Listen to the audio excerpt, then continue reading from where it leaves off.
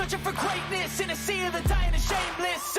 A sea of the aimless. I don't wanna be one of the nameless. I'ma wake up with the mindset that one day I'm gonna make it. And I don't think I'll be fine if I don't break my limitations. Don't try to stop me, I exist to write my own story. I'll make a decision if I want some peace or if I want the glory. Yeah, don't want a life that is complacent or possibly boring. I just want a life that is worth every day exploring. My whole life I just wanted someone who would notice me. My whole life I just wanted to be somebody to be. Yeah, I just wanna be great. Yeah, I just wanna be great. Yeah, I just wanna be great. Yeah, yeah, I just wanna be great. Yeah, I just wanna be great. Yeah, I just wanna be great. Yeah, yeah,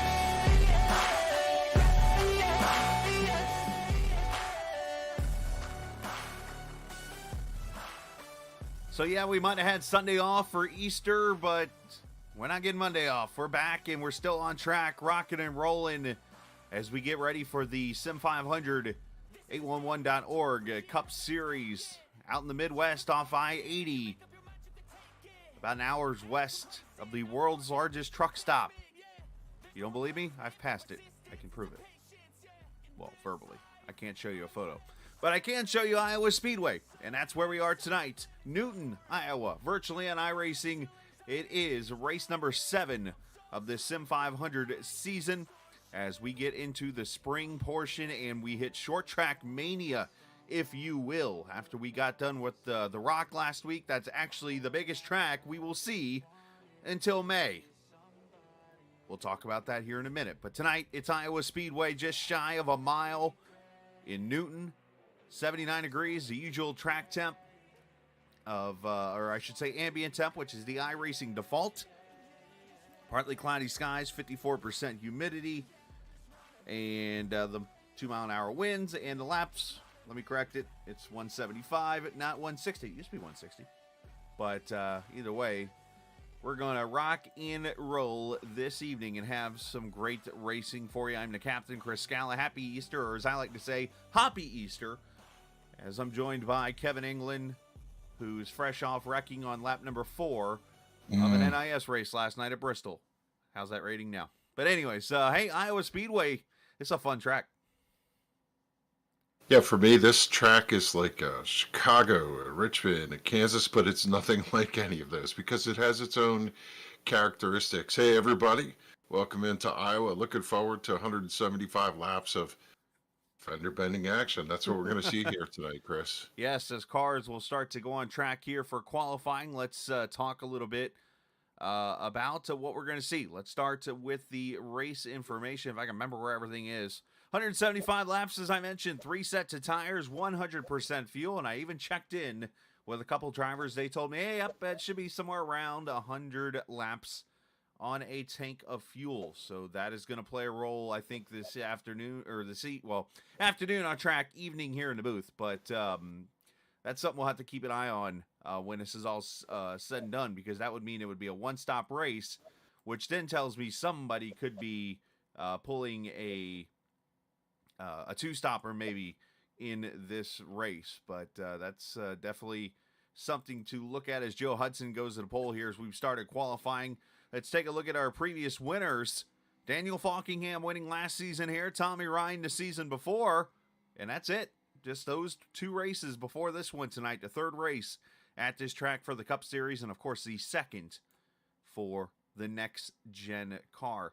Kevin, in the beginning here of the You Know It's Below 811 Before You Dig poll. And look who just jumped up to the top. Arguably the driver of the week in this series. Wesley Donaldson to the top. Beat Diecast Camaro to the point here with Pedro and Joey right now running a fast time 3rd on the provisional. As others run laps right now, Jatina up there to 4th. Tyler Dalton with a struggle tonight as he's going to try to complete lap number 2 right now. You see Comstock was in the purple there as he climbs up to 6th. Glazer to the top. Bentley Glazer 2389. Yep. That's now 9 drivers that have run under 24 seconds. You get into the 8s here, you're moving, man. You've got it covered. Yeah, because this track, Mike Kelly with an 89. Ooh, an 89. Yes, 89 right. Flat. So just to explain, basically, with the estimation of time here, according to my timing and scoring on the SDK, Mike Kelly ran a 89 and probably ran a 4 or lower in the thousands. Bentley Glazier probably ran a 6 or higher because it's saying that Glazier ran a 23.90 on my screen. So they're both 89s. It's literally a thousandth or couple difference in that lap, basically, as Tyler's continuing to run practice laps out there. What you're able to do, as long as you don't tow. Hey, Funky Cole Medina out here on track in the 24. Not really, it's Jose. You see some of these guys there, they're just testing because they're still trying to find a handle. Brian Macklin, yeah. Brian Macklin has put it in the inside wall off turn 4. That says backup car. Last chance to test your pit entry and some of the other things. But some of these guys I was listening to the radio, they're still hunting different tweaks to the settings. Well, that, and you got a track that's got multiple degrees of banking. So it's got the progressive banking bottom to top. It's got multiple lanes you can run. You're going to see cars all over the place. I think the only groove that, well, I won't say the word purposely, or I will say the word purposely, won't be used tonight, is the top of 1 and 2. And that's only because you see that little shadow as you're looking from the top here on the blimp view. The shadow up here in turn 1 and 2, that's the tunnel. That's where the big bump is that you have to go over in turn 1 and 2. And you'll see these cars porpoising tonight. But I got to be honest, this is the first time, Kevin, I've seen this next-gen car on this track. So what is there anything you've noticed, anything you've been able to see during this practice or maybe experienced in the past from this car at this track that we're going to look forward to tonight? To me, this car feels pretty snug on this racetrack. You can drive it in and try to find your mark. The other thing with this racetrack, if you let the car go in and it doesn't take a set properly, you can run up to that middle groove and still carry a lot of speed off. So from that standpoint, it's a little bit forgiving, but it can break loose off of turn 2 through those bumps, just like last week where we saw the cars porpoising in the corners when we ran Rockingham. This racetrack has a little of that characteristic over there in turns 1 and 2, so you got to be mindful, be up on the wheel. And speaking of mindful and up on the wheel, guess what? He's about to get his 3rd pole of the season. 811 Before You Dig Pole Award winner. An 811 driver, Mike Kelly, man. Nice job. Great lap. Can you do it for 175 more? I don't know. We were just laughing about this pole thing and how bad I finish when I get the pole. But no, it's great for NC811. I think there's been an NC811 sponsored car on just about every pole. So that's awesome. And it's great that I can do that for them, and glad that them and Trans Service are on the car. And it's one of my favorite tracks, but this setup's a handful, so I'm not sure what this race is going to hold. I'm looking forward to a good one, though. Yeah, with the character of this track, what are you fighting with? Is it loose off? Is it loose all over? What are you fighting? It's just got that same kind of feeling where after you get 10, 15 laps in, it loses. Rear end just unlocks. Front end turns great. It's got all the grip to turn you want, but it's hard to keep the rear end down, and you're gonna have to take care of it. And I've been messing around with some different things just to try to get the wear more even from front to rear. But right now, getting a lot more wear in the right rear than the right front. And I think there's some brake heat and trying to get the brake bias. I think I get the brake bias right and those master cylinders just right. It's going to help a lot. And of course, the transitions here are very tricky with the progressive banking. So hey, best of luck tonight. You're the pole sitter. Go get them tonight. Yeah, definitely. How your car's working and which you got to stay in your lane, so to speak, and have your car where it handles the best and pick the best banking for you. Absolutely, my man. Well, good luck tonight, and congrats on pole number 3 of the season. Appreciate it. You guys have a great broadcast. You too, buddy. As Mike Kelly, the pole sitter tonight, of course, presented by the North Carolina 811. It took me all of a season and a half to figure this out, but a pole award presented by 811. Don't ask why it just clicked finally, but electric pole. Got it. Yeah. Got it. Anyways. Oh, Let's turn one heroes, guys. Yes. Let's move Mike down here. He's yelling at me already. Stop yelling, Mike. I'm not yelling. Oh, Come okay. on, man. Sorry. so coming into points wise, Mike Kelly third right now and having a great season. He signaled some business here, Chris, as he's been strong every week. Occasionally, he kind of fades from the scene and then emerges at the end of the season. But so far this year, he's been racking off quite a few good runs with 2 top 5s, 3 top 10s, and a win already on the season. And here he is knocking down another pole. And one of the best ways to get additional wins, start up front every week. Absolutely. Yeah, that's absolutely how you do it. You see the point standings up, as Kevin mentioned. Chad Coleman leads by 19 over Pedro Mojica. And then there is Mike Kelly right there in the third position. And hang on a second, because some reason there we go. I was gonna say I knew I had more than that. Let me slide it out a little bit more. Tyler Dalton, 43, back in third. Joe Hudson, Richard Beasley are top 5 all the way down to 25. Of course, 20 cars go to the playoffs, and Bob Gillenwater, who I think is AFK again, must have not set his alarm clock tonight, but he is 20th right now and on the bubble in points as we get one to go this time by. And I think it's going to be very key to get this race into a rhythm here early. Obviously, you've got cars that are going to be around each other. They're going to be very free, as Mike talked about. And I think this track is going to be challenging. As I pull up the weather as of right now, it is 122 down on the track. And as we know in Iowa during the summer, it gets hot. Yeah, it's 1 p.m. in the afternoon sim time, and it was 110, 115 in practice, and the temp is going up as the afternoon wears on in the sim, so that's going to make it even slicker for these guys as the race moves on. As they come off turn number 4, as I mentioned, 175 laps of racing tonight at the Iowa Speedway. Sit back, enjoy your Monday night as we're back racing Sim 500 from the Midwest. I'm outside cornfields. Iowa. I'm sorry, I had to do that. It just keeps running through my head since we came in here tonight. Mike Kelly leads him down the backstretch into turn 3 for the first time. No challenge for the lead. He's got Wesley Donaldson, who ran some fast times in practice, right there behind him. Here comes the charge on the high side. It's going to be Bentley Glazer taking over second, right in the tire tracks of Kelly as they head to turn 1 for the second time. And of course, our cameras tonight presented by TrackCams22.com. You can check them out online or on Facebook, and they are on the iRacing forums at TrackCams22.com. Brian Workman started the race in the pit, so he's going to be a lap down, if not 2, by the time he gets out of pit road. So we'll have to keep an eye on that, as Kelly already stretching out to about 1 or 2 tenths of a second. Donaldson right there in third. The battle's back here with Jatina and Comstock and Tyler Dalton, Mojica, these guys back here. I really feel like, even though Mike said it was a handful, that these guys are going to run nonstop through this race. I don't know if I want to do that broadcast or jinx, but this is the type of racetrack where you can find your groove, you pull up to the car next to you, you work on it for a little bit, and you can make your way around.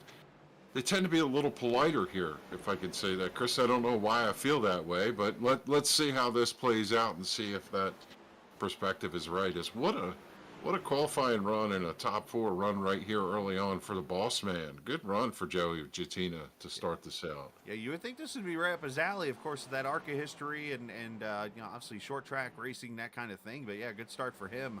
He must have found something pretty good in the field category as he runs there in this 4th position. But, one thing I think that plays a role in all this is, 1, the comfort these guys have around each other. 2, this track is so wide, and again, you can run so many different grooves that you don't have to sit there on top of another. You're able to spread out a little bit here. As you see, we look back here at the 26 of Gonzalez, and I think that's the 44 of Glenn Campbell right there, the 17 of Kevin Stone. I mean, these guys are running to the bottom, to the middle, and eventually you're going to see these cars up at the top. Yeah, there's a bunch of different grooves, and like I said, you can float the car in, wait till it takes a set, get it to turn and power through the center of the corner, and get your good drive off. Doug Roth off track here, front straightaway. He Whoa. goes spinning, but saves it, puts it back over on the Legends track, if you will, and keeps that STP car rolling through 1 and 2, so no caution. Well, how about that? That was exciting. Didn't expect that very early like that. Well, and you heard Mike talk about, and he got helped. Josh Parker. Oh, there you go. Got a little ding. Wow, and he hit that inside of the track where the Legends track is. That car went up in the air, but able to bring it back down and keep her rolling. I have to believe you might have a penalty there as you drive sometimes down off that pit exit, get onto pit road, and Sim doesn't discriminate. It's just going to give you a penalty. So we'll see if he calls for a clear. I don't think you will have to because he was actually outside the pit wall. Remember, there's a pit wall there. So yes, yeah, so I think he'll be okay. Oh, that's true. You can run down that inner Right. road there with no. At least we think you can. Yep.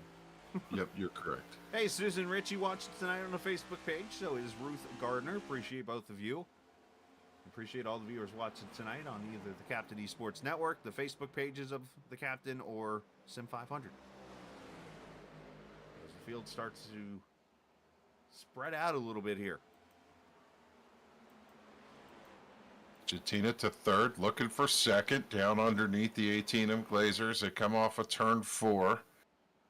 This is the type of racetrack where you have that big, wide, sweeping front stretch, so you could really let the car roll up off the corner to the start-finish line. Yeah, of course, this track opened up in 2009. It was a architecture job done by Rusty Wallace, and Rusty basically said, hey, I want this track to look like my favorite track. So, pop quiz. What track looks like this, Kevin? You're going to have to say Richmond. Ta-da! Rusty Wallace's favorite track. Bling. So, I think his expectation was, though, that he changed the banking, he changed the way the corners came off, he made it a little tighter. yeah, I think he did. Obviously, Transitions were different. no track is the same as they say. And there's one other thing that this track has that no other track on iRacing has, and I'm not sure many tracks in America have right now because, let's face it, there hasn't been many new tracks in America lately. I know they're building one in Idaho right now. But, Kevin, if you look on the outside wall, you'll notice there is no outside wall technically. It is all safer barrier around the track. This is the track where it was developed, is it not? Indianapolis, I believe, is where it was developed. But Iowa was the first track when they were bringing it out that said, hey, obviously we just want to have it as our main walls. So they instituted it on the outside, and that's what you see here. Yeah. I think as time wears on here, everybody's kind of settled in. One of the things we talked about is the fact that this could potentially lead to a long green flag run. Guys know that, so they're going to be conservative, take care of their tires, not charge the corners, not hammer down on exit. Hold on, Nelson. Very easy to do at this track what he just did. You got a car to your outside, and you want to crank that wheel to try to keep it low, and that back end will try to spin around on you when the front end grips. But you see the 6 of Montesi, as we ride on board with Nelson, watch him. He's going up to the top already. You see some cars migrating their way up above that third groove, which is that Stenzel that just got loose there on the bottom. That top groove is the way to get around turn 3 and 4 at this track. We'll just have to see. And as I don't remember which track it was recently where the cars were loose on throttle coming up off the corner. So if there's going to be potential for mayhem, see somebody like Joe Hudson just wiggled that car over there in turn 2, got down to the apron and kind of collected him, pushed him back out on the racetrack. So don't get me wrong, these are evil sometimes to drive, but we got one around on the front stretch. EJ O'Rourke. Well, how about that? The personal comfort car brings out the first caution, I think, for the second straight week. Yeah, just got loose coming up off the corner. The car stepped out from him and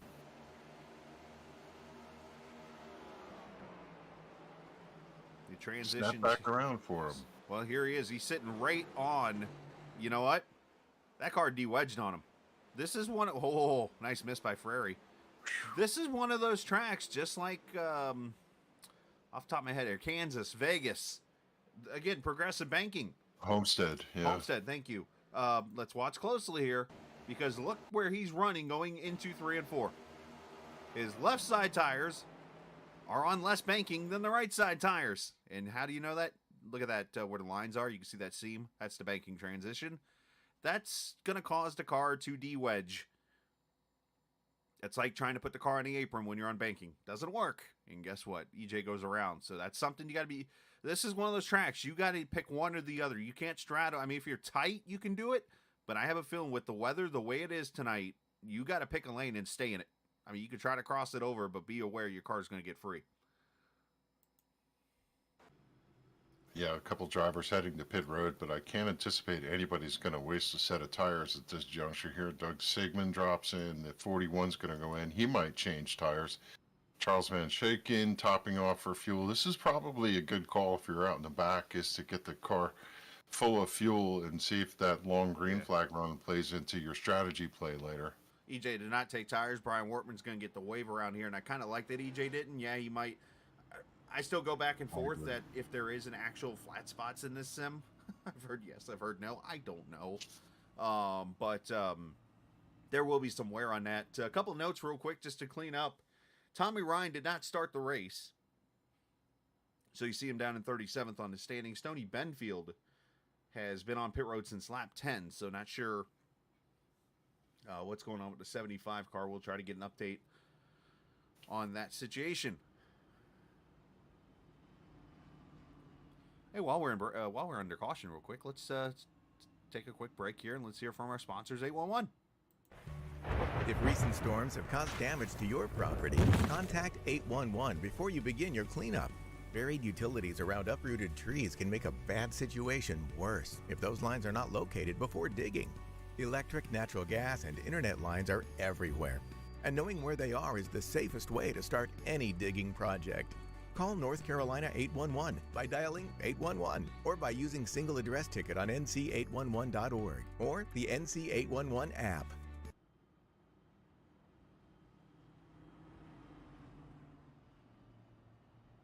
All right, back we are here in Iowa. First caution out, lap number 20. EJ Rourke going for a spin over in turn 4. And, yeah. Should mention that Stoney Benfield has gotten back on track. And unfortunately for him, he's going to be 9 laps down, it looks like here, as we still got the lights on this pace car. And again, thoughts and prayers to everybody out there who has suffered from these storms that have been coming through. I think of Mississippi. I think of Indiana. I think of Arkansas, the Little Rock area. A lot of storms affecting areas, and I'm sure there's some I'm missing, and I'm sorry if I am. But just a reminder with these storms, when they come through, call before you dig. Do not get around power lines. Don't do anything like that. Be safe. Stay indoors or wherever you can. Do not go out and start meandering or wandering around or any kind of other term that could be of movement. So, appreciate 811 for being a part of the series. They're actually going to sponsor Friday night's Xfinity race in NASCAR. And I noticed they've been on Josh Williams' car a couple times. Stopped or not. Stopped or not. Lawrenceville, that should be a fun endeavor. Been to the racetrack a couple times. What an awesome place to run a race. And I know a lot of people are not very kind at driving the place, but I think it's a lot of fun. I think that place is a blast, and the racing is amazing. I have not been there yet. I have not had the chance to do the $2 hot dog, but I'm sure one day with the new job I will be eventually there, hopefully, but we'll see. So pace car lights are off. Oh, go ahead. Yeah, I was going to say don't look now, but Tyler Dalton has made his way up into the top 5, sitting there in 4th. And I don't know if it shows here, but something about this particular setup for these cars on this racetrack, it has a bit of a skew. The car goes down like a little crab walk. Did you notice that? Ah, so maybe a little bit of skew, as you mentioned, or the left rear is jutting out. Yeah, interesting. As we go back green here, Mike Kelly leads them. Tyler Dalton maybe trying to Mike Kelly strategy here. You know, Tyler gets all those poles and runs good laps. Maybe this time he's like, you know what, maybe I shouldn't start on a pole. Maybe I'll run well. Up on the high side, Joey Jatina driving down in. He's going to fill that third spot. Here comes Donaldson underneath Dalton. They're going to be side by side as the front three straighten out single file. Down on the bottom, man, talk about painting the yellow line. Pedro Mojica, the Trans-Service Camaro, coming up here to challenge Dalton. He's pushing Donaldson underneath Joey Jatina, and he's a bottom feeder right now. That car bouncing through the bumps over in the tunnel. He's going to go for more. He's coming to third right now, and he's going to take it on the entry to turn 3. Yeah, I'm not sure what happened last time right here in 3 and 4. Something happened to Jatina. Not sure if he got loose or tight, but Wesley got a super run off turn 4, especially with the help from Mojica. As 3 wide near the back here run. Holyfield had some issues that looked like off turn 4 and is off the pace. I saw him slide down the grid like my daughter was going down slides yesterday at a park. As we move to 6th position here on board, Tyler Dalton, you mentioned him. Scott Simley, who has had a fantastic last couple of weeks. He's got that Heineken car. Ooh, a little dancy in turn 1 there. Oh, big wiggle for the 44 of Campbell. Glenn Campbell. He had to jump out of the gas, get on the brake, and keep that car from heading north to the fence there out of turn 2. Speaking of north towards the fence, Jimmy Coleman. I thought you was heading to Des Moines there for a second. Well, these cars are in yaw coming up off of turn 4 sometimes. Just saw Mike Montesi's car jump out. Now he goes to the high side. Oh, 4 wide up here in the front of us is, looks like Jatina is having all types of issues fighting his car right now. He had Simile to his inside, but here comes Coleman, Doy Woods. They're 3 wide, 3 rows deep here. Look out, boys. Yeah, that's a little rise in the octave. I have to wonder if Joey rode the car a little too hard out there on the outset, and now he's paying the price for some worn tires, or either that, or he's just trying to conserve, thinking there's going to be a long run and let these boys race it out as Brian Macklin slicks underneath. And where did Josh Parker come from, man? Running 17th right now. Oh, He's Robert already Fur- cut his way halfway through the field. Sorry, Kevin. Robert Frary spun over here in the back straightaway into the inside wall. No caution. No caution. Down off the racetrack. My guess is he either got the outside wall, which spun him to the inside wall, or got helped. It's usually one of the two at this track. I'm going to go with A. Let's see if I'm right here. Got Randy Oakham to his outside as A really starting to become B really quickly here. No, Yoakum. Oh, yeah. Yoakum clear. Oh, yep, he got beat. Yoakum got loose off the corner, and they both actually hit the inside wall. Yeah, Yoakum glancing below his left front's going to be a little bit of a Brian damage. Macklin off track, turn 2. Oh, wow. He didn't hit anything, no. So, you know what it is? This transition. These transitions are very, very tricky coming off these corners because the way that right there, you see Doug Roth getting loose right next to Macklin. It's just the way the sudden change of banking, it makes the car light on its feet, as a certain commentator likes to say a lot. Clint Warrior. Yeah, Macklin got a little help from Kevin DeBrown, who had the 38 step out in front of him. That's a 3-car tussle there that ended up with Macklin going around here. And fortunately for him, he didn't hit anything, but he's got to make those tires angry. Lead change. As O'Rourke comes to pit road, unscheduled pit stop there, and Pedro Mojica goes to the front, which I'm sure is scheduled. And one car, O'Rourke missed the pits. Easy to do here. You Or- almost have to hammer on the brakes going into turn 3 to make this pit road. You know what? Let me correct myself here. He actually spun. He didn't go to pit road. Ah, He had a he lazy was probably spin. trying to get down there. No, because he spun Nope. himself around 360. He is not comfortable right now. Joey Chitwood down there. This is Pedro's kind of racetrack. Just let me go, give me green flag laps, let me run. I will 0.2 of a second you every single lap until I have half a track lead over the field. What he does. Brian Wortman to pit road, I think. I don't know if I can trust this pit road entry anymore and saying, hey, he's on pit road. See, it now says, yeah, Brian's in pits. Okay. This is a David Comstock kind of race. One of these ones that goes for a long run. I would Yeah. expect to see him somewhere in the top 3. Also, if Jose's got a good car underneath him, Jose Gonzalez, another driver known for long Oh, green flat no. run prowess. O'Rourke's off again over in turn 4. Now the anyway. caution is out. And this is for Joe Hudson, actually.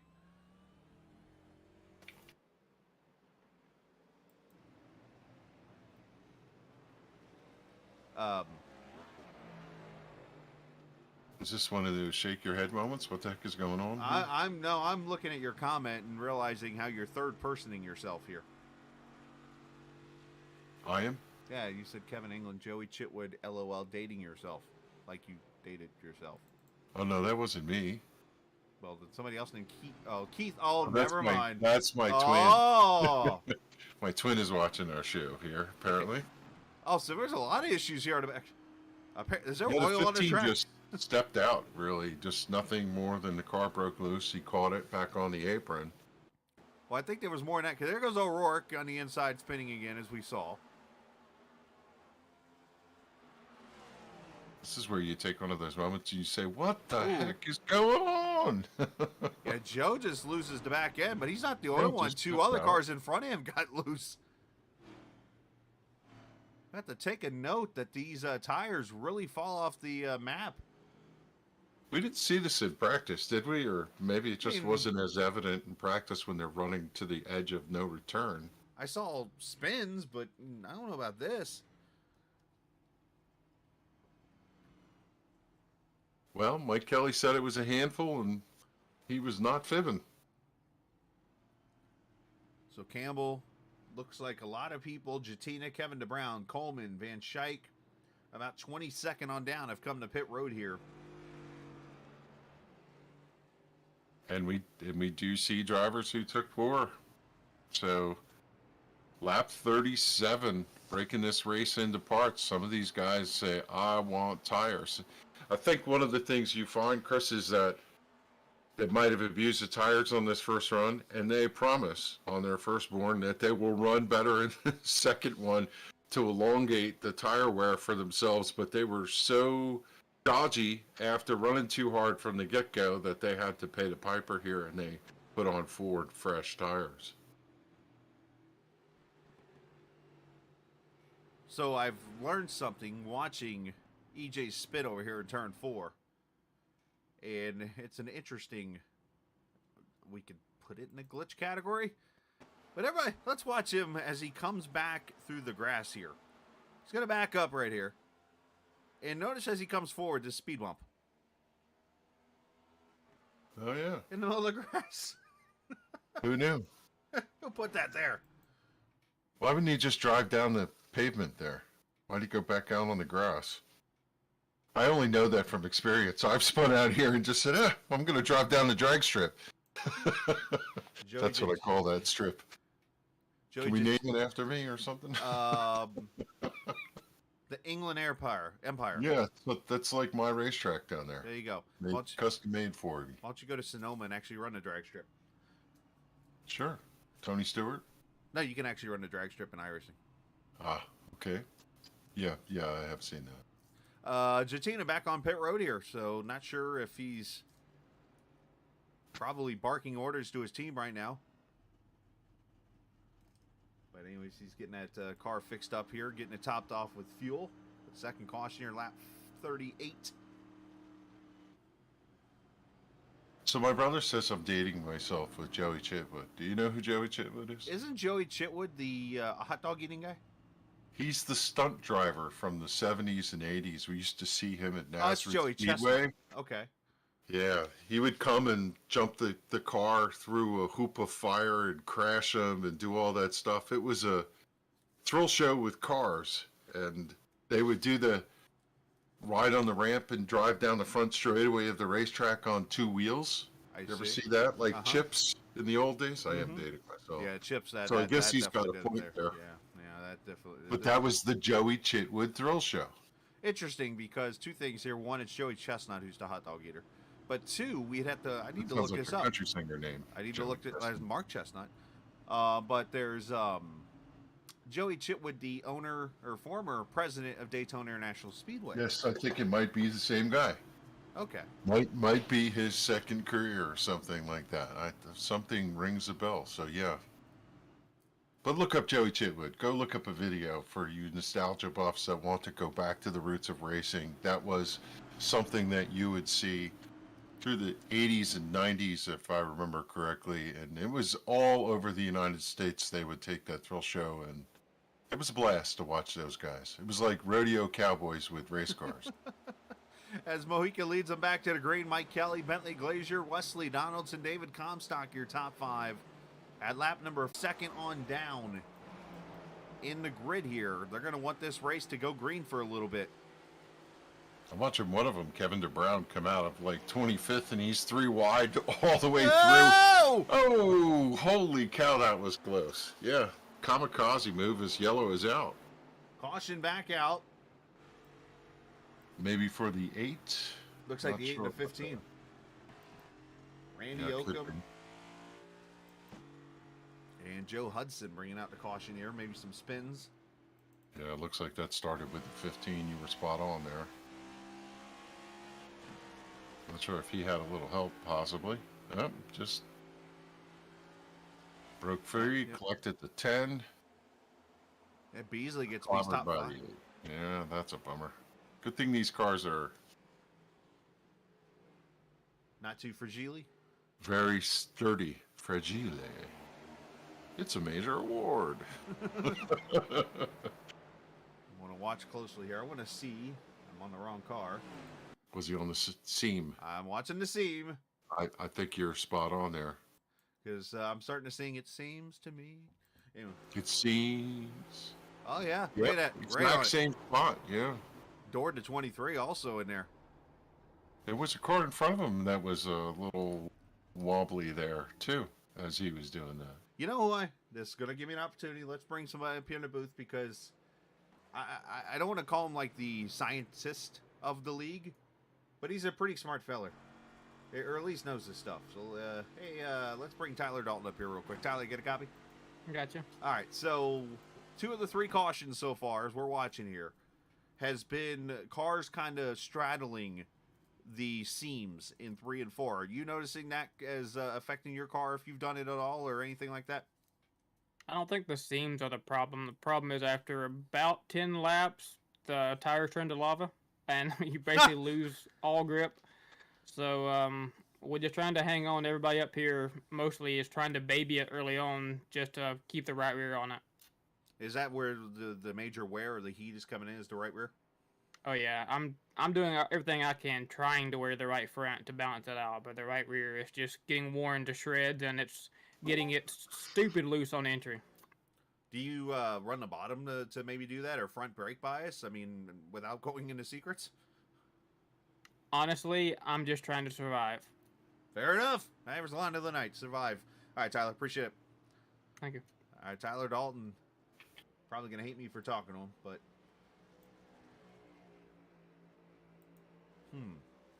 My brother just reminded me that they do the thing where they spin down the straightaway and they open the car door and step out. The car slides to a stop.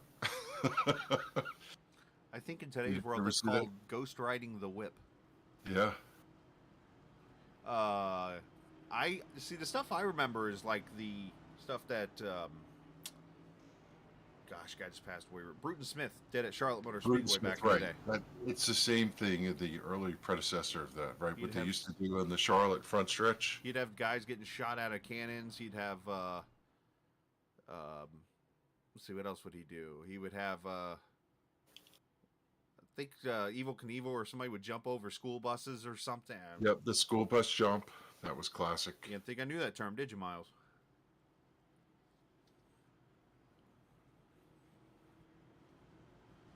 Well, so Tyler explains what's going on, right? The hot temperatures So in the it's not- racetrack.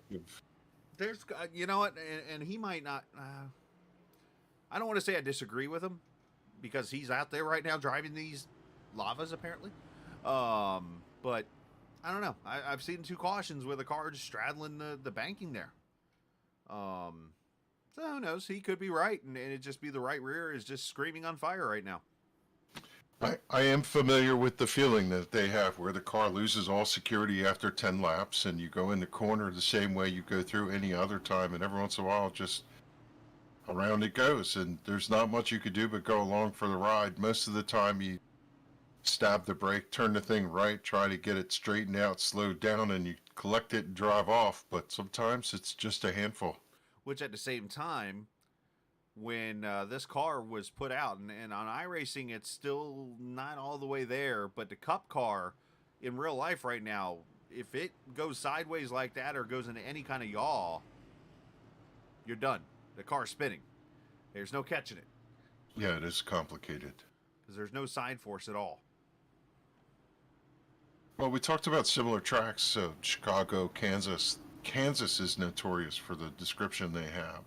When you come off a turn 4, the car just steps out, and it's no rhyme or reason off of the corner. It's really treacherous, and I'll trust that these guys have their hands full. It's a Midwest It's thing. interesting what he said, Chris, about trying to make the car drive in on the right-hand corner. You're going to drive the car in hard, step on the brake, and turn it hard, and that tends to use that right front tire and take the heat off the right rear. That's kind of what he was describing as Green comes back out, and that's an art in itself, trying to drive that way.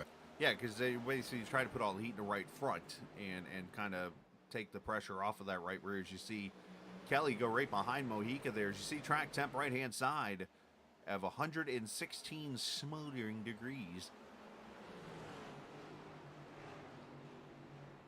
And you see right now, and the sim is showing a little cloud cover, so that maybe will help the situation some. As we see What a Kelly, difference inside the car when it's that way. Kelly to the top side here, going to go for the lead. He's got the preferred lane if he can pitch Pedro down, and caution's back out. Oh, he's on the wall.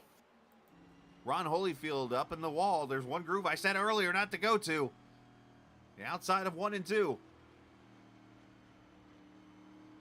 And caution out for the 4th time here. So these guys are in a war with the Iowa Speedway apparently here. I think somebody's going to take me Oh! out back to the shed or something here. John Fowler got it all sideways in the corner, yeah. and Ron Holyfield just, he must have assumed he was going to hit the car, so he just threw himself on the wall to get his own damage. Yeah, I said on the outset I thought we were going to run green all the way. I must have put the curse. The whammy.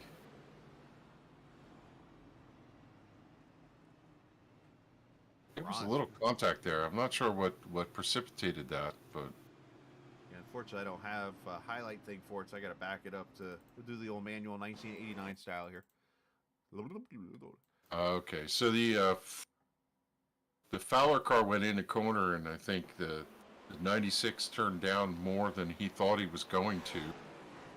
And in order to keep off of him, he just kind of turned the car down, and it got loose.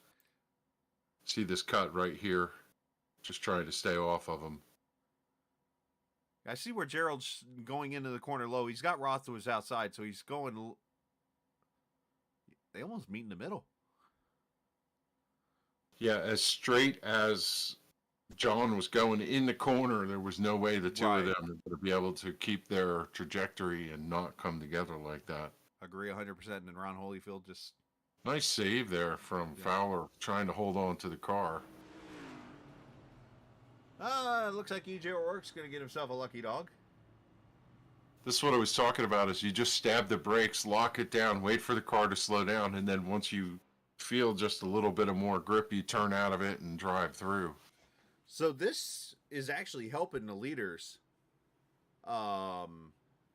with Pedro and these guys, because you're looking at, they said 100 laps on fuel, but right now at this pace, they ain't going to need to worry about that number. But being able to go as long as they have, I mean, the top 11 right now are on the same set of tires they started with.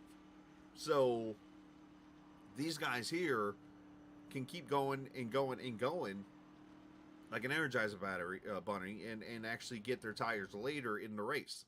Yep, I have to agree with you. That's going to be a huge advantage later. Which they do have 3 sets, so it's not like they're, at a big disadvantage, the guys who pitted a little bit ago. These cautions are helping them. Yes, I did see the news on Cody Ware. I kind of work for a media company in racing. Just saying. Sometimes it just kind of passes the word.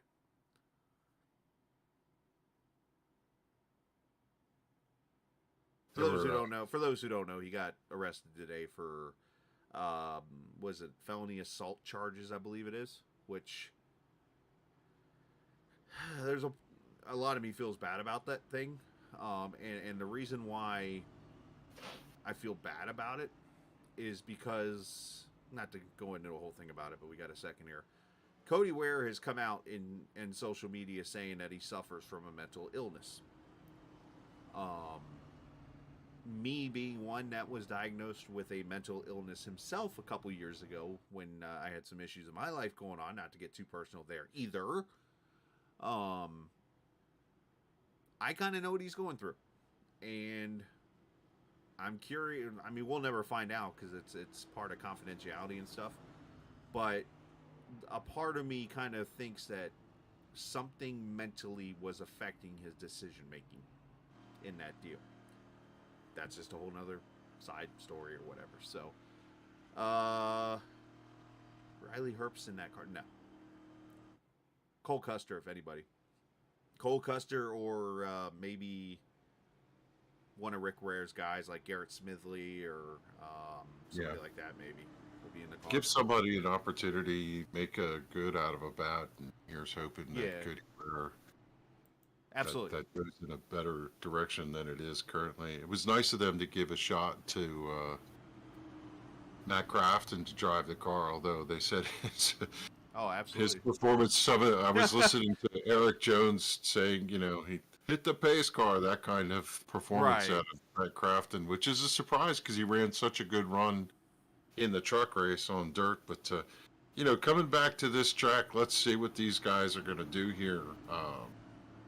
I still think about some of we saw the 93, for example, go get tires earlier, and he might just be riding right now, and we'll see some of these guys emerge, but how far will we get before we head to another caution? Let's hope we can go a while here, if not have a caution the rest of the night, as Mojica brings them back to green here, lap 55.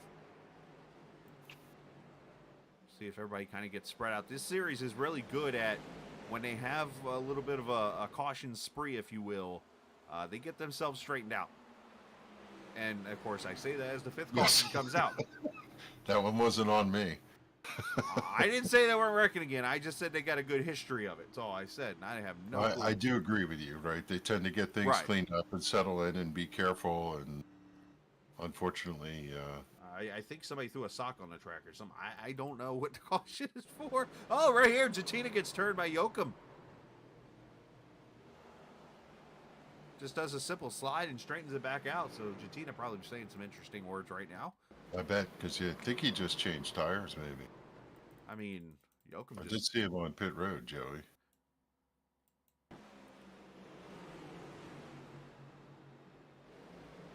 You know what it is? Joey was going below the 48, and Randy had such a run and the momentum there and just got into him. Yeah, Joey just went in for service. He didn't take tires that last go-around. I did see him on pit road and thought maybe he was getting a set, but he didn't. Right. No, absolutely. Now he needs one. Yeah, right. I do want to throw one final thing out real quick on what we talked about. I am not saying what he did was right at all. So, yes, absolutely not cool. Not cool. All right. Not move cool on. at all. Not cool. We move on. All right, so Mojica, Kelly, Glazier, Donaldson, and you know what? These cautions are probably not helping the guys with tires now. And I say that because these tires, it seems like at certain tracks, I don't even know if the science of heat cycling that you have on tires in real life can happen in a sim, but it almost feels like that. Because you all of a sudden feel like you don't have the speed, and these other cars are able to kind of run with you now. Well, at minimum, those drivers who took tires early, right, and then had to stretch them, this is certainly going to help them out, right? At least they're going to get longevity out of this set. That part, yes, that part is the good. The bad, though, is that new feel of the tires. Like, you're just going to blow the field off. you know, it's rails or whatever, is gone. You're probably not getting that now. Unfortunately. Hey, let's take a look at the next 5 weeks. By the way, remember earlier I said we are on a short track extravaganza? Look at the next 2 weeks after tonight. We go to Iowa tonight, Bristol next week, Martinsville the final week of April before Talladega. So we've got pretty much, Rock is a 1 mile track, which was last week, and now we go to this track, and it gets smaller every week. We go from this track to Bristol, which is a little over half mile, to a track that's a smidgen shorter than Martinsville. So hopefully everybody leaves their Teppers at the door. And of course, with the off week yesterday for the Xfinity or the Grand National cars from Sim 500, everything is back on track now. So Bristol will be for both series, Martinsville and wherever, obviously throughout, where I think it was for a couple weeks there, we were kind of a week ahead or a week behind in one of the series. That's how they balance out the weeks off. So both series have had a week off now. We're back on schedule.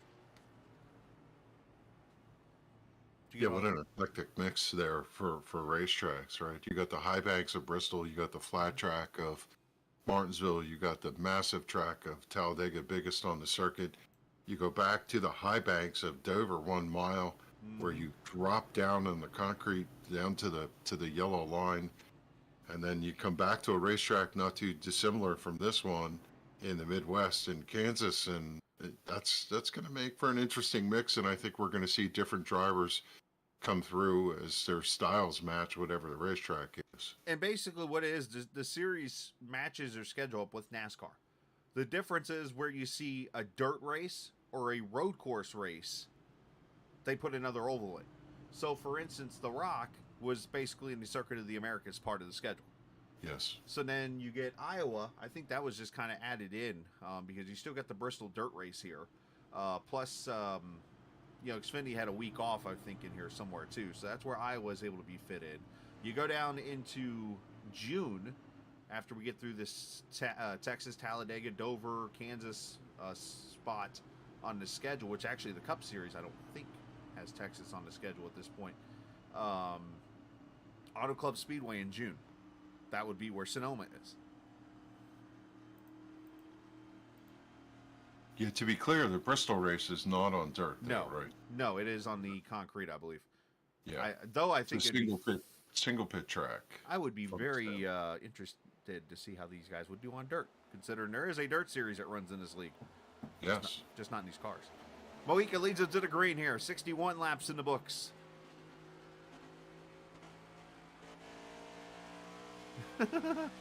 Your brother wants us to throw the jelly, as we like to call it in racing, down on the track.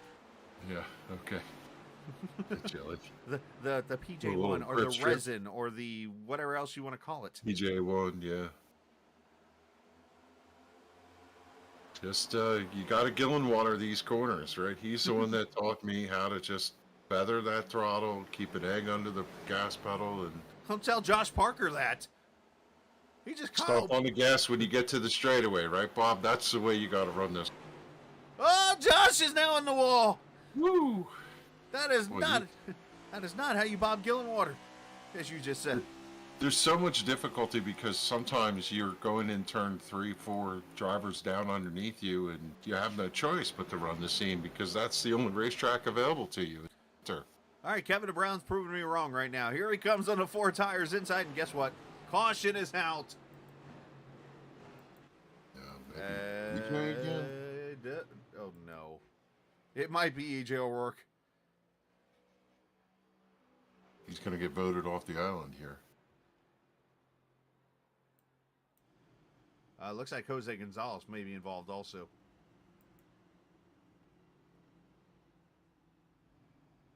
It is EJ, single car spin. Just got down there on that yellow line in turns 1 and 2.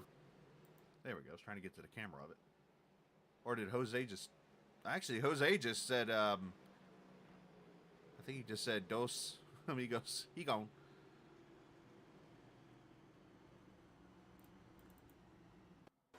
All right, yeah. So EJ below Joe Hudson.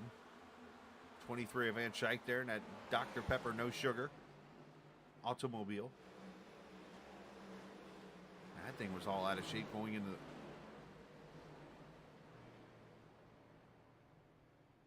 Oh, and here come, you know what, a lot of the leaders now coming to pit road here. Yeah, he was loose going in, and then once the car got to the, talk about D-wedge, it got to the apron, and there was no save. There was no way he was going to drive out of that. Which, these cars, you really don't need much brakes going into turn 1 and 2 until later on in the run. I mean, I wonder if he got to the brakes and just had maybe too much on the rear and it just zinged around. I don't know. But, you know what, he's not the first one I've seen get loose on entry either.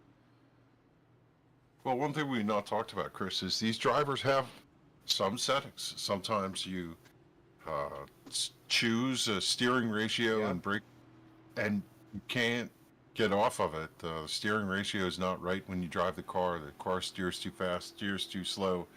Can't catch up with it. You just guessed wrong. It is possible that could, I'm trying not to make, excuses here, but, have you ever run a race where you had a great setup in practice, get to the race and forget to change your settings, and then when you go back in, you're like, what's wrong with this car? And you realize that you didn't load your set in.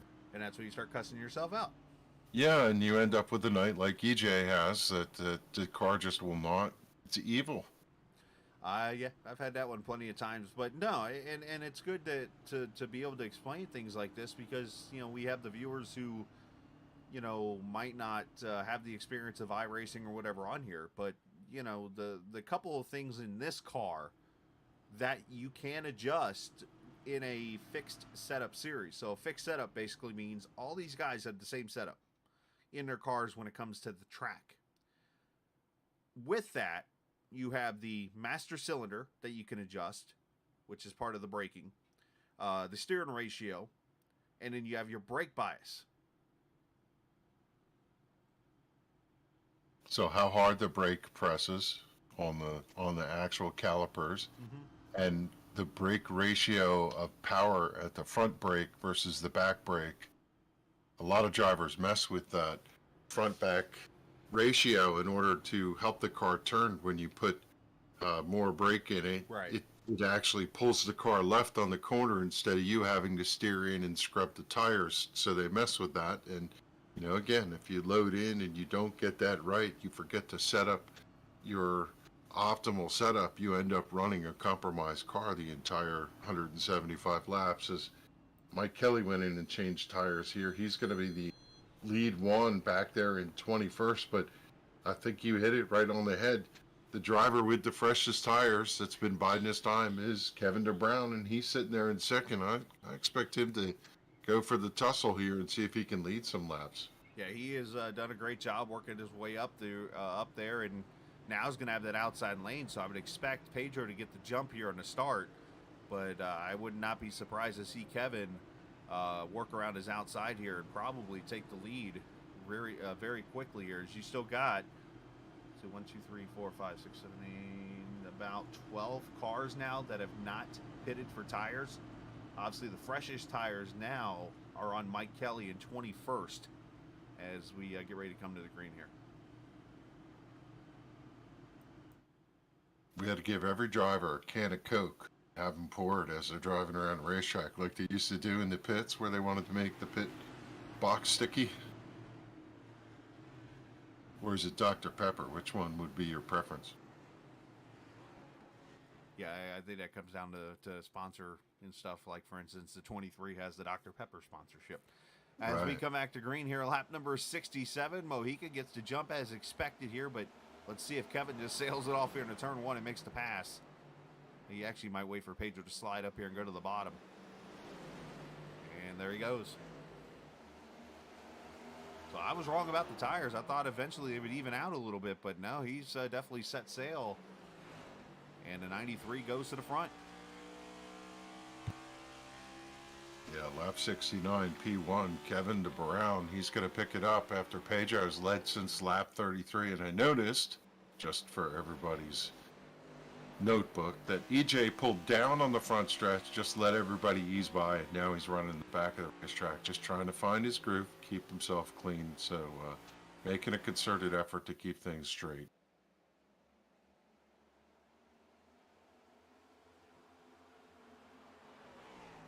That's what you do, right? If your car's not handling, you just kind of baby the thing around.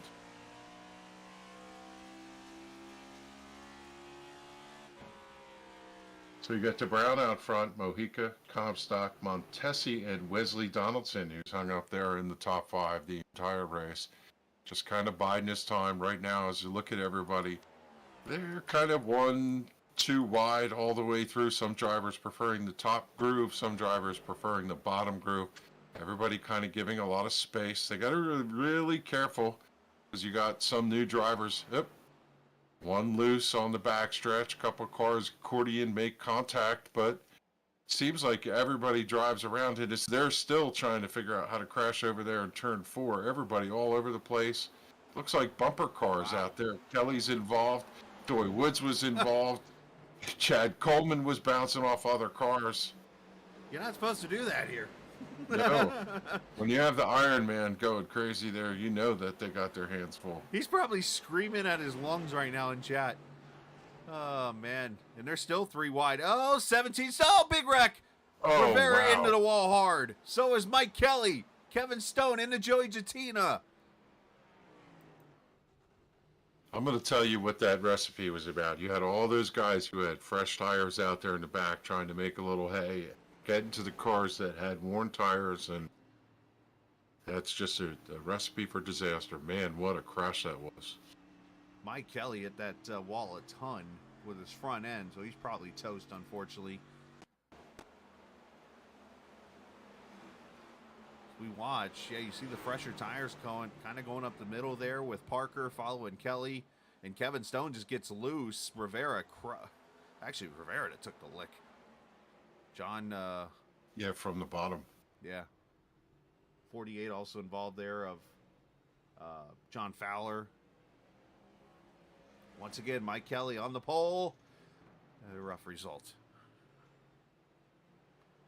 Let's go back a lap here.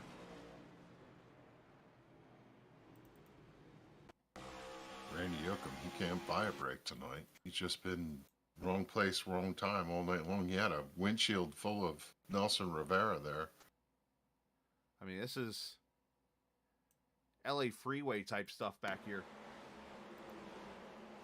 Should mention now, all the cars that have not pitted are coming to pit road now, it looks like. There's where everybody scatters. Yeah. You got to do a Randy Yoakum in-car view there.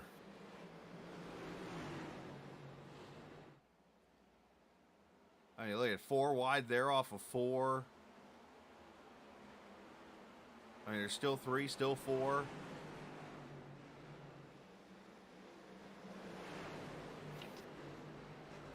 Yoakum's up there. Help, I need somebody. Help, not just anybody.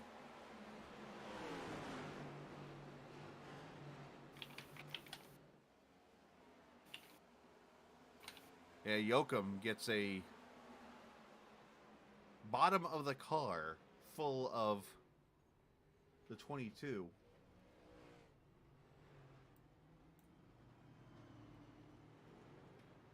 And it appears that everybody has been checked and released from the infield care center, which is good. Well, you know, this is one of those nights where you say sometimes the bear eats you. Yeah?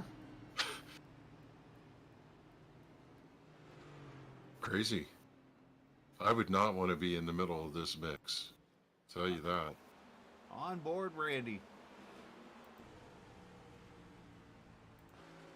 Did my roof camera last?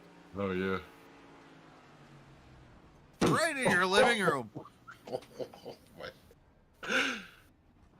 There's certain moments in this sim where you do things like that and you go, wow. Even though you crash, you're like, that was cool. So now there's 1 car left that is not pitted. And well, it's the Fighting Baltimore Orioles car of Justin Mons. Now, unfortunately, I do not know any famous Baltimore players that wore the 49. But I know one who wore 8. That would scare me to death being up there Yeah, with 78 laps on my tires. agreed. So, hey, let's take a break here real quick. Let's hear from our sponsors from 811. If recent storms have caused damage to your property, contact 811 before you begin your cleanup. Buried utilities around uprooted trees can make a bad situation worse if those lines are not located before digging. Electric, natural gas, and internet lines are everywhere, and knowing where they are is the safest way to start any digging project. Call North Carolina 811 by dialing 811 or by using single address ticket on nc811.org or the NC811 app. All right, back we are, just shy of halfway. 78 laps complete here in the Sim 500 NC811.org Cup Series in the Iowa Speedway under our 7th caution. The track has definitely worn these guys out this evening. Kevin DeBrown leading this race as he's got the freshest tires of the bunch here in the front. Tyler Dalton did work his way up to 4th out of that whole deal, so he's got there's a whole bunch of strategies going on. We got people to pit at 36, people at 64, people at 75. So we're going to try to keep you up to date. But Kevin DeBrown, I guess you could technically say, has the second oldest tires in the top 2 now. Mons is not pitted yet. Then there's Tyler Dalton, who pitted at 64. Then you go back to 15th, where you got 75. Everybody's everywhere. Hello, Stroop TV. Welcome in of the Beasley Fan Club. Kevin England, of course, he's with Aaron Thomas. Forgot to sweet talk his car. I always call my car Nancy. What are you talking about? Green flag back out, lap 80. And there goes Dalton, top side with the tires. Ah, Campbell. Oh, Dalton scrubbed the wall a little bit there. Now we got Trans Service 3 wide. Top side is Mons. He is unfortunately going to free fall here. I'm very shocked that the tires have had that much effect. Now, I'm not saying that tires wouldn't, because Iowa does eat tires. But I thought eventually they would balance a little bit.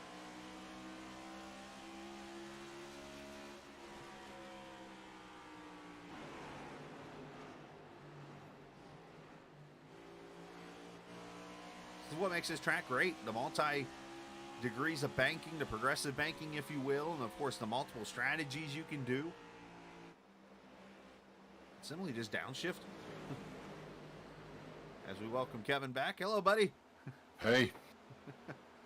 You know, this what I think about when I took a moment to step away is there's a certain strategy now. You start to think, well, okay, this is how the race is playing out. This is the complexion of it. What do I do? You end up running your own race. Right. You run what's around you. You're looking at the car in front. You're looking in the rearview mirror all the trying to make sure that you don't overcharge the corner. You're paying attention to your tires. All the while just trying to look way out in front of the windshield and anticipate how can I move my way forward. It's a different style of racing where before you would just run hard laps, try and get through the corner as fast as you can. Here you're just looking for longevity and track position all the way through. Yeah, and you're racing the track a little bit at this point too, because you know you can only control certain things right now. Everybody's got control of their own car. As you saw Tyler Dalton take the lead, and the one thing I noticed is as soon as Tyler took the lead from Kevin DeBrown, he kind of parked the bus a little bit. And what I mean by that is now he's probably pacing himself off of the 93, knowing his tires are better than Kevin's, so Kevin won't catch him. So he's trying to balance himself, but at the same time, here comes that 81 of Parker, so now Tyler is going to have to go. And as you see now, he puts the throttle back down. I also think there's another thing in Tyler's headspace at this point is as much as he's looking at the review, he would love to have that car out in the wind, right? The track position of having the downforce of being out front makes all the difference in the world. Look who's running top 5 here. How about Glenn Campbell running 5th right now in That Ford Mustang? Campbell up to 5th as to the outside comes Josh Parker for the lead. Parker, I believe, came in and got his second set of tires at that last caution. And Parker to the front. And I say second set because I believe he was on a set earlier. If not, then under that caution, I just can't remember the lap exactly when he sent it in the turn 2 and then through 3 and put it in the wall for a second. But either way, Parker to the front. So another lead change for the guy that likes to start last every week. Yeah, lap 88. He comes to the point, 5th different leader tonight, as now the 44 just kind of rolls out of the throttles, dropping back. Couple drivers getting to him and rolling around. Pedro Mojica working his way back 4th, was in 9th last time as he comes to the stripe off of turn number 4, working the back bumper of the 30 of Brian Macklin, give him the 8th position. Now he's going to try and tuck underneath his some of these drivers up here. How about Doy Woods? We've not talked about him in a couple weeks, but having a strong run and knocking on the top 5 right. We've been talking about Doy multiple times for the wrong reasons here the last couple weeks, but he's having a good run there in that Haviland 28 as Mojica slides into a hole that almost wasn't there. A couple other people we should mention right outside the top 10, a couple of cars that had issues early in this race. Actually, they've fallen a little bit. Doug Roth up to the 13th position, but E.J. O'Rourke is 14th. That man has spun more times than a top.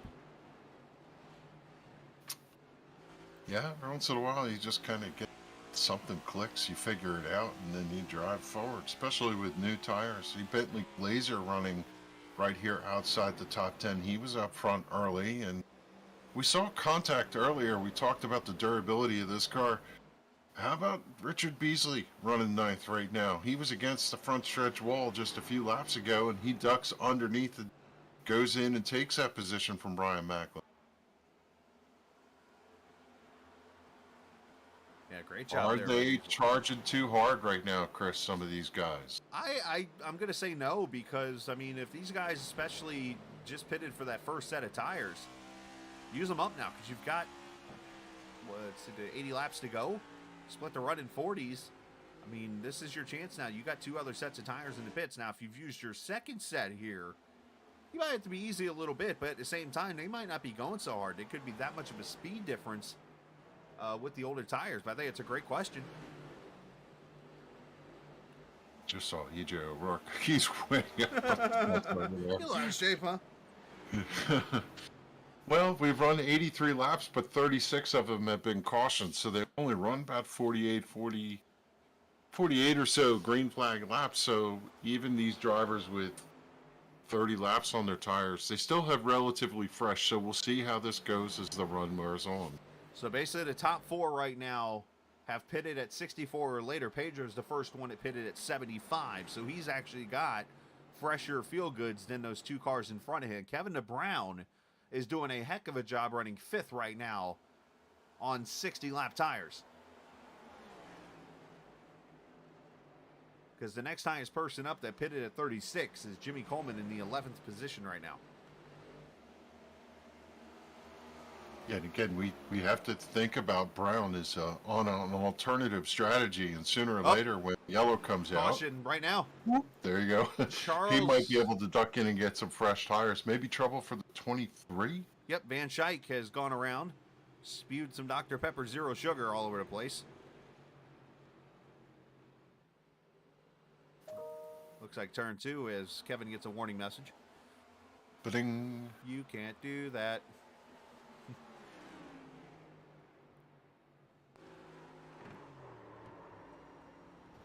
Oh, he got finished off by the 24. He lost it, and then you can hear his car bottom out on the bump, and he had it kind of straightened out, and then the 24 is like, dude, let me just help you. Pardon me, coming through. It's one of those where he was loose, and the car behind you just kind of just moved you out of the way and finished off. Well, in all defense to Medina, when the car is sideways in front of you, just what are you going to do? Yeah, absolutely. There's more cars. You're going to do that when you stomp on the brake, and wow, about half the field came in for this go around as tires the premium of the day. Tyler Dalton, Doy Woods, Campbell Coleman, Montesi, Macklin, Roth, Hudson Mons, Van Schaik. A lot of people on pit road here. The have to wonder if anybody's out of tires at this point, right? With some of these pit stops that they've made, hopefully they're You would hope that keeping their heads about them, you'd hope that's a mistake. If so, right? Free pass for Brian Wertman. He's 4 laps down at this juncture. See if he can get himself back to the lead lap after starting on pit road in a hole.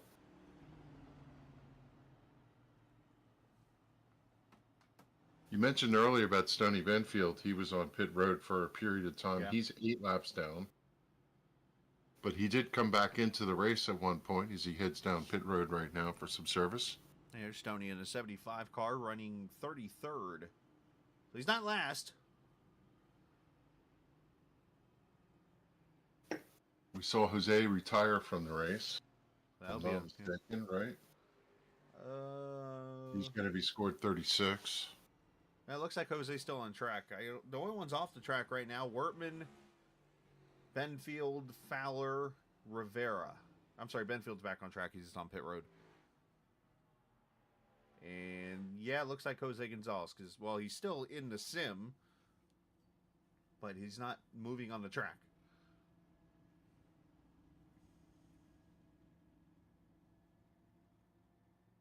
So if we said who was going to be in the top 10 at this stage of the race, Josh Parker, maybe not that much of a surprise. Pedro, he's been up front all night long. Scott Simley, he just keeps putting together consistent runs. Kevin DeBrown, I don't know if I'd have picked him, but Tire Strategy has parlayed very well for him. Richard Beasley, I don't know if it's just his type of track, but having a good run here in the top 5. So interesting mix of characters here in this top 10. Now, I don't know if it's Stroop TV or Stroop TV or Strop TV, but I give them all 3 a pronunciation. But got the Beasley fan club watching here, pulling for that 10. And ever since he said that, Richard's gone in the front here. So that Tide Ride looking pretty smooth. And if I have to check and see if that might be the Tide Ride that ran this weekend on Haley's car, which might be one of the, pardon the pun, cleanest paint schemes I've ever seen. Pretty cool, the Tide and the Gain paint schemes that they had for those cars on the dirt race. Of Well, course. that and yeah, Joey Logano in a car wash truck on Saturday. Right. I mean, he had it all out there. It was the perfect time. How about Robert Fryery III? Was he not sideways at one point? Not only was he In the sideways, grass and all that, and he's running 9th right now. he was backed into the wall sideways on Yeah. the back straightaway. Cautions do that though. You're able to get back into the race and get that car worked on. As long as you don't break something or smash up the car in a major way, you're good to go. This goes to show every week could be Disneyland if you just put your head into it. It's a small world. It's a small. All right, so every viewer of ours just cussed us out now because Because they're doing the same thing. Yep. What other song is there that you could sing that instantaneously everybody parrots it back to you? When it comes to Disney World, there's a ton on my end because I got a 4-year-old that sings them all. Yeah. Yeah, that's the main one. It'd be Queen or.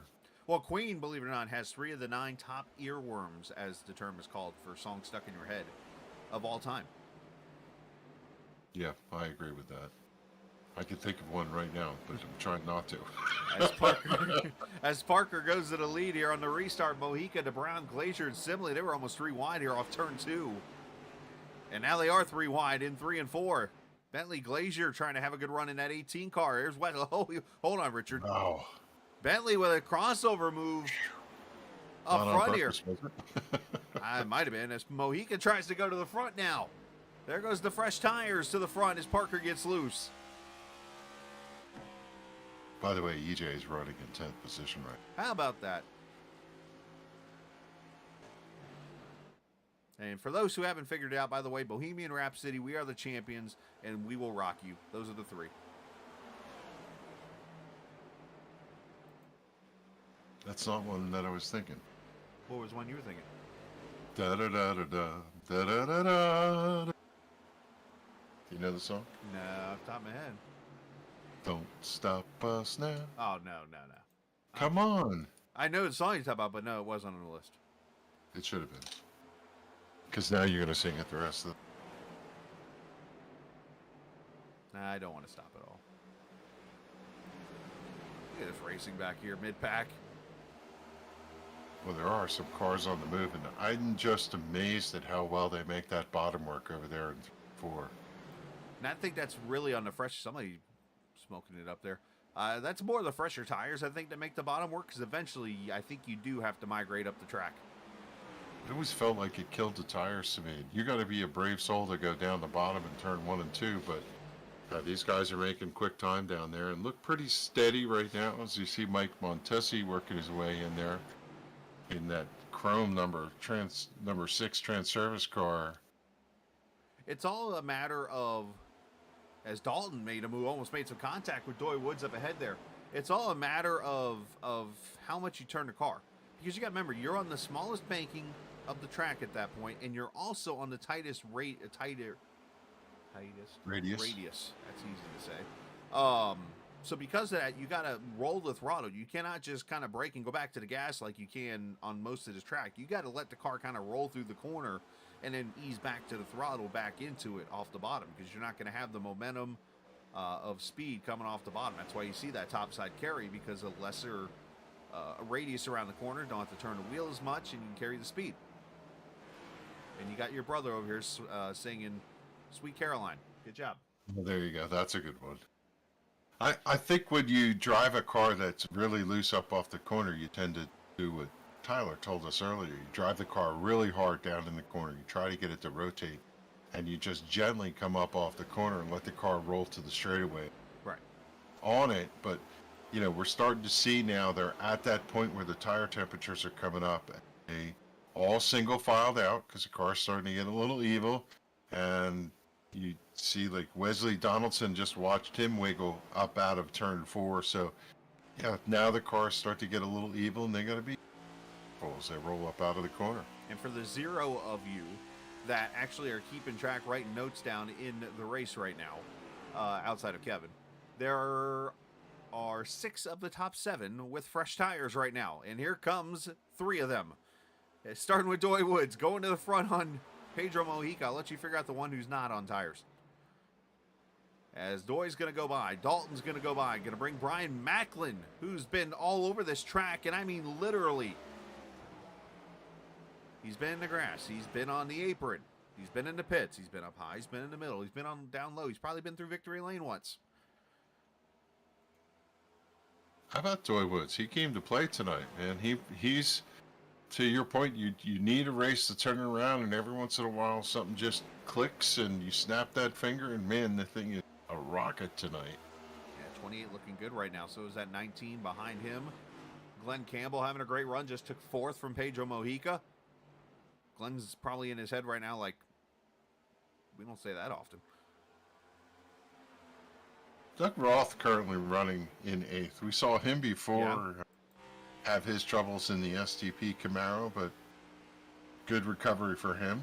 Doug Roth having a very Eric Jones-like run. Yes. Huge fan of Eric Jones. Think he's one of the most underrated guys.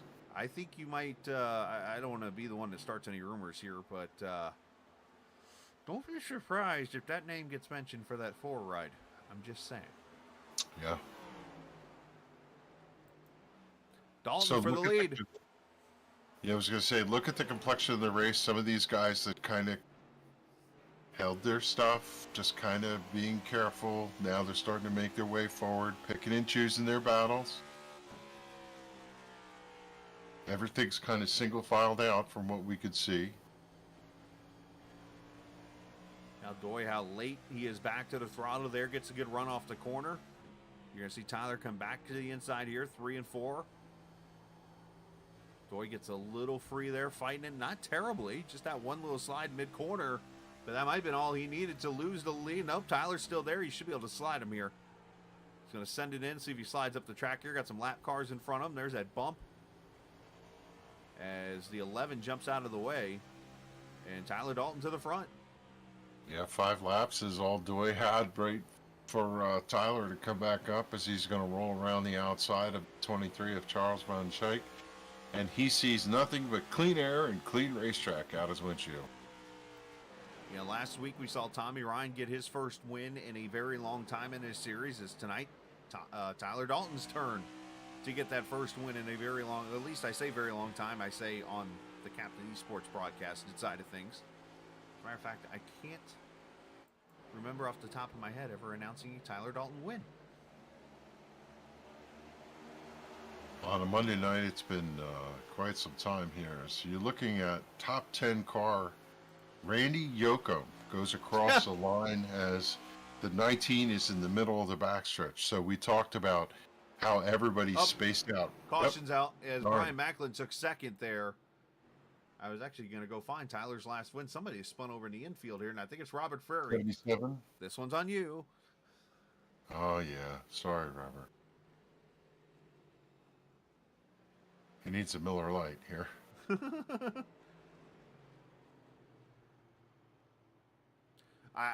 Keith, to answer your question on that one, I think it's more they're scared. I mean, I don't know how else to put that. Keith basically saying, listening to the motor, he's surprised that they're on and off without a lot of feathering of the throttle. They were thinking with the balance is what he's talking about. I'm thinking they're more scared to even touch the throttle because of just how the car has no side force. I would say that Robert Frary got cleaned out. Uh-oh. You get the meaning of that. Watch this from the back bumper. Oh, no. Was that Beasley behind him? I saw no. Yeah, it was. Yes. And more cars to pit road. We'll cover that here in a second. Yeah, just got tagged coming up out of the corner. Now, sometimes you check up coming up out of the corner so you don't. We were talking about, right? Wait till you get to the straightaway for the throttle. Are you guys saying just have different pickup points? Are you saying somebody's the bug here? Yes. Now, I'm not saying Keith's wrong. You see how far back the 10 is? Just got a good run through the center of the corner and drive off. Now, I'm not disagreeing with what Keith's saying at all. I can totally understand his point. I'm just more trying to put myself in their seat right now and thinking like they are.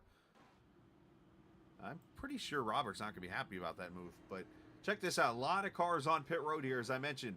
I saw, let's see, Pedro Mojica, Justin Mons on pit road, Comstock, Donaldson, Stenzel, Coleman, Glazier, Simley, Stone, DeBrown, Parker, Beasley. So these guys here definitely are on their second set. Yeah, I would venture to say at this juncture that some of them are on their third. See, here's where I'm 50-50 on being second set of tires right here. And the reason why I say this, I've always been a fan of having a third set of tires to work with in the last 20 laps. Because I feel like if I put my third set of tires on with 40 to go, I have nothing to fall back on now. And I've always hated that feeling. I would much rather give up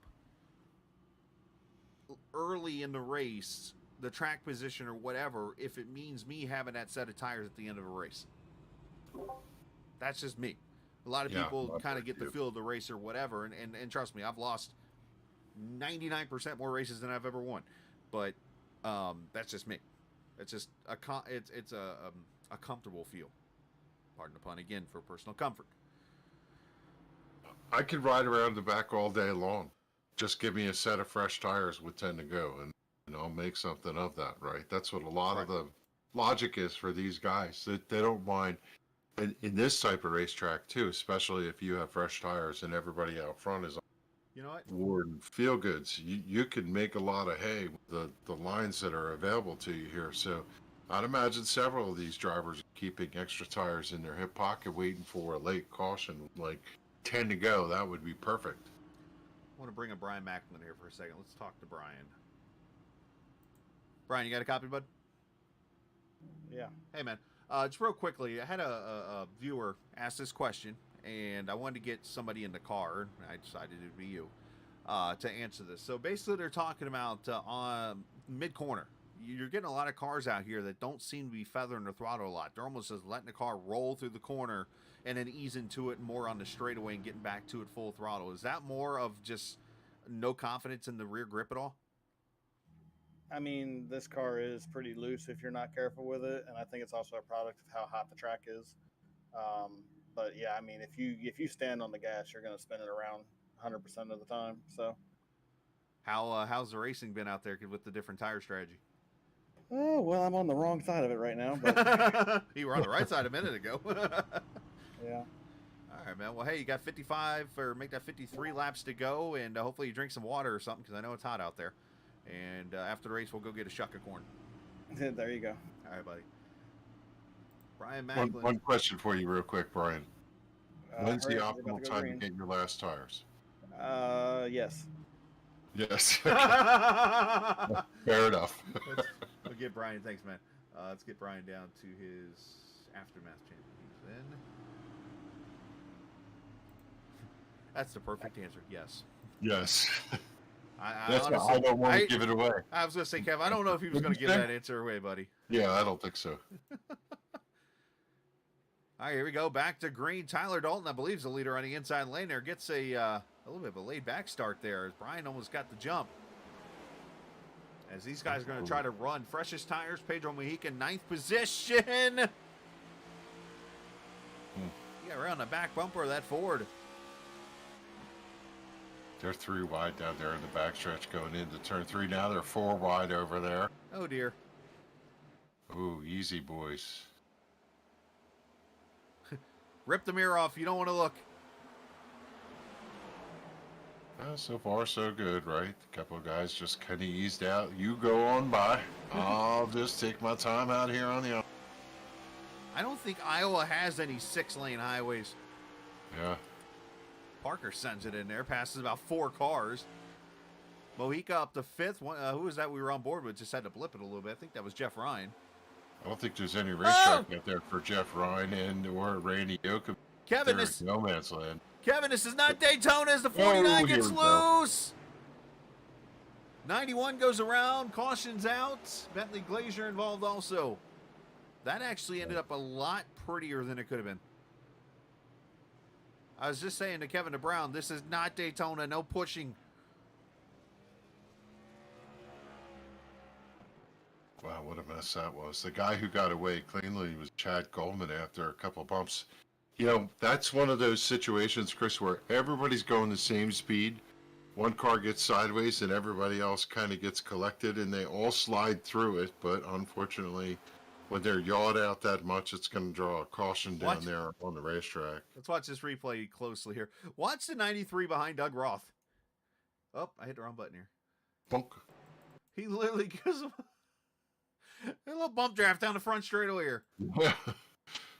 Yeah, excuse me. You need to get out of the way. Problem is, again, you're on the front straightaway on a curved track with worn tires with no grip.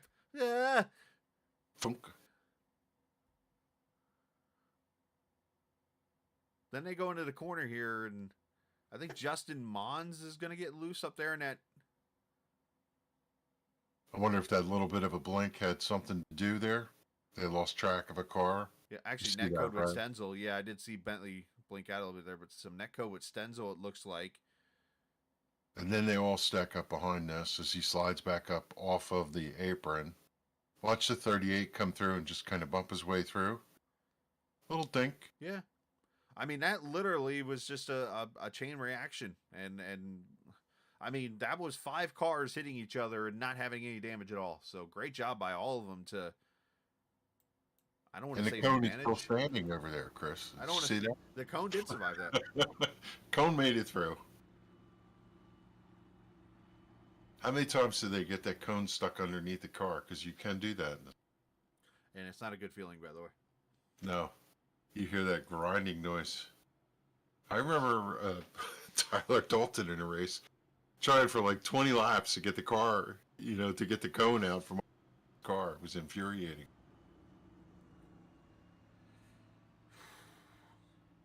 Tell you one thing, I'm going to go off topic here for a second. I'm looking over the some of the news that's coming out, or like just things that are happening. Can I just go ahead and put this out there that the new mayor of Chicago is not going to be a fan of the street race? Anyways, I I'm just gonna say to the viewers right now, enjoy this 1 year of the street race. It's probably not coming back next year. There's a lot of drivers railing against, while you're on the topic, do we need to be racing on dirt? No. The most vocal one was Kyle Larson, like, why are we racing on dirt? We have one of the best racetracks. But I have to say, in defense, and for what it's worth, that was one of the best dirt races they put together. They finally figured out how to get the surface race to running at night. It was actually a pretty entertaining race, I thought. It had its goods, but this car does not belong on dirt. I hate to say it like that. Don't I know that disagree. sounds If you very- got a windshield in it, you're kind of missing the point. True. But no, I mean, here's the thing. And if you go to frontstretch.com, I'm going to promote the website for a second. Frontstretch.com, obviously the news stories and stuff that I wrote Saturday during the truck race and things, but you can also go over there and watch videos. And even after tonight's broadcast here, if you want to go over to YouTube and check out Front Stretch's interviews, Jonathan Davenport said last night in an interview after the race, it's more of a show than a race, which I kind of agree with. I think that first race was cool. The second, okay. And now the third one, all right, we're done. We've run our course with it. Let's move on. Yeah. And yeah, I do agree on the track, though. The track was, as best as it was going to be probably this weekend. So, but, yeah, the funniest thing, by the way. To the point where it slicks off to the point where it's black, it's asphalt. Yeah, I pretty know they're much. sideways, but Yeah, pretty much. You're driving on rubber at that point. The one thing I will point out, though, about the website, there's a really funny video. You can actually probably find it in the YouTube Shorts if you watch those little reels and stuff. I was the first one to catch it because the video I was doing videos last night for the race. So when people were sending me the videos after the interviews, I would edit them. And if you get a chance, go on YouTube and check out the video of the guy putting the microphone in Larson's face.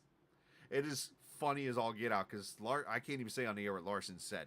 Like, the guy is trying to get his microphone in there, and he literally jabs him in the neck. oh, And That's pretty Larson gross. basically said, "Get the bleeping thing out of my face." It's pretty funny.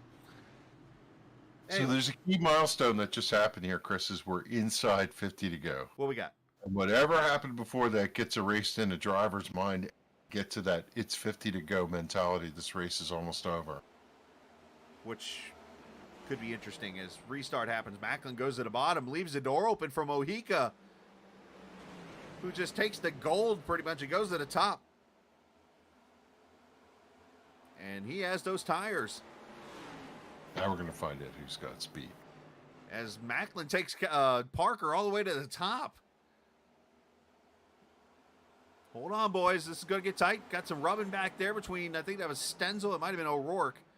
It was one of those personal comfort cars in the 49. Yeah, some of these guys with new tires are going to feel a little bit of a Atlanta Brave kind of thing, right? Because they're going to be so fast at this juncture of the race, and they're going to want to take that All right, you fresh left. tire mentality. Parker just got loose as he tries to get to the bottom of Mojica. If you're going to throw an Atlanta Braves reference in there, then you pretty much just said that person's not going to win the race. Because we know how the Braves are. They win a lot of division titles and don't win World Series much. They win, 2 out of, 20? 4 wide into 3. 4 wide, yeah. How about Scott Stenzel, man? He's one of those cars that's on the charge. Boy, that car is just hooked up. He drives down underneath Jimmy Coleman. Powers to that position is going to take it over. Come across the line at 9th. Enter him into the top 10. And don't forget the Charger, Doy Woods, running back there in 8th. I don't know. Your top, Where did Kevin DeBrown come from? The He's on those strategy tires. for his tires, they're It's the coming. tires. Right? top, He was, yeah. Top Yeah. 4. Top 4 are all on 118. Tyler Dalton at 96, and then Richard Beasley's on 118. So, and trouble! Into the wall goes Jimmy Oh. Coleman. Scott Simley gets his nose ripped off, then gets T-bone staked by. You slow down, boys. debris rolling across the track. You don't see that very. Somebody see my front bumper? Wow. Well, I told you, inside 50 to go. It's milestone, right? Everybody is ready. Let's see They're how. going to take every inch of racetrack they can get. Hey, let's roll that beautiful bean footage. Not beautiful for a lot of people here.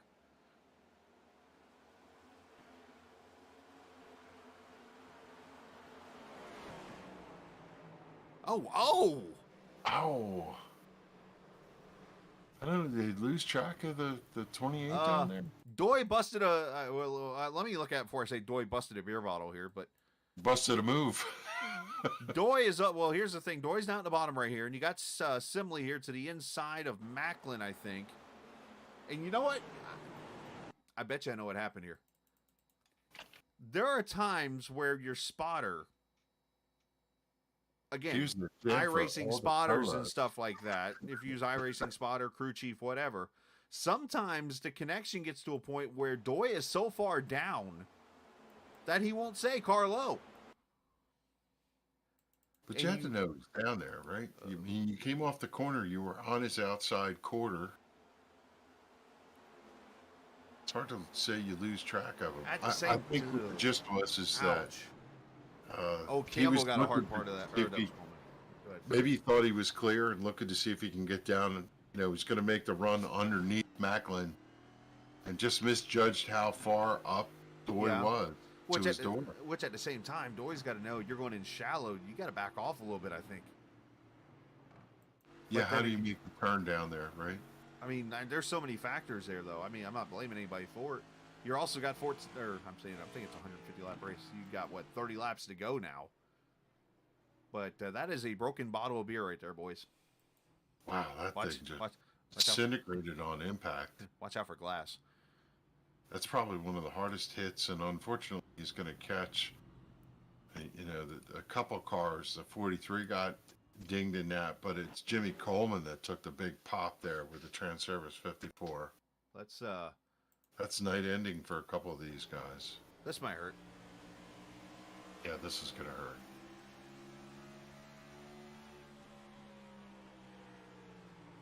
See, he looks like he was Bam! going to go down under the 30 and just turn right. So here's where I bring up was it last week in this race I brought up the road course deal. So let's look at it like this. I'm gonna hit pause right about. All right, so You're on a mission. look in the mirror. Who are you not seeing in the mirror right now? That's all I was thinking of. Right. Who's not in the mirror right now? Yeah, not You there. can't see Nope. Doy Woods. But you came off of turn 4 and you know he was down there.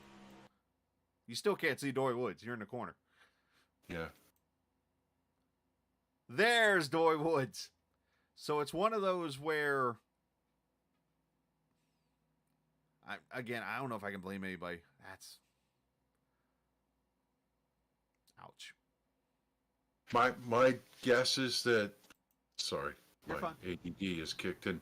We're gonna take that street race to New York City. There's gotta be a race in New York somewhere. A race in the Bronx, they're gonna race in Queens, they're gonna race somewhere out there. And I like the comment that Aaron Thomas said.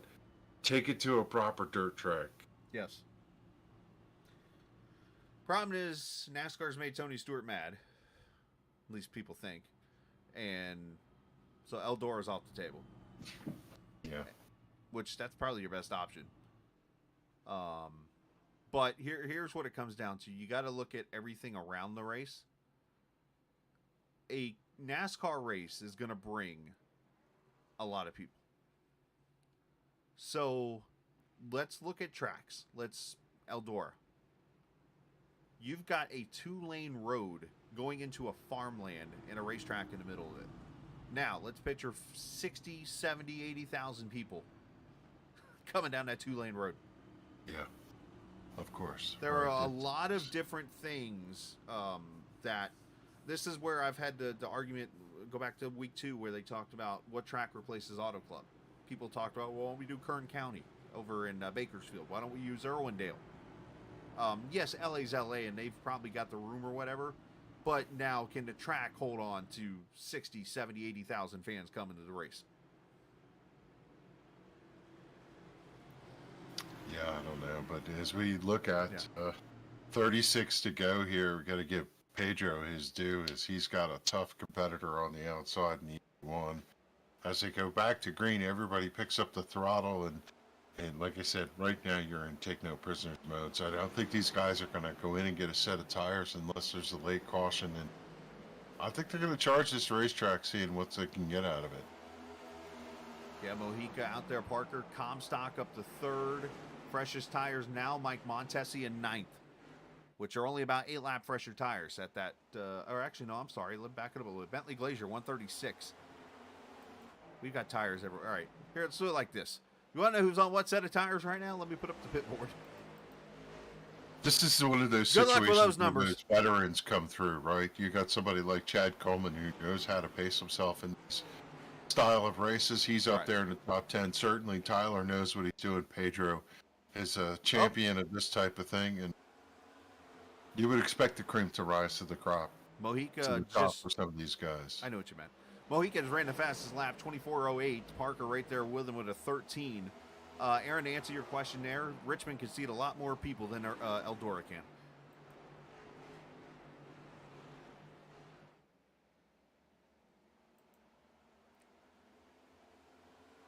Single file back to Single file, yeah. yeah, about 12th. Was the last time we said that? Yeah, all the way back to 13th. There's a side-by-side battle there for Dalton, who's slipping back a little bit. And Glenn Campbell slips around to his outside. Every once in a while, somebody gets a run, gets down, peaks.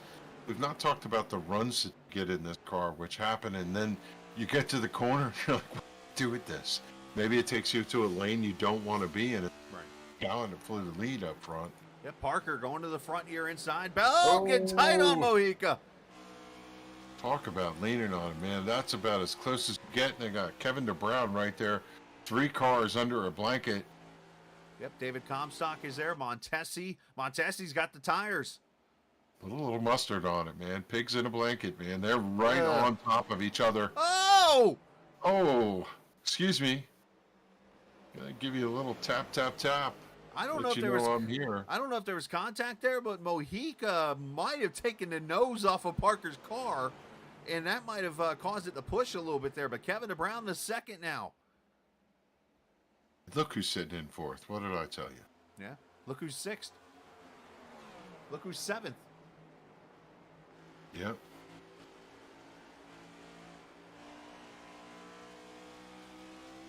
What happened to Jatina? Let's see where he ends up. He's in 24th right now. Just wondered where Joey was because he had such a strong run out front. Wonder if his car's got a little damage. It might, yeah, unfortunately. And we're coming up on 25 to go, and I have no clue who's going to win this race. Usually by now, I've got a pretty good idea. I mean, you just look at Pedro. He's been out front lap 3, lap, somewhere around 90 or so. He picked up the lead, and then he came back in after lap 115 and picked up the lead. So certainly Pedro's got a good horse tonight. Pedro's looking really good.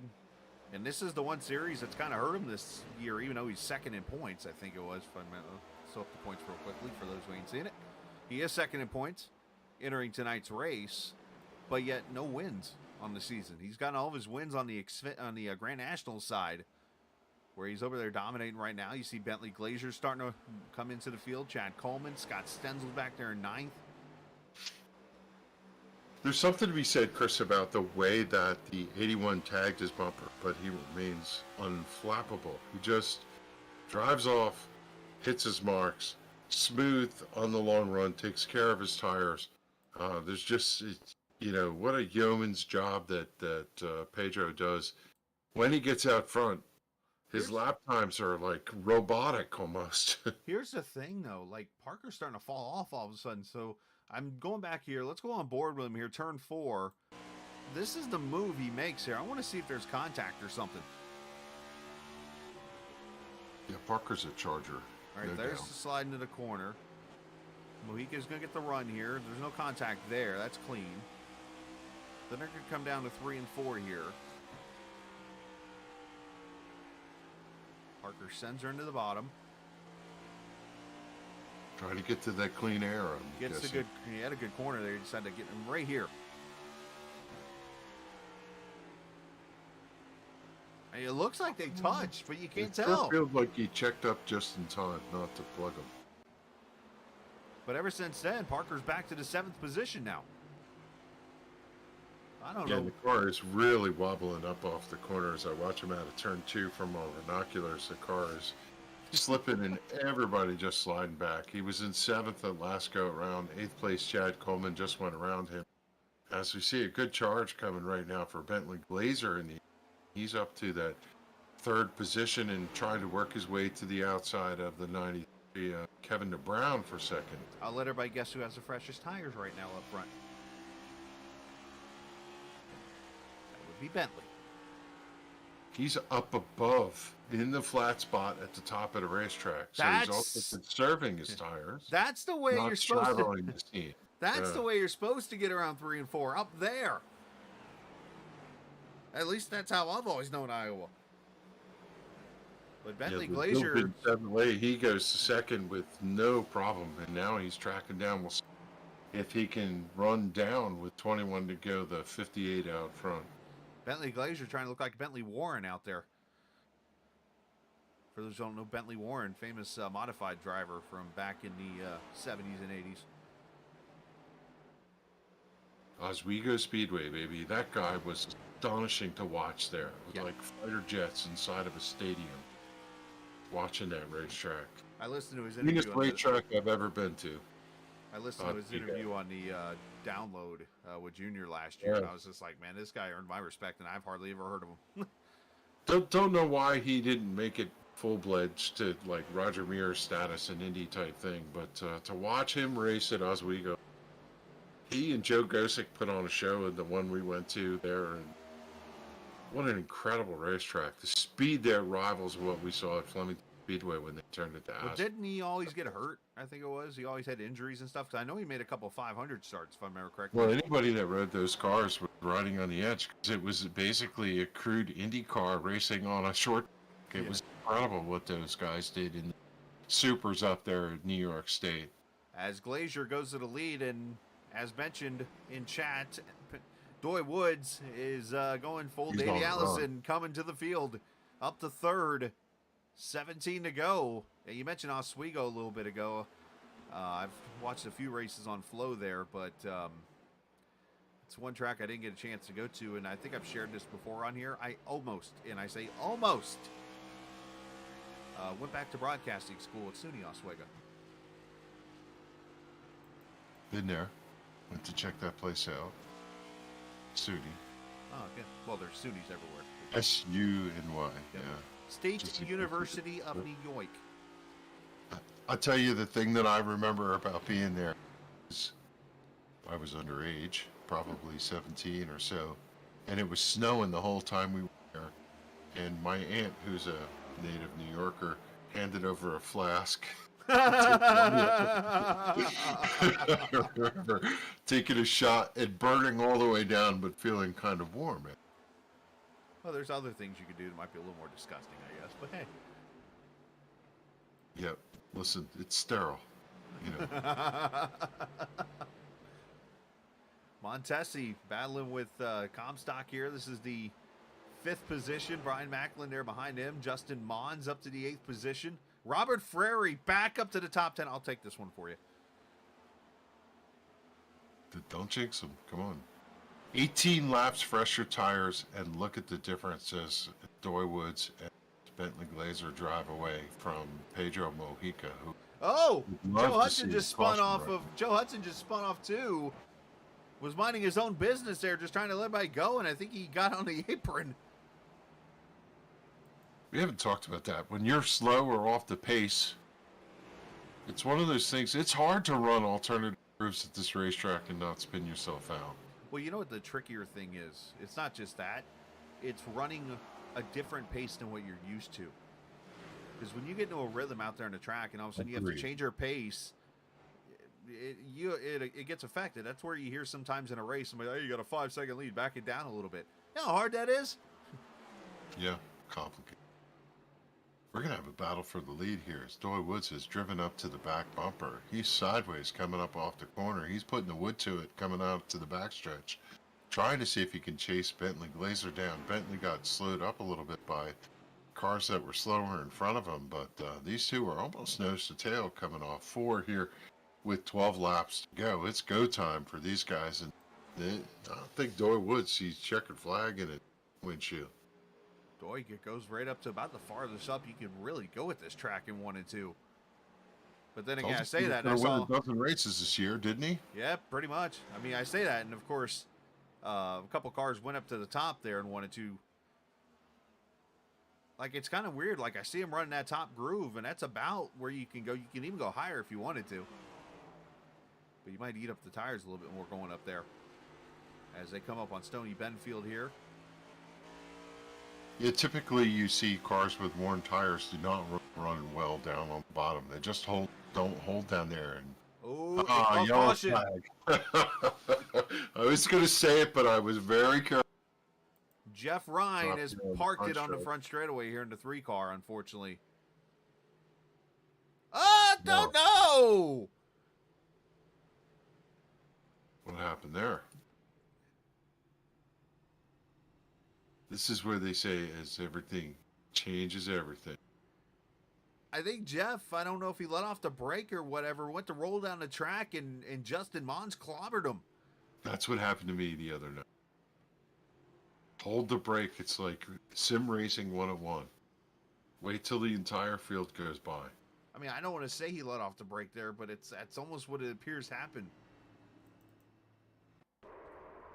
If you are a rookie in racing, right here, let the field go by.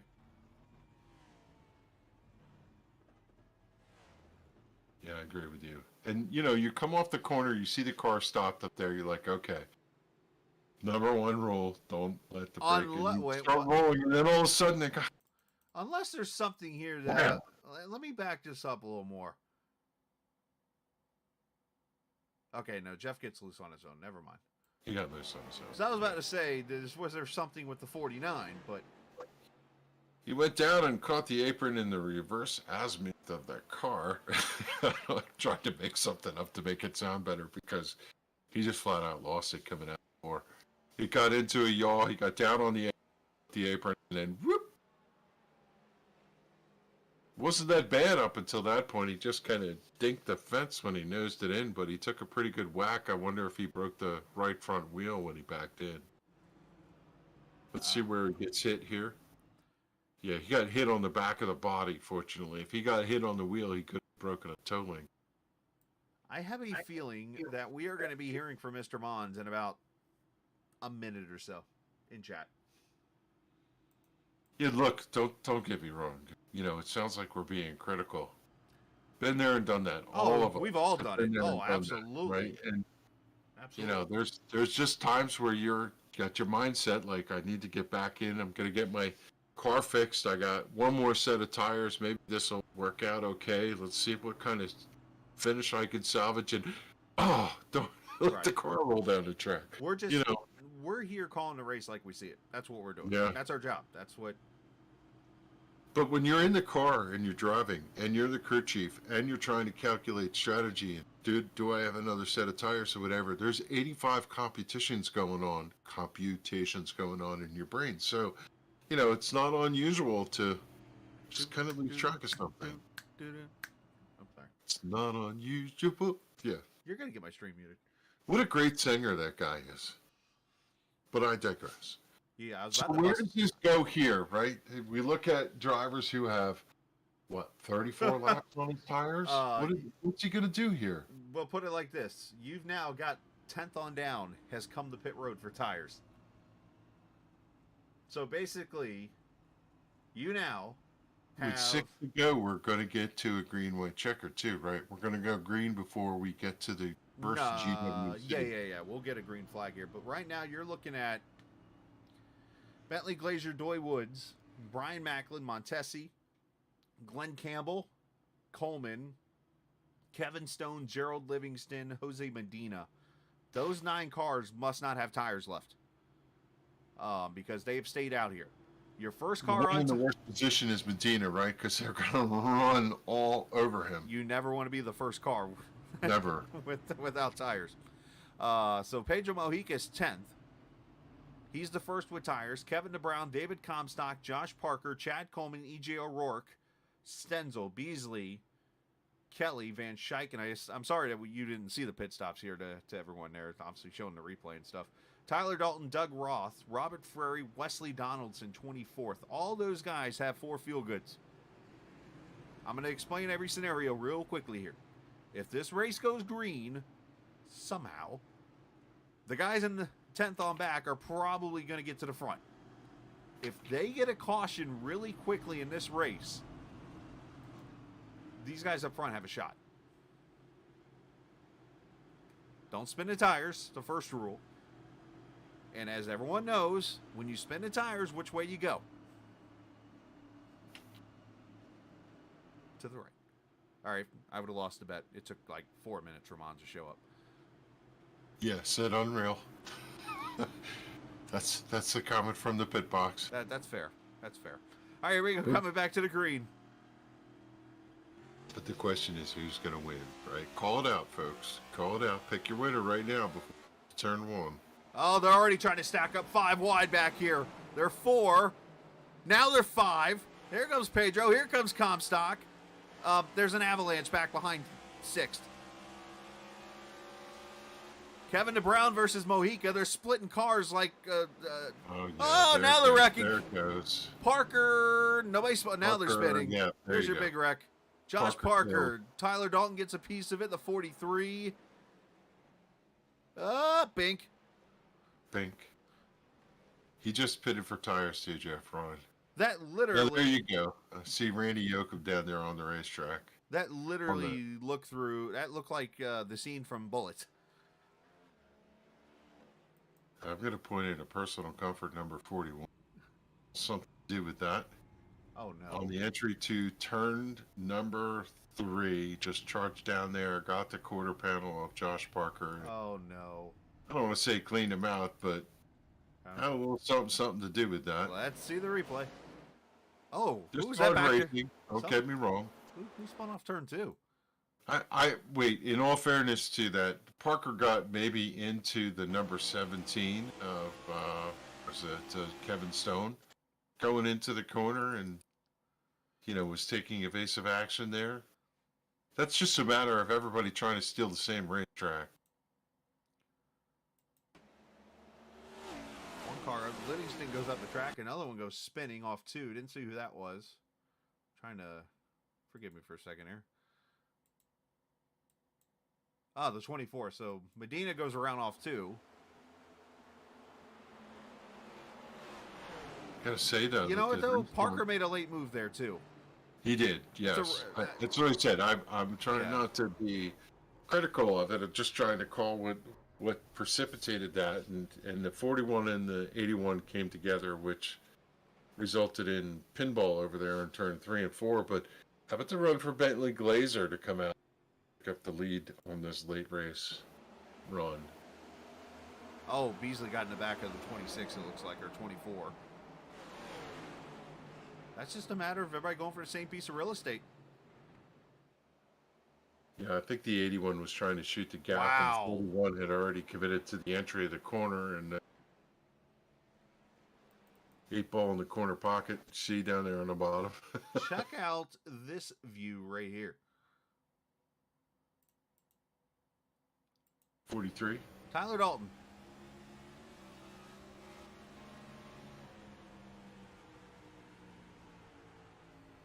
Oh boy. Oh boy. Oh, whoa. Split! Oh, holy cow. As animated as Tyler is on the radio, that too in the channel.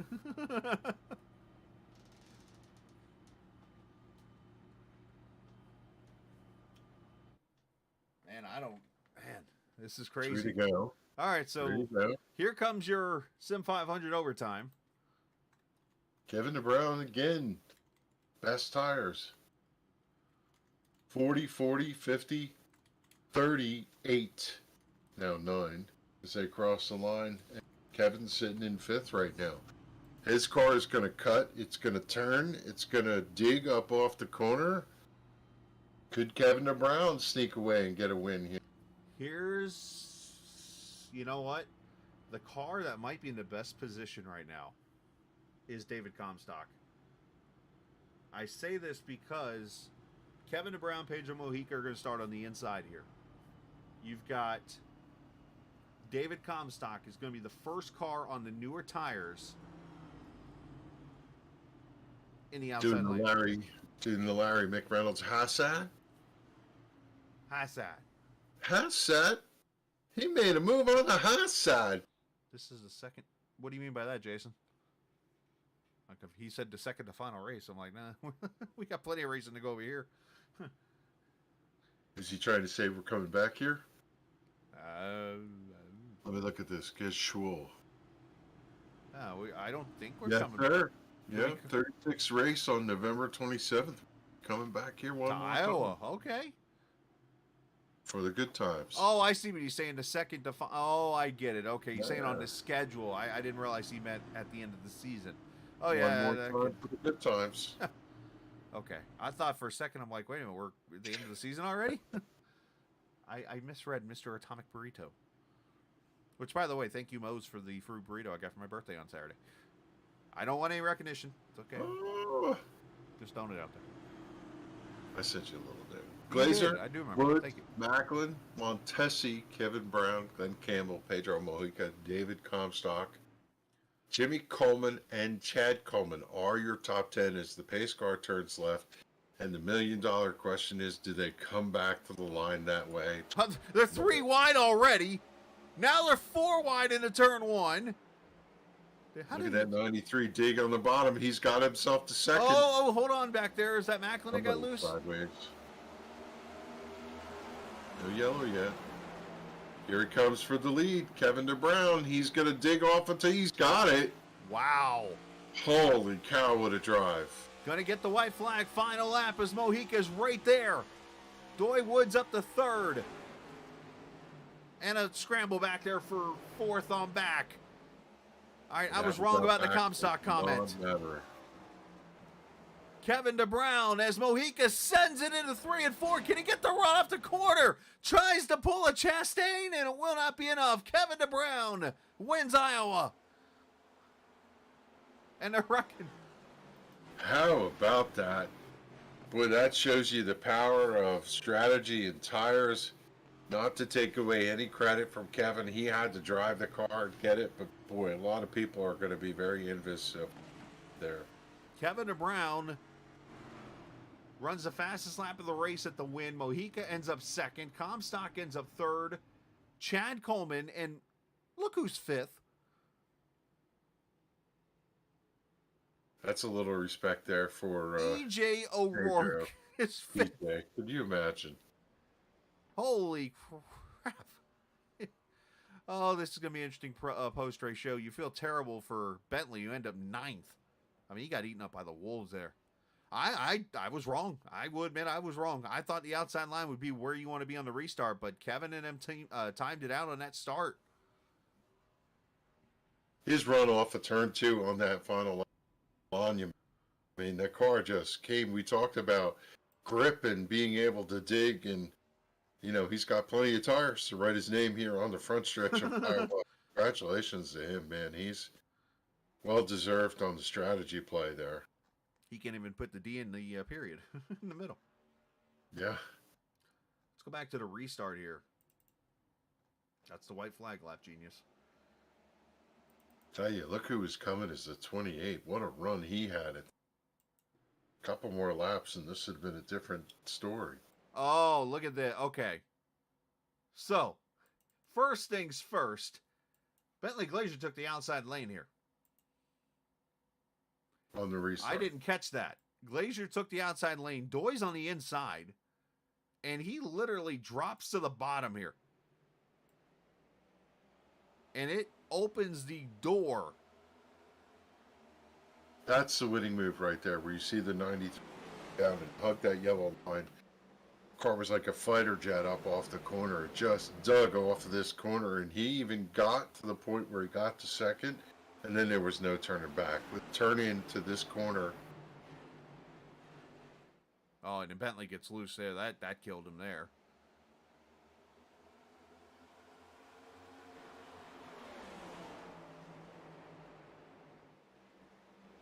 Montesi gets knocked up the track. I bet you run all those laps, 180 laps, and you get to the point at the end where you're like trying to do your kamikaze best to not crash the car, but get the best finish you can with whatever you got under. They did a really good job coming back to the line. Dalton got spun, but he crossed the line and picked up the best position he could. Whew. All right.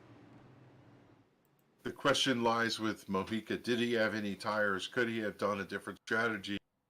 He can't be disappointed with second, given all that went on. But I know he would rather have it. That's the way she wrote when it's all with the way the cookie crumbles. I guess would be another way to put it. How about third place? Who do you think? David Comstock. Yep. Finishes third, and we're going to talk to him right now, of course, as you see the finishing order at the top of your screen unofficially.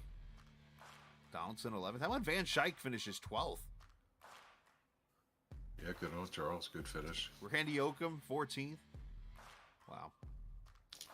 All right. Beasley backed up his top 10. Got himself a 6th place finish here tonight. So good on Richard.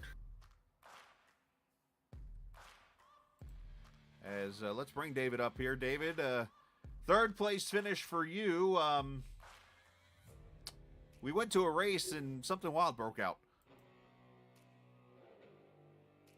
Yeah, who'd have thought in the middle of a cornfield that would happen? Yeah, right. I guess as they say in dirt, it went western. Yeah, it was a wild finish at the end there. I mean, we had a couple pretty decent runs. Initial start was good, and then I don't know, it was just caution after caution after caution. So didn't really get many green flag runs. Just tire strategy. It was just we knew we needed to have at least one save in the bank for that late yellow that we anticipated on, and it happened. So we played our cards how we wanted to, and luckily it all landed out how we needed to be, because otherwise I barely would have got a top 10 for that. That's how you do it. And we talked about a little bit on the broadcast that I'd rather have that set of tires sitting there, and that's exactly how it rolled out for a lot of your team name guys there, as I see pretty much all of them up there at the top. But the racing itself, I mean, when we were under green flag racing, we just saw some phenomenal racing from the bottom all the way to the top of the track. Yeah, it definitely always. Iowa's really good about just having such a multi-groove option for everybody, except for really 1 and 2. You can't get too far up there; it's way too bumpy for especially these cars. But yeah, especially 3 and 4, you can really you can run about anywhere from to the fence to the yellow line down there. So it definitely puts on really good racing. Just the way that this setup and this car and how it reacts to the way that everything is for this track. It's a little on edge after about like 10-15 laps. You really start sliding around if you overdrove your stuff. So it's just babying it around a little bit, just kind of just racing the racetrack type situation, and almost spun out a couple of times, but we kept it straight. I think the whole field almost spun out a couple times. But, man, great job tonight. Fantastic racing, obviously, for you. And Kevin here kind of pretty much was watching you all night, because he's like, watch Comstock. He's going to sneak up in here and get himself a top 5 when it's over with, and credit to him, got you up to third. So congrats, and shout out to whoever you like to. Yeah, appreciate it, guys. Thanks. Appreciate Sim 500, all the admins for putting on our series and our leagues throughout the week. Thanks to NC811.org for sponsoring our Cup series here Monday nights. And thanks to you guys for broadcasting. Thanks to all my teammates at Team Name. Congrats to Kevin on the win. Solid performance by all our guys. We just keep knocking out really good finishes lately. So our team's on a good stride, and proud of the efforts everybody's doing, and appreciate Monster Energy. Absolutely, man. Well, great job tonight. Great top 3, and go enjoy. I'm sure it's going to be a fun session to watch for about the next 2 hours for you guys. So go enjoy that. And Kevin's going to break out the Bud Light cooler. No comment. Thanks, guys. Well done, David Comstock. Topical. That's one of those where, well, I'm not getting into the political side of things here. Let's just, we'll continue on. Yeah, for those who don't know the whole story, go read it on the internet. I'm sure you'll see it, but I don't know much about it myself. But guess what's in my refrigerator right now? Anyways, Pedro Mojica finishes second, and Kev will let you talk to him as soon as I go get him. Do, do, Yeah, right. do, do, Pedro! do, do. Oh, there he There's is. Pedro. Pedro tonight is a moment of woulda, coulda, shoulda, but what an incredible run on. Facing adversity, tell us about this Iowa track. It's like you guys had your handful all night long. Yeah, Kevin, it was a handful. I don't know what it's up with this setup, but no matter what, it seemed like it'd just get loose after about 10, 15 laps. So it was really important to save your tires, especially your rear tires. So that was a really big part of the race. Unfortunately, you know, that was my strongest suit. I don't really think anybody had anything for me. Maybe David, because David's kind of doing the same thing I was doing, but you know, everybody else was struggling about after 15, 20 laps on tires. But with that, you get all the yellows that we had tonight, which was unfortunate, and it just comes down to luck of the draw, which seems to be, I always draw the short end of the stick when it comes to trying to win a race. I guess I don't know what I can do any better. Just, you know, and honestly, it came down the second to last restart. I was on the inside initially, like I had hoped, and then Joey pitted, and that put me on the outside, and I was practically pinned, and had nowhere to go. So that's how I lost that track position to Kevin. Just kind of getting pinned in there, and after that, it was just like I feel like I say this every week, but after that, it was just slot cars because, you know, short run, this car, Arrow, everyone's on the same tires, whatnot. So just kind of just there. But anyways, it was a good run. Again, you know, hope says you keep doing this. Maybe all the luck will come to us at the end of the year. That's all that really matters anyway. So It gotta say to you, I know how badly you want to win, but I'm gonna tell you a little something here that should make you smile coming out of here. Las Vegas, third. Rockingham, third. Daytona, second. Auto Club, second. Atlanta, second. Iowa tonight, second. Out of the number of races we've had, how could you do any better than that? Could you imagine at the onset of the season that you would have finished podium in all those races to start off? And a win's got to be right around it. yeah, that's what I'm hoping for. I mean, you know how racing is. There's skill, and then there's also a little bit of luck. And over the Winter Series, I'd say I had a lot of luck that went my way in order to win both championships in the wintertime. So I'm hoping that I'm paying my dues right now, which, you know, finishing second and third is not bad. So we'll see. I mean, I had a couple bad races there. I got wrecked out in 2 races. But it is a little frustrating because, you know, honestly, all those races that I, you know, finished second or third, other than Rockingham, I could have won. Honestly, it's just, again, it just came down to circumstances which prevented me from winning those races. But I think most of those races I probably led the most laps, if not close to the most laps, and have been up front all the time. It's just unfortunate. It's part of racing. And just like I said, this Cup car, at the end of these races, if there's a late yellow, it just becomes slot cars at that moment. So, but hey, you know, like you said, I mean, it's good to run good. You know, it's a little disappointing because I think I should have 4 or 5 wins by now. But, you know, like you said, coulda, woulda, shoulda. But hey, man, we'll take it. We'll take second. Another race with all the team name guys. We all did pretty good there at the end of the race. We all had our own struggles, but we were able to peak at the end of the race and do pretty well. Well, second place finish at a racetrack. We'll come back later, and that's a good way to start the season off. Give you a moment to give shout outs, Pedro, to anybody you want to do. You're getting pretty good at this. Yeah, no, that's a good thing. That's good for sponsors. So yeah, on that, I'd like to thank Trans Service and Glenn Campbell for jumping on board, representing him and his brand well, both in Sunday and Monday. So glad to be making Glenn's money worth it. Appreciate you guys on the broadcast, Captain Esport. Appreciate what you guys do. Hopefully put some excitement there for you. All the admins at Sim 500, appreciate them, what they do. NC811, Call Before You Dig. Guys, I appreciate them for sponsoring this series and Sunday and everything they do for the league. Appreciate what they do. All the guys on Team Name, appreciate them. Have a lot of fun racing with them. Never a dull moment in that in that channel. And then congrats to Kevin. Talk about a lot of that luck in the Winter Series. That a lot of that came to Kevin's bad luck. So it's good to see Kevin get a win. He's a good guy, man. He races really hard, races clean. I've never had issues with him or anything, and he's good. He's a good little racer. So don't ever turn your head on him. I know he's had some bad luck here and there, but if he can get some of that bad luck off of his shoulders and string together a couple good runs, he can be a threat later in the year. And last but not least, I'd like to thank my family for everything to do and let me come and hang out for a little bit tonight. There you go, Pedro Mojica. Go enjoy that second place finish, and I know that win.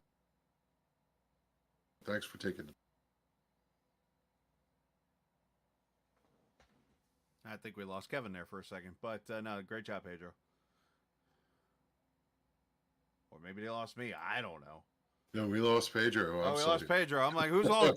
I don't know, but we're losing everything all of a sudden. All we're here. missing is the other Kevin, not this one. The other. This one's counted for there, but there's the other one. You mean Kevin? As they say in Home Alone. But Kevin DeBrown, man, welcome to Victory Lane here in a very wild race at Iowa from 15th to 1st. The tire strategy worked out for you, and that restart was money. Oh yeah, definitely. Both those two last restarts were honestly the best I could have done. I don't think I could have done that any better. I was listening to Pedro's interview, and we was gonna get stuck on the bottom if Joey didn't pit, and then Joey pitted, and I got stuck on the bottom, and I was like, oh yeah, we're gonna make time up here on the bottom. And like I said, I don't think I could have timed that any better. Yeah, talk about the race, because it had a very helter-skelter look, if you will, with just the strategy and how you had to sacrifice all the track positions so many times and try not to get in trouble and just to put yourself in the right spot. Yeah, I think we only had 3 sets tonight, and it's like when you use them, Right. The first time we used it, I think we used it on lap 36. We were like one of the first ones, and I'm surprised it worked out, because honestly I thought it was a little bit too early, but I spun out a little bit and ended up saving it, so I decided, why not pit at 36, and like I said, it ended up working out with all those cautions, and hopefully in the future there'll be more sets, that way we don't have to play all this strategy. You got it. That's perfect. Great racing. Yeah. Nah, man, you did a great job. I say that because I'm a fan of the less tires, and you got to strategize. You got to think a little bit while you're racing. But no, great job on your part. Obviously, I know it's a big win to have in this series. Obviously, on the cup side of things, I know you've had kind of some up and down luck. As I look at the standings, you now are the 1, 2, 3, 4, 6th winner, 5th winner. I'm looking at the duel. So 1, 2, 3, 4, 5, 6th winner in 7 races so far this season. That's good. I think we should have had 2 coming from Las Vegas, but Doy really beat us on that one. But well, you got your revenge. You got to pass Doy here tonight. But right. So what's your feeling of having this be the first of 3 straight short tracks? And oh, by the way, all 3 get smaller. Bristol, it's gonna be interesting with that track. I don't know how that's gonna go, and usually we do good at Bristol. Martinsville though, it's gonna be probably hellacious. It's just cardio. Oh, come on now. Well, great job tonight. Let's celebrate an Iowa victory. Go have some corn or something, and send a shout to whoever you like to. Yeah, of course. Chris Caboose painting the beautiful paint scheme. Racing Pride coming on this season and future seasons. Speaking of which, Chad told me to go share a Bud Light with him, so I think I'll end up doing that. And these guys at Team Name, they like to crack jokes, but they're all good guys, and I appreciate racing with every one of them. They're always fun to race with, and you guys putting on the beautiful broadcast. I can't wait to watch it. Absolutely. Should be a lot of fun. I only chuckle and have that nervous chuckle because I'm like, okay, here come the social media people after my channel. So, yes. Anyways, man, great job tonight, and go celebrate. Thanks, guys. All right, buddy. Kevin DeBrown with the win tonight and yeah, he goes and celebrates with his team name guys. And Kevin, man, what a race it was! And you know, had its yellows, had its wrecks, but as one guy once said in a very sarcastic, weird face, "That's your target." What? I was doing my best Denny Hamlin Yeah, in that's Martinsville. true. Yeah, I know what you mean. The bucktooth one. Yeah, right. I have to say, if there's one word I could pick, it's eventful. That's a I good one. did not, you know, what do I know? I thought for sure watching practice that this type of racetrack with all the different groups and so on, that it would be kind of, I thought it was going to go green all the way. I'm wrong. Very interesting, complex surface tonight, and it certainly showed that they had their work cut out for them.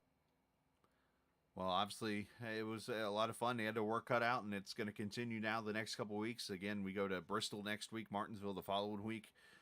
This is going to be a fun couple weeks here on short track, so looking forward to all that. So, Kev, appreciate your time, man. We'll do it again next Monday night. Yes, sir. Absolutely. Yeah, I'd imagine that next time we come back here, they'll make a little tweak to the temperature to get a little more grip in the racetrack, so it's not so white knuckle for these guys, but it'll be a blast when we come back for sure. Who needs grip? Come on. Yeah, I'm with you. I dial it back, man. Let them hang on for dear life. That makes it fun for us to watch. Absolutely, man. Well, hey, great job. Appreciate you joining us tonight, man. Yep, thanks for having me. Big shout out to 811, of course, North Carolina, 811.org. You can get information there. And, of course, if you're anywhere in the United States watching this tonight, make sure you call 811 before you dig. And always be aware if you're out there in the severe weather areas. If you see a power line down, don't be, that person that goes and grabs it or whatever. Just leave it alone. Let it do its thing and let the people come out that know what they're doing to take care of things. So appreciate what those guys do for us and what 811 does for the series. Big shout out to Joey for allowing us to be a part of the broadcast, to the viewers for joining us tonight through our karaoke sessions and other stuff we talked about this evening. And big shout out to Kevin, of course, as always. And remember, this isn't just a game. It's iRacing. See ya!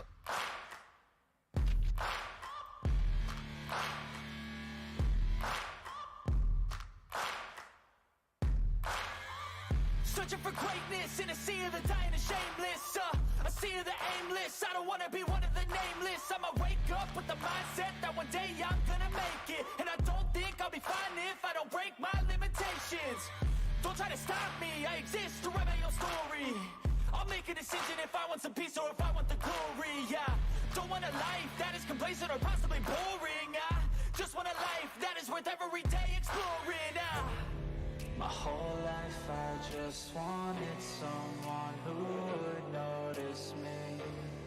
My whole life I just wanted to be somebody to be. Yeah, I just wanna be great. Yeah, I just wanna be great. Yeah, I just wanna be great. Yeah, yeah, I just wanna be great. Yeah, I just wanna be great. Yeah, I just wanna be great. Yeah,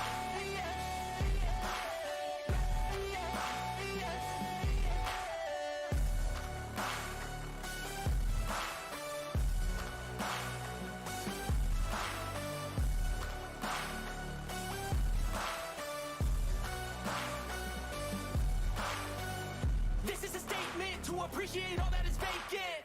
It's just for the taking. If you make up your mind, you can take it. I'm never complacent. I would work in a mansion or basement, yeah. There's no replacement for persistence. It's a patience, yeah. In this life, I wanna be soaring. To feel sun inside when it's pouring. And I'll fight till anxiety is foreign. I'm so sick of my mind's extortion. my whole life I just wanted someone who would notice me. My whole life I just wanted to be somebody to be. Yeah, I just wanna be great. Yeah, I just wanna be great. Yeah, I just wanna be great. Yeah, yeah, I just wanna be great. Yeah, I just wanna be great. Yeah, I just wanna be great. Yeah, yeah, yeah.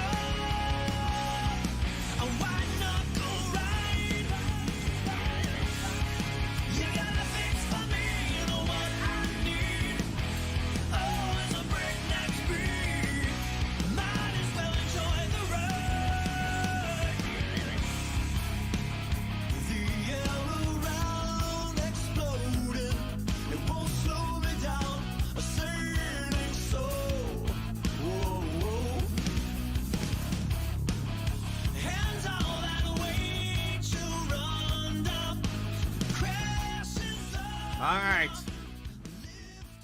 Here we go. Twin Ring Motegi race number 3, I guess.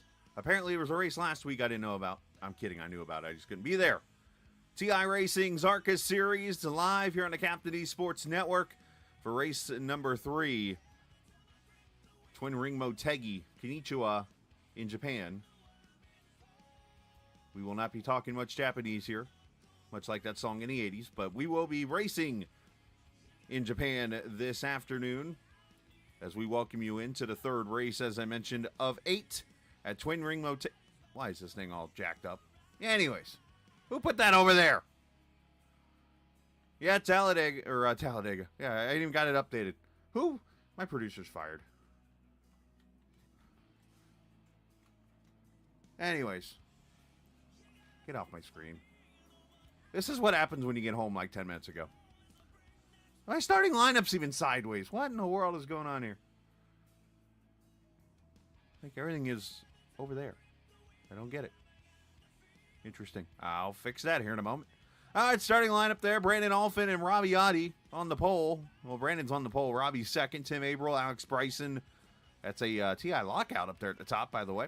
Eric Tupper, Nick Uricchio, gold at last. Starting 6th. Stephen Miles, 7th with Kyle Ethier, 8th. Brett Rolls, Dalton Wilson, Ryan Steinhoff, and Ryan Whitaker, who's been, the controversial one this week, if you will, at your top 12 as we come here to the green flag. I think I broke my stuff or something. I don't know what's going on here. But anyways, I don't even know how many laps we're doing tonight, but it's more than one.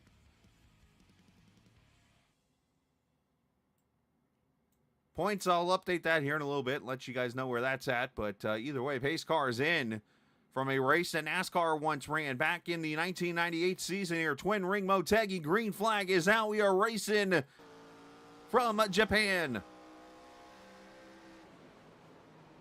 Our camera snack presented by TrackCams22.com. You can check them out online on Facebook, and I'm not even going to get to finish. Caution's out. We didn't even start the daggum race.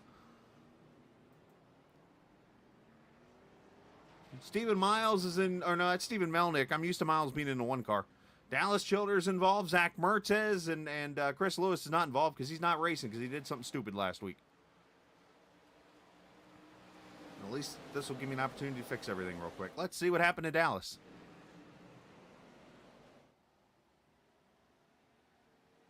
Oh, he spun the tires in front of the whole entire country. Not only that, there was a couple others that had issues. There's Melnick. There's the 60.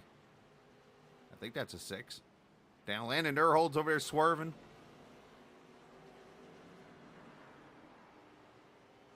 Ronald Piles involved after his fantastic start there at Talladega. Oh, somebody was blinking up top there. Is that Mertzes? Hell, even Robbie Oddie spun the tires. Well, everybody's spinning the tires. It's rain on the track. Rain on the track.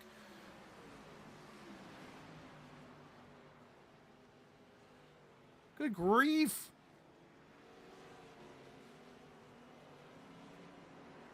Ross Chastain, your thoughts? That's what I thought too. Good grief.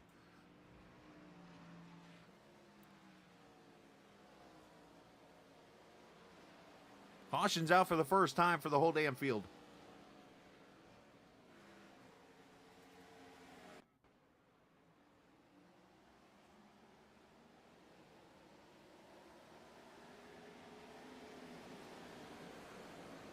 $51 involved. 46 jacks up to 66. Durhold gets sideswiped by Dominic.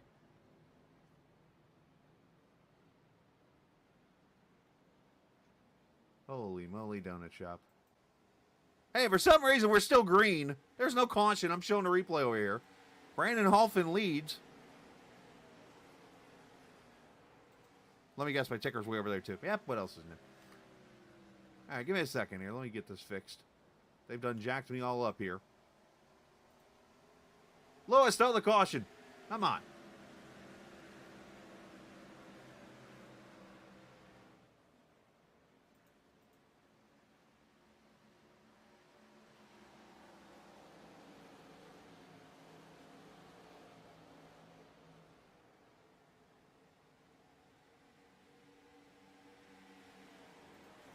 me try something here real quick.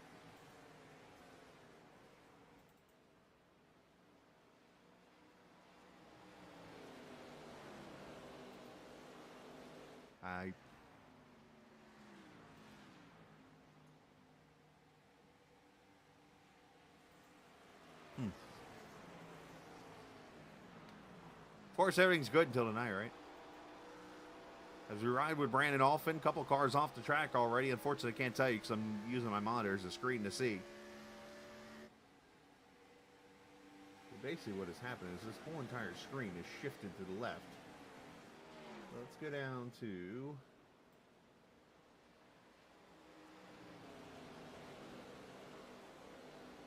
I blame Ross for this.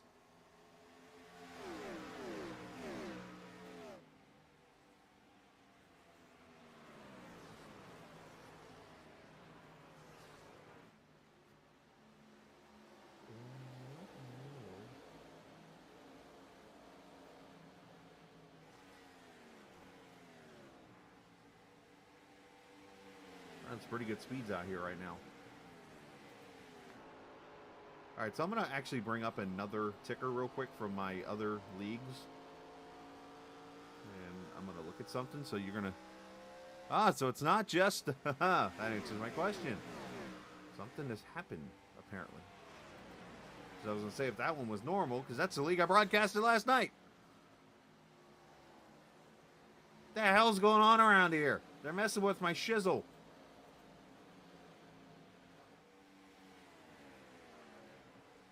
Alright, I promise it'll be fixed here in like 2 seconds. Here we go. I know how to fix this. Meanwhile, you're watching the front of the field, surprisingly. That's not being done on purpose. I'm just not even watching. So if anybody spins or wrecks or gets past, I don't know. Who are you cheering on tonight? Let me ask that question. So that should be...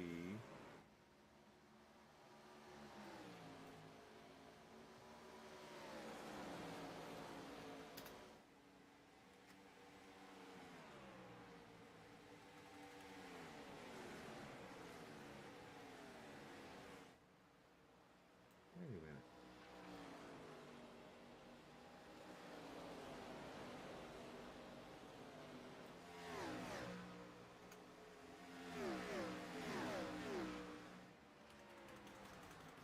Oh, that's not the answer. What? Oh, well, I thought I had it.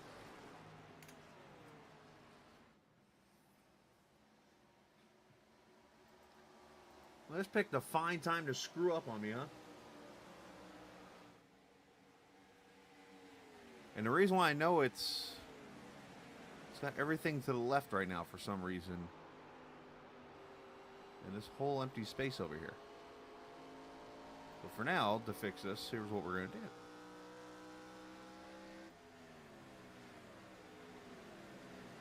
It's got the whole thing cut off now.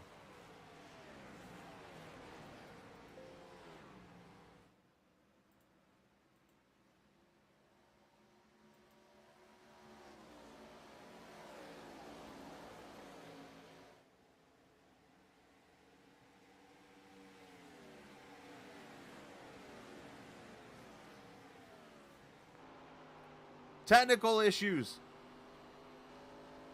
See, we got good fights going on back here. Let's check this out here. This is pretty much from the leaders back. You got Miles, Bryson, Tupper's in here. Tupper had a penalty last week that we'll talk about here. Kyle Ether there in the 8 car. Robbie Oddie, one of the 15 people who spun their tires.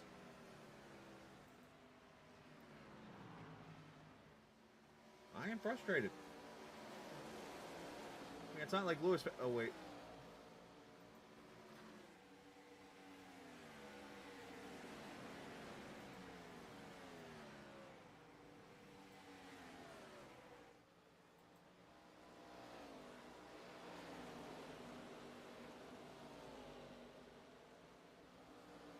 An egg-shaped oval. This is obviously a very wide track. Turn 1 and 2 very wide.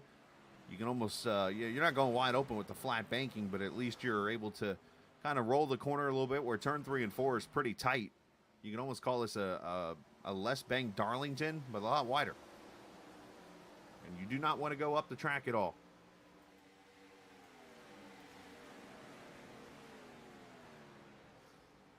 For some reason, what I think has happened is they messed with the settings. And now I have to adjust back.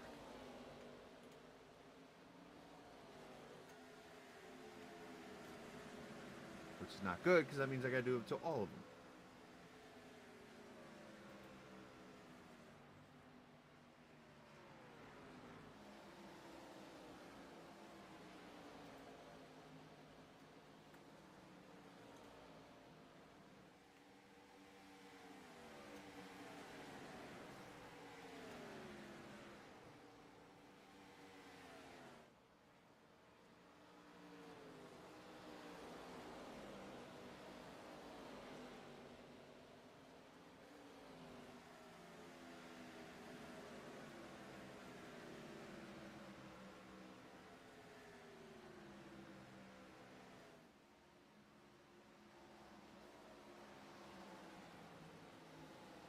Hey, April's gone to the front, by the way. We'll show you the lead as soon as this crap gets fixed.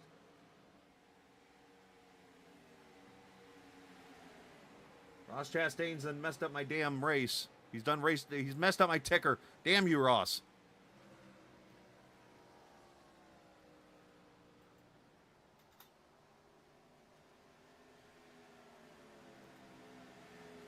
Go to the right. Go to the right. 16 laps complete, by the way, of 80. All right, so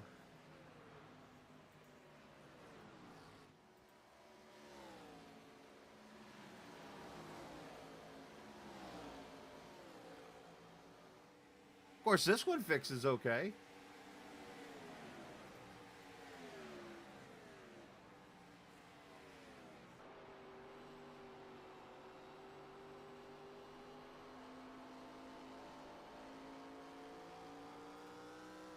Y'all see this, right?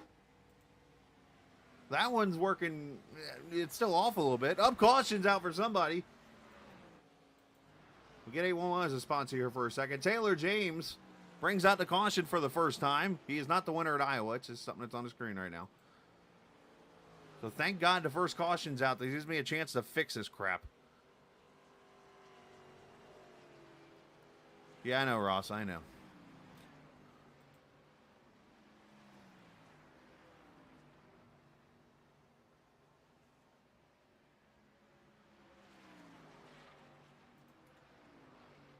I honestly have no clue what has happened here.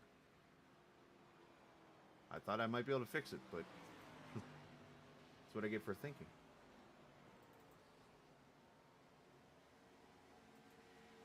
Hey, wait a minute! It put itself back! The hell?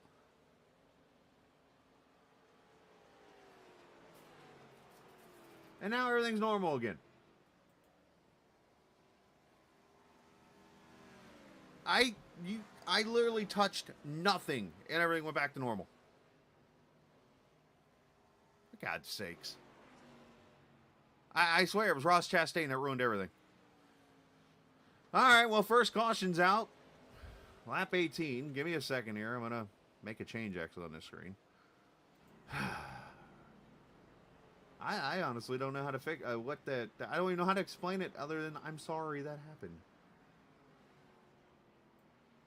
Supposed to be a laid-back broadcast. Now you're getting my mean side coming out. My evil... maybe it's this league.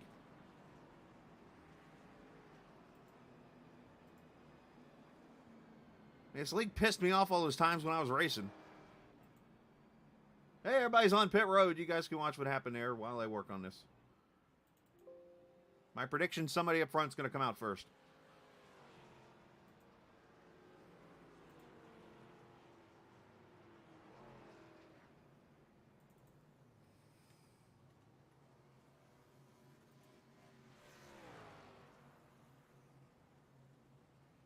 I do have a beer next to me, by the way, and it's about to get really chugged really quickly.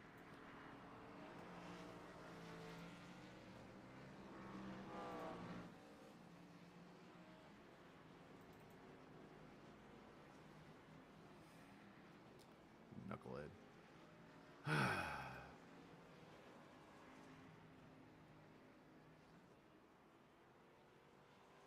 It's weird. This has happened a few times before where, like,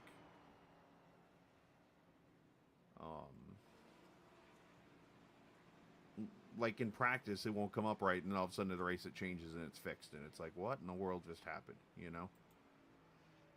And this is not the 0th caution.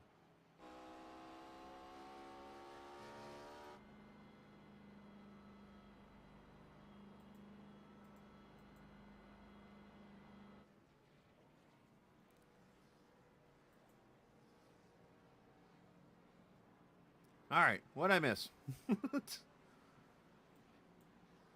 Of course, I can't show you the caution because I just reset everything, so that's great. Let's see if I can show you everything from the start of the race here. Let's, I can do it this way.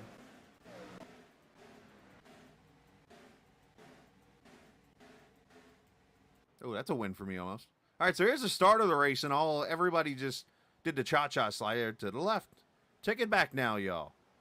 To the right now, y'all. Everybody wreck. And I showed the replay for like 10 minutes, and there was no caution for it.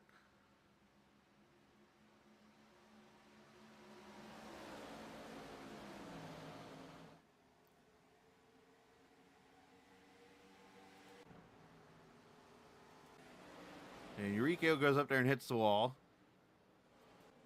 And Dallas goes up and hits the wall. I'm literally hitting the incident button and it's showing me all the wrecks. Dominic gets the wall. All these people. Landon slides up and Cramo into the wall. And then here's the caution. Taylor James. Oh! Taylor James, you've been chastained.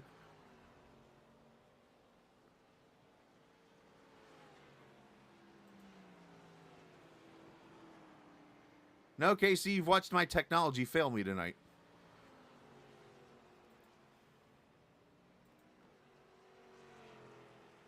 Some reason my ticker was like way off the screen, and I just spent the first 16 laps of this race fixing it. Thankfully, this is, as Chris wants me to call it, a comedy race. So we got the 0th caution out. We've literally hit the Delma Cowart caution. With Eric Tupper leading, Brett Rolls, Brandon Alphin, Stephen Miles, Tim April, your top 5. Brian Whitaker's on pit road, Durhold, the whole entire team of theirs. David Stringle running a Little Caesars car, which, by the way, if you have T-Mobile Tuesday, you can get a pretty good deal right now. I need that beer.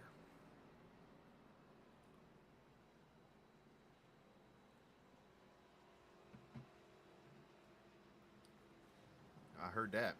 Speaking of pay cuts, I was told late tonight that there's a meeting tomorrow apparently going on with our CEO. Here we go. Am I hiring?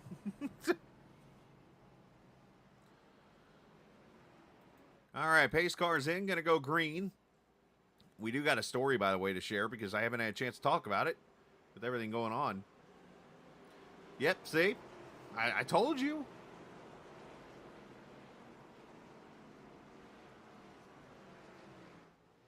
All right, green flag back out. Red Rolls, who finished 3rd last week and was the one person in the league that's like, dude, you're going to broadcast this race? I'm excited for it. Yeah, that didn't happen. And this race being the one last week at, where the hell they raced? Oh, the Milwaukee Mile. Down the back straight away they go. Brandon Alphin inside of Tupper there in the 115. That is for the 5th position. This is, again, the tighter portion of this track. The egg-shaped oval twin ring Motegi, which, by the way, the All-American ARCA Series, Casey Carrington, will be running later this season. So he's getting a little sneak peek of what could be happening. Up front, there goes Miles.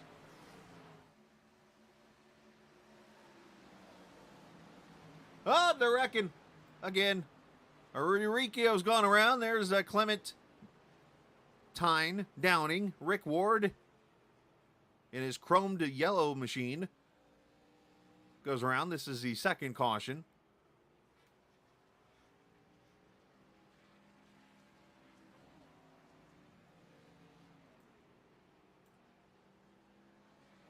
I think Dalton Wilson might have got a piece of this.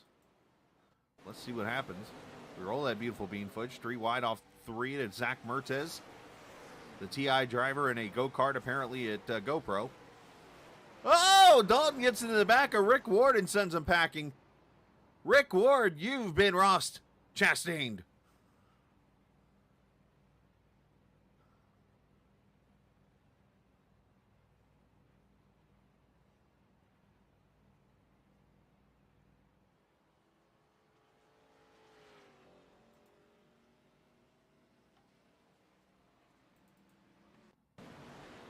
Dalton Wilson doing his best Finley Fitzsimmons impersonation here.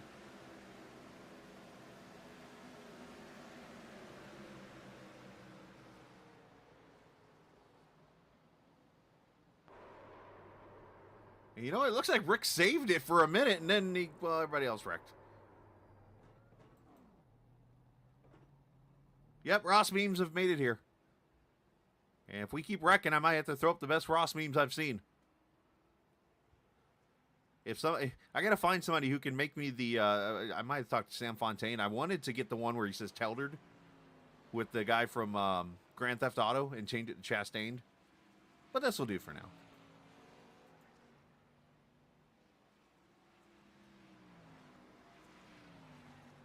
No, stay away from Motegi. No bueno. Wish there was a way I could zoom it right in on Ross. Ah!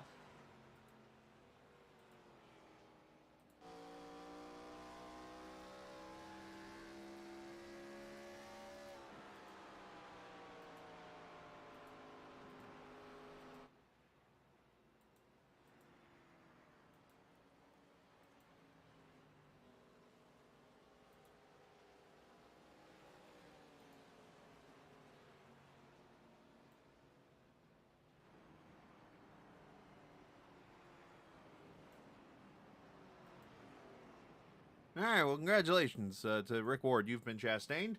Let's have some fun now. I'm gonna create some drama.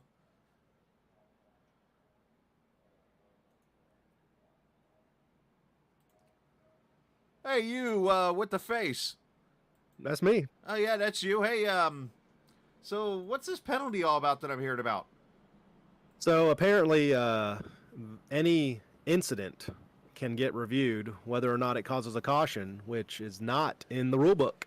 So my question is, why have a rule book if we're just going to make up fantasy rules? Well, you got to remember, we're all fans of NASCAR. That is true. That is true. This is a NASCAR sanctioned event. So Sanctioned? Yeah, sanctioned. Shawshank Redemption?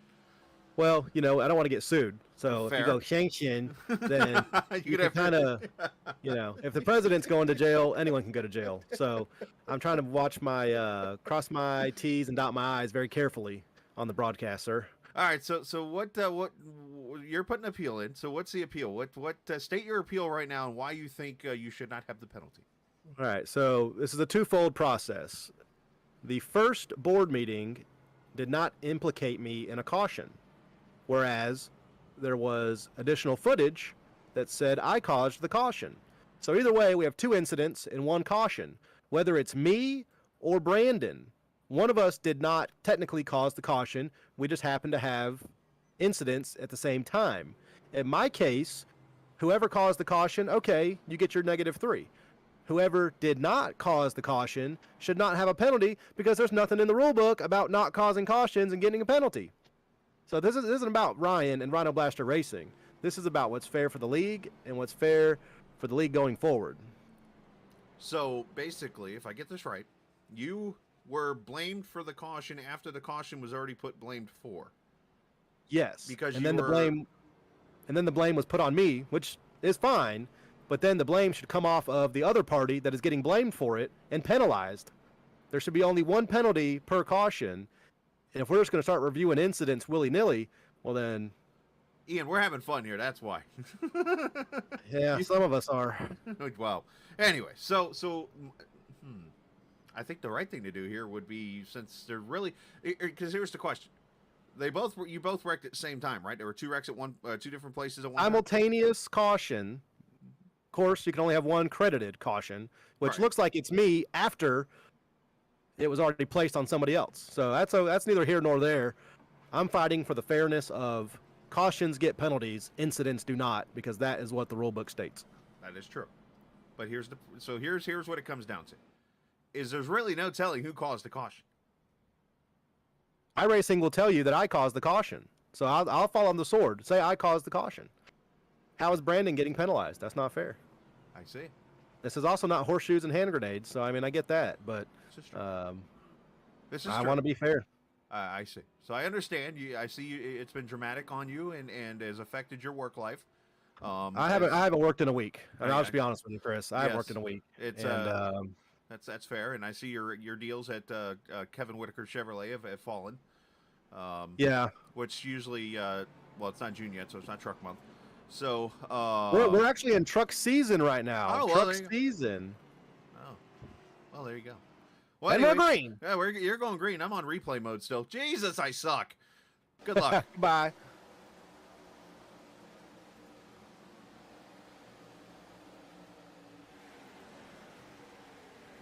Let me get Ryan down to his channel. He's probably waiting for me to move him.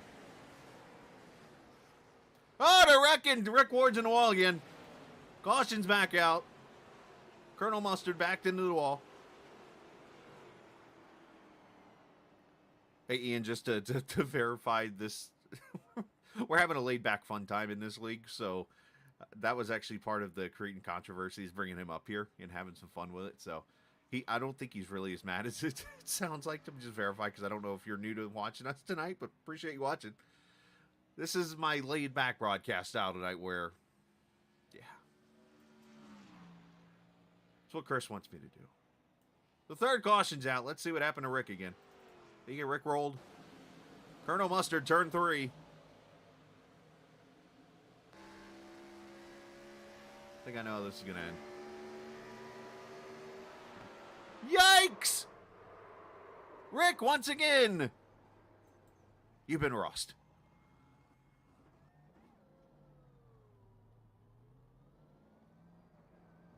You know, that might be something I bring. Lewis, are you watching? Because you're suspended for something stupid last week. Lewis is watching the stream, I think.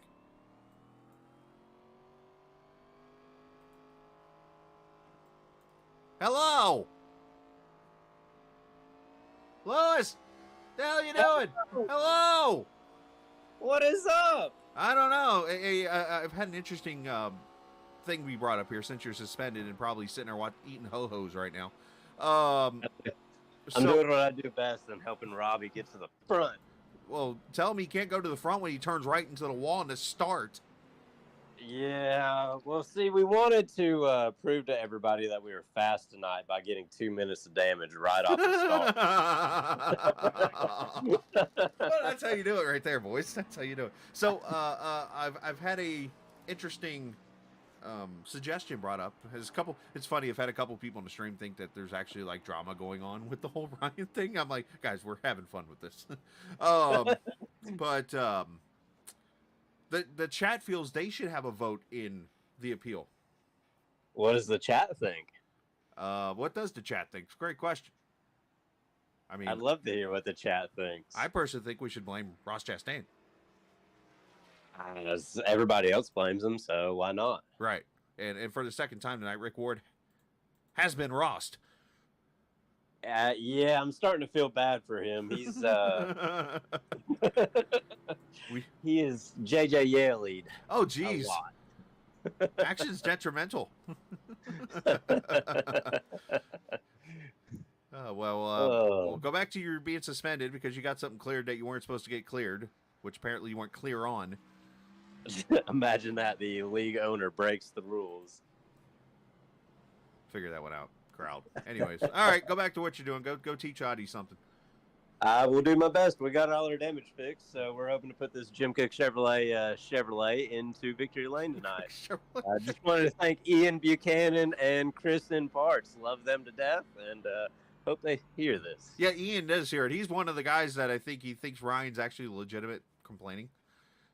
Oh, perfect. Ian's going to love me tomorrow because we had a client come in today, and I did not do what Ian asked me to do, and I'm sure I'm going to get a text message about this. Well, then again, when do you ever do something that you've been told to do? Never. There you go. All right, go to your room. All right. That's the boss man, Chris Lewis. That guy there is actually the main reason I'm broadcasting still, because when I streamed his IndyCar League, can I still say that? He was like, he saw the potato I had and what I was doing with it, and it was getting older. Still sitting back here behind me, by the way. And he said, "Hey, Scala, let's get you a new computer." And here I am now with what I have. So, I owe my debt to Lewis. All right, so basically, now let's put the series hat on. So to explain what Whitaker's saying, is last week there was a wreck that in the unbroadcasted Milwaukee Mile Race, my restream was actually nixed for infomercials, apparently. In this race, there was a wreck, apparently, where there were simultaneous wrecks that brought a caution out. And apparently there was the wreck by the committee, which they used to vote faults for wrecks, put the wreck on one person. And then later, the wreck got changed to Mr. Whitaker. So Whitaker's appealing the call because in this league you lose 3 points, which are crucial because there's only 8 races and the max amount of points you get in a race is like 28 or something like that. So he actually is appealing the call. And basically we were having some fun with it tonight. We were actually going to do a therapy session with me, but we ran out of time. And again, late work caught me off guard. So, yeah, high school cornhole. That's definitely it right there. That right there, 1, sounds illegal. And 2, yeah, no, I'm just staying away from that, Casey. No. That sounds like a game at a college gone wrong right there. Just saying. All right, green flag gonna come back out. So ever since we got everything fixed, we've gotten all of 1 lap of green. Everybody spins the tires down the front straightaway to turn 1. Stephen Miles up front, Brandon Alphin, Alex Bryson, Kyle Ethier, Brett Rolls, your top 5.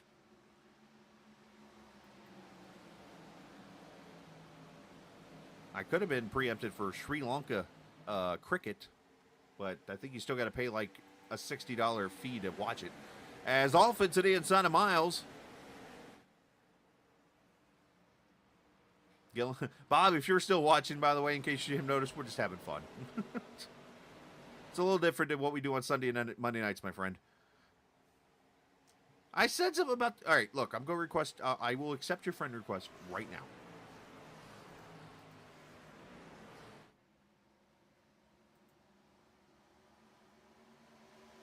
Man engaged to a doll announces birth of third... What the hell? Anyways, I wonder if that happened in Cornhole. Never mind.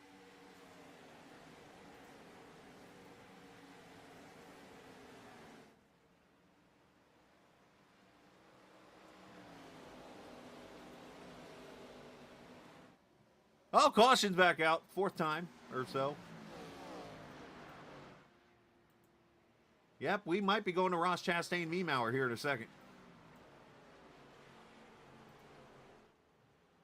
I just didn't want you to be surprised because obviously, yes, we do our thing in Sim 500 and you know, put on great shows, but this is one of those. Chris is like, dude, I just want you to have fun. I'm like, all right. Let's see the caution replay real quick and see who it is. I hope it's not Rick Ward for the sake of us. Doesn't say who it is.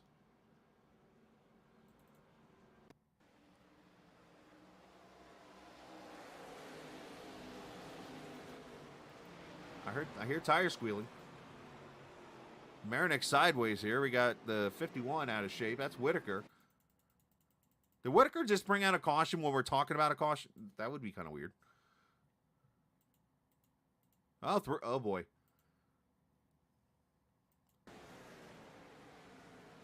Oh, Clementine just cleans out Whitaker and cleans out Dalton.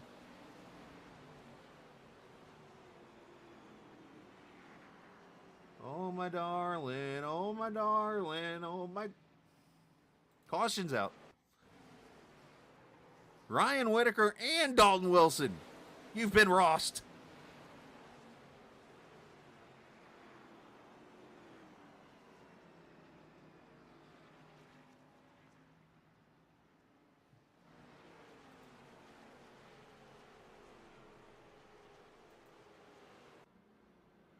All right, so pit stops just happened again. And remember, 2 sets of tires, 40% fuel.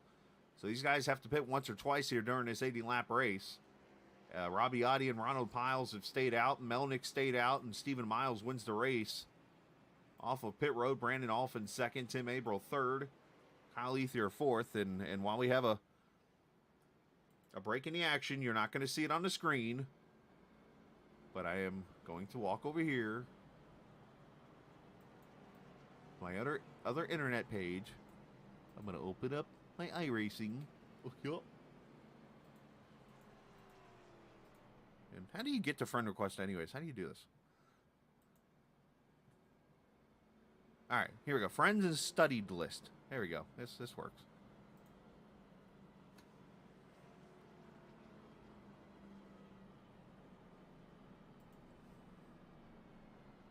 By the way, side note, I'm still in my work clothes.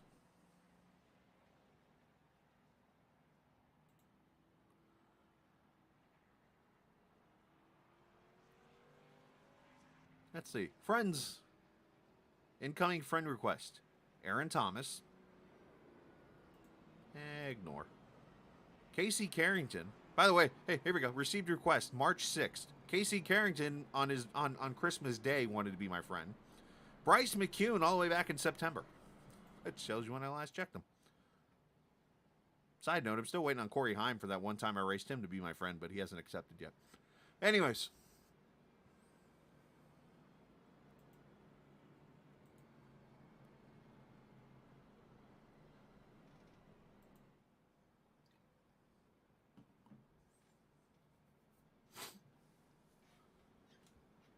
Oh, I think it's that time of the night.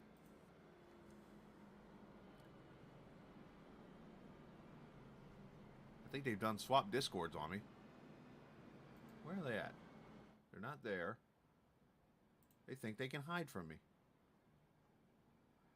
They're not in that discord. What discord are they in? I'm looking for Miles. Miles is hiding. Me and Alphin will be in my... Oh, that's where they're at. They're in Miles. Miles has got his own discord, by the way.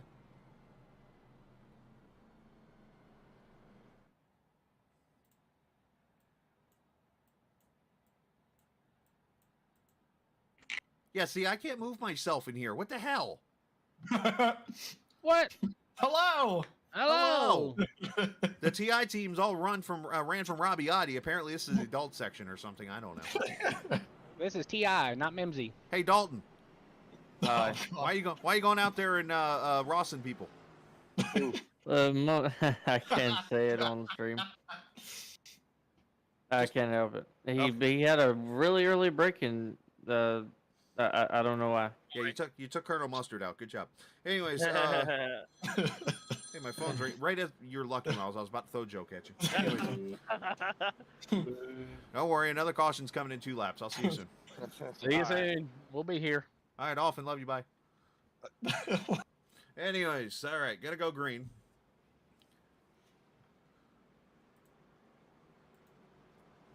I have not even had enough beer yet. That's scary.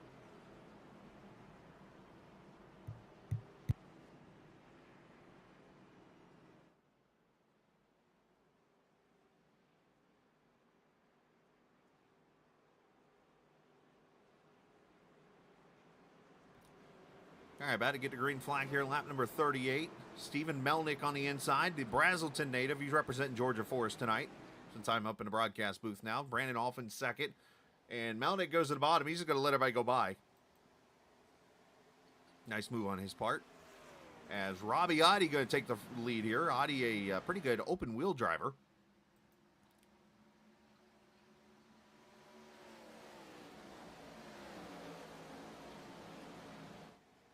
Everybody kind of getting their sorts about him. Nice crowd here in Japan, virtually.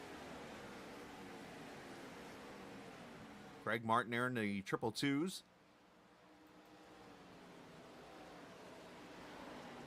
Melnick in the Indiana Jones paint scheme, which, by the way, there's another one coming.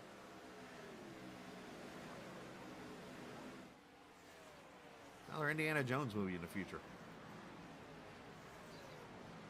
Coming out in June, apparently.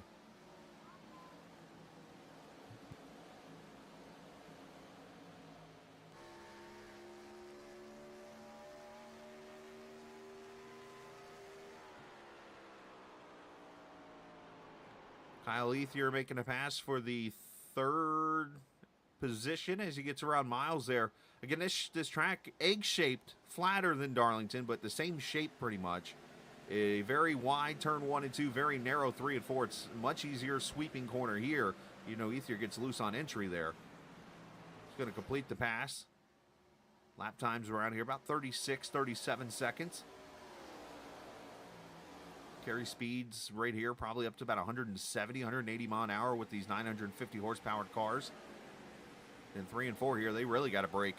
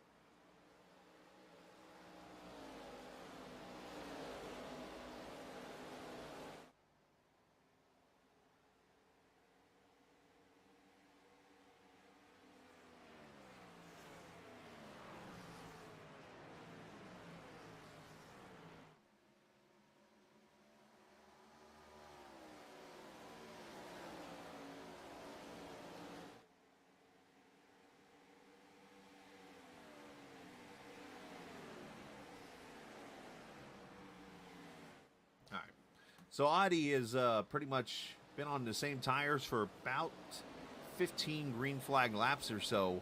That's how he's been able to get this lead and has been able to hold the track position for the most part here. Doing a good job on Alfin, on Miles, Ethier Averill, Alex Bryson there in 6th, as I mentioned. Let's go back here. Eurykio Gold at last. And Ryan Steinhoff, Eric Tupper back here, 8th, 9th, and 10th. Brett Rolls back here also. Brett finished top 3 last week as we ride on board. Let's check out some of the speeds they run here. Down to about 120 miles an hour through the corners here. Very flat, very wide surface.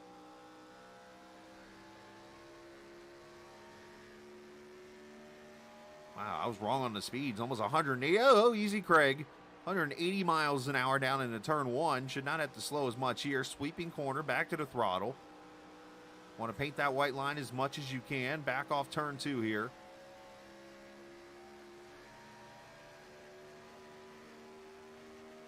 $181 miles an hour, and then pretty much Stoughton Park down to turn 3. Riccio going up the track.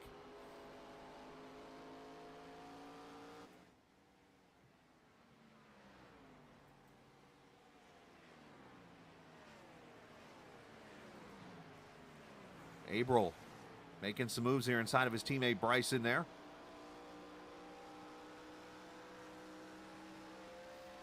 All right, so I don't have any of the points like graphicked or anything.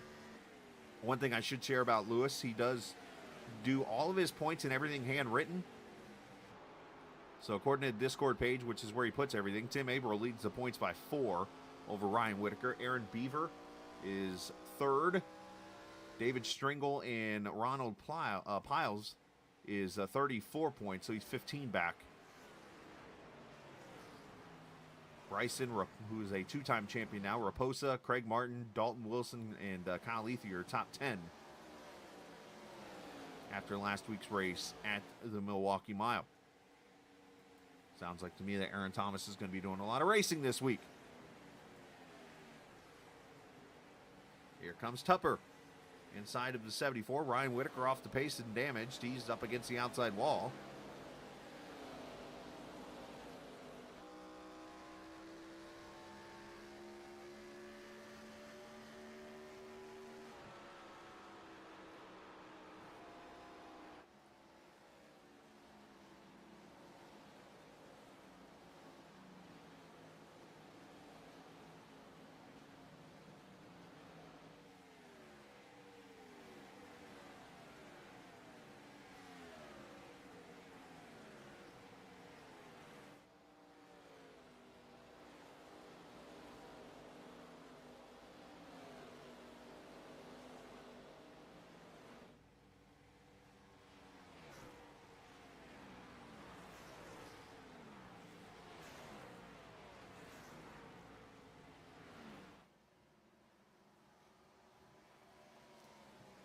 We're putting that pressure on Steinhoff, who's having a good run there. 7th position for him.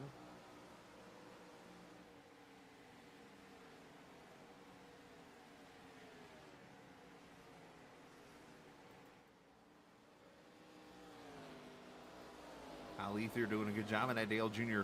Bud paint scheme.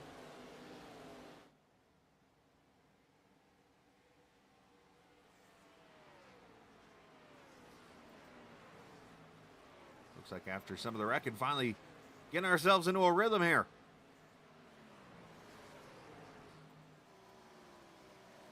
Of course, I was the first caution technically tonight with the daggum telemetry not working for me for some reason. It was all kinds of sideways tonight.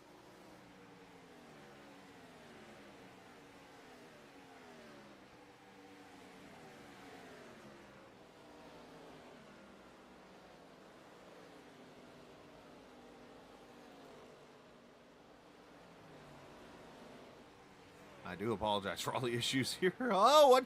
Landon, easy there, buddy.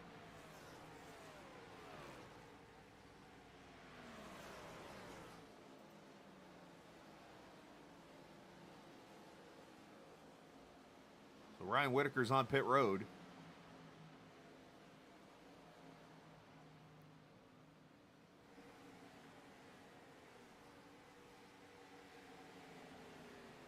So it was announced that the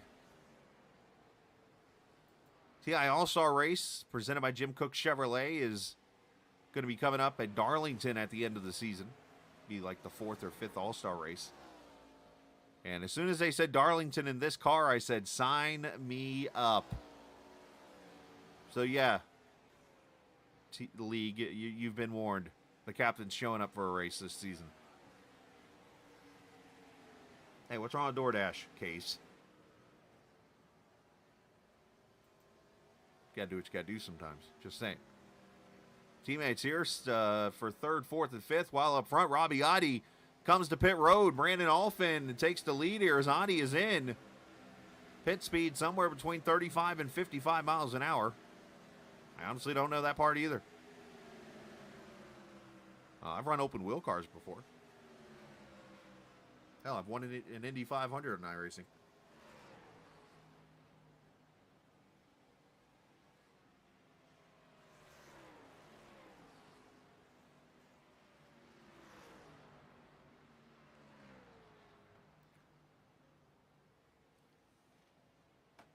Looks like Audi took tires that time by you. Get 2 sets of or 3 sets of tires now in this league with pit stops. So Robbie pulls away. 14-second stop as he just goes a lap down right there. Well, see, when you guys started, that was there. When I first started, the only thing there was Carb Cup.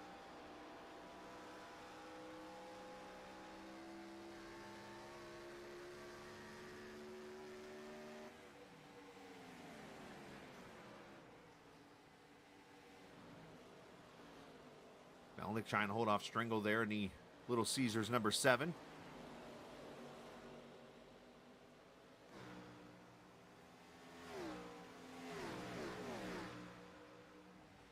Alfin leads his teammate Abril there by 1.9 now.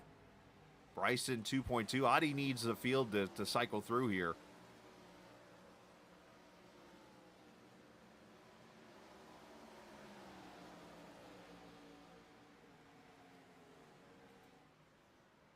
So Ryan Whitaker's back on track.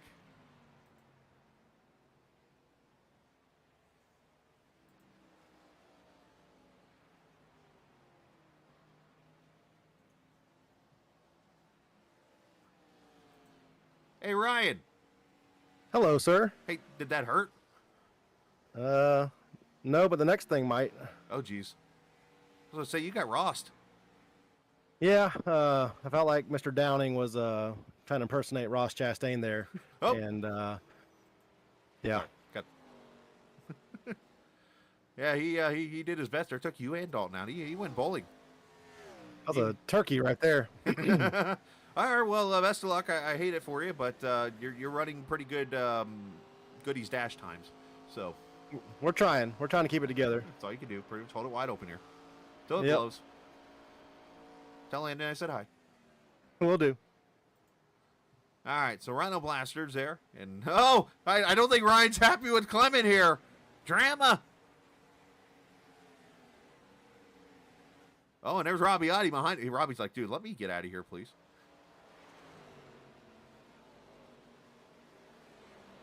There's only one kind of medicine that fixes drama. Dramamine.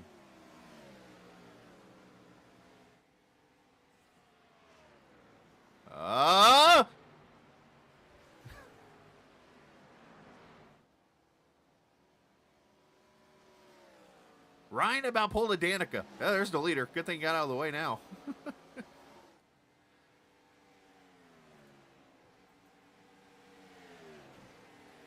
The Dale's Pools and Spa number 21 leading this race. Of course, Dale's Pools and Spa, the sponsor, is the father of Brandon Alphin there. They build pools, and of course, with it being the springtime and getting warmer pretty much everywhere, except for where they're getting severe thunderstorms at, which are in the Midwest. Hopefully, everybody's okay. I should do my own kind of weather thing on YouTube, shouldn't I? I've thought about it. I've seen a couple people doing it now where they cover like severe weather. And I've got some, like, I don't have like full knowledge. I'm not a meteorologist or anything. But I do like weather, and I used to study weather, like when I was younger. So I know like how stuff works.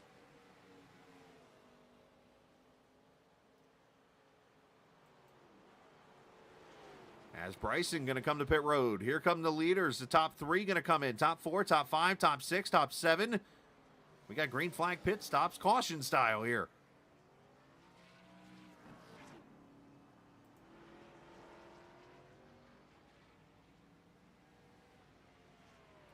With 20 laps to go, the window's open. Everybody should be able to make it here to the finish. Who has tires left? Everybody should. Oh, one car spun to the inside back there. I think it's Clement.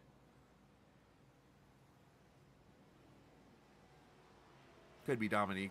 I'm not sure. Some purple car. Barney the dinosaur. I don't know.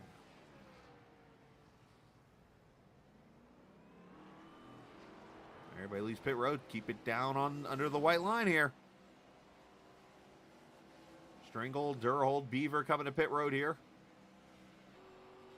I thought about going to meteorology school. But I just loved racing so much. But I think if I'd never made it in radio, I definitely would have looked at meteorologist. I mean, dumb me wants to go out and storm chase. That'd be kind of cool. Maybe I should do that as a main job. I don't know. So the lead's going to cycle around to Robbie Oddie. Now, Robbie, I believe, still does have to make one pit stop here. Unless he can find a way to put 28 tanks or 28 laps of fuel together here. I'm pretty sure he's trying to do whatever he can and hope for a caution right here. Oddie led the most laps at Milwaukee last week. If I was Lewis, I would probably split this in half. He pitted at 52, which is 28 to go, 14. So 5 laps, bring him back, top off the tank, and go. Oh, gee. Come on, kid.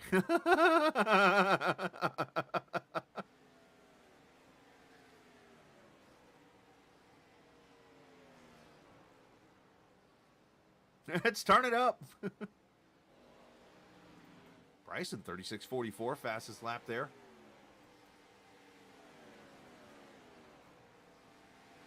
Of course, I get my stream or get everything fixed up and rolling right, and everything goes smooth. I'm just very impressed with like the braking points these guys. I mean, everybody's just kind of sending it in there, and this car, you got to plant that nose.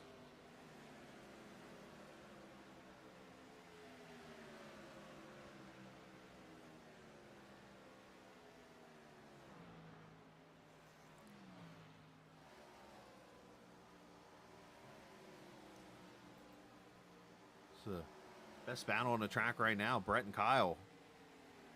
7th and 8th position here. Winner will get a free bowl of ice cream from their freezer.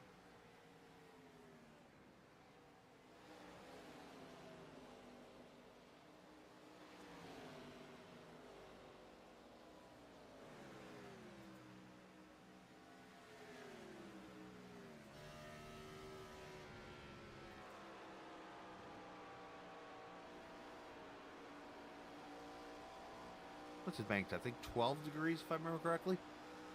So, of course, this track comes with a road course, if no one knew.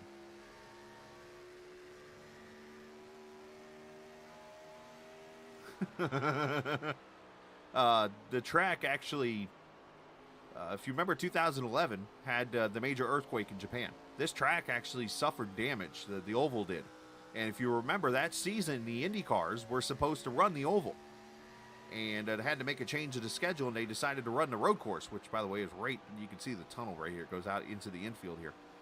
And Scott Dixon won that race, believe it or not. Ryan Whitaker on pit road. But the start-finish line, everything is on the inside of the track.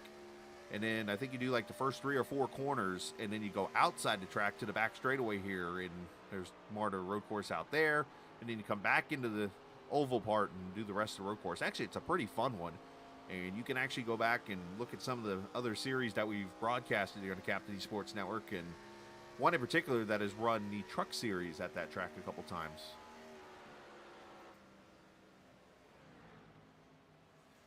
All right, so Audi 6.3 right now over Brandon Alphin, Tim Abril, Alex Bryson, Stephen Miles, all 5 of the TI guys up there in the top 5. This is the reason why I stepped away, because I'd probably be running 20th and wrecked. So they decided to throw me up in the press box. Thanks, clowns.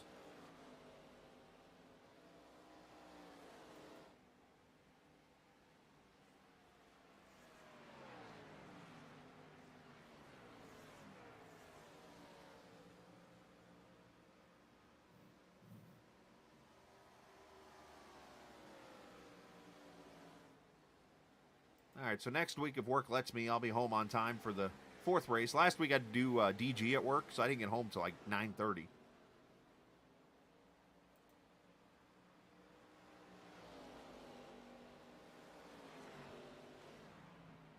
But FedEx management willing. Next week we'll be at Richmond. Be the 3rd of the 3 flat tracks in a row, and then before we go to Dover, Watkins Glen, Pocono, and Charlotte to finish out the season. Richmond in these cars. Oh. Almost driving like a dirt track. So Robbie Otti's on pit road at 14 to go. It's like Lewis is listening to the stream, probably.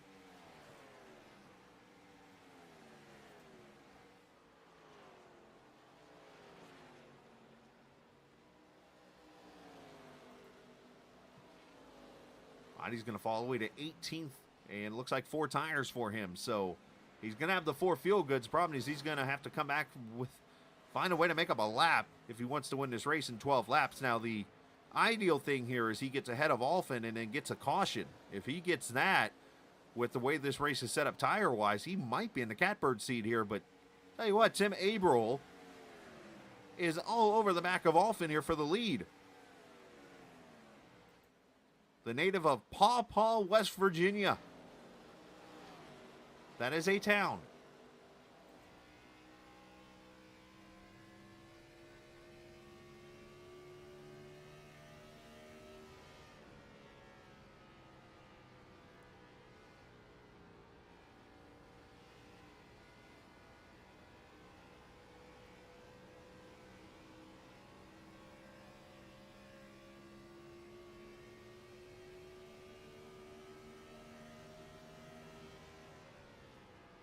Boy, that's back in got and here we go.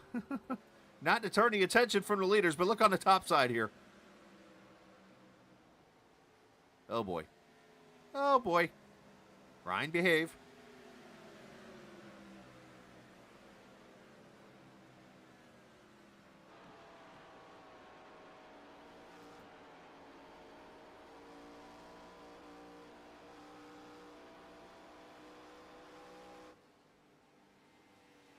Or just wreck yourself, I guess, Ryan.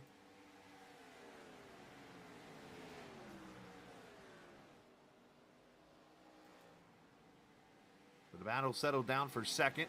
Or not for second, but for 6th and 7th. Got 10th and 11th battling right now. 17th back there is Fight.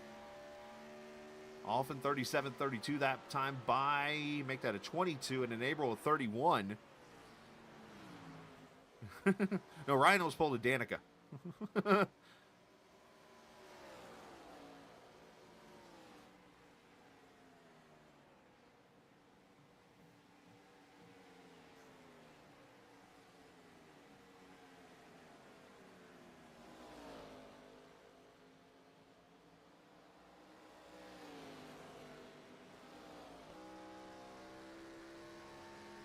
Oh, caution is out.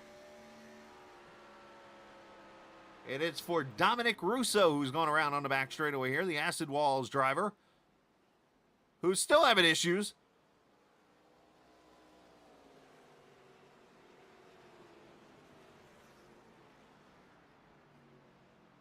Yeah, this is going to create some drama.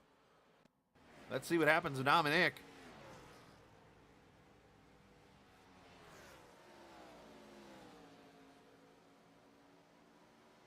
He gets on the apron and, well, spins her around.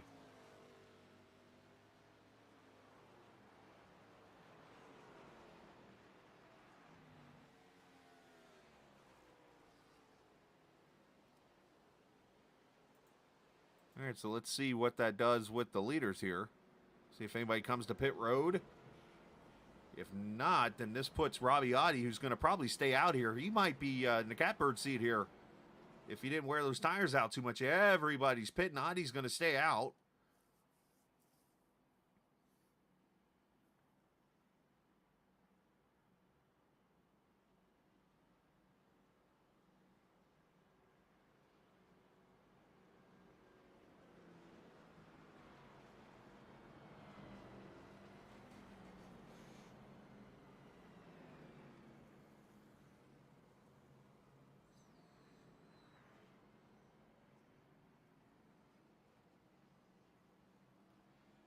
Race off pit road, Tim Averill.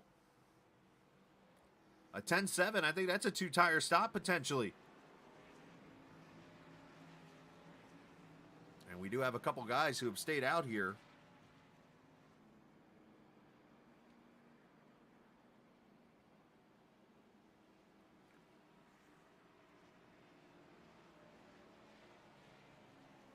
All right.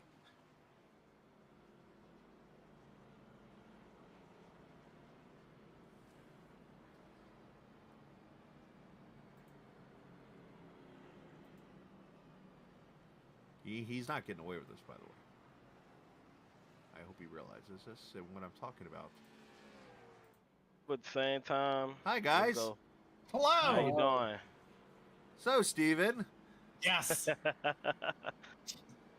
You know, 2 years ago, my doctor told me I was going deaf. I haven't heard from him since.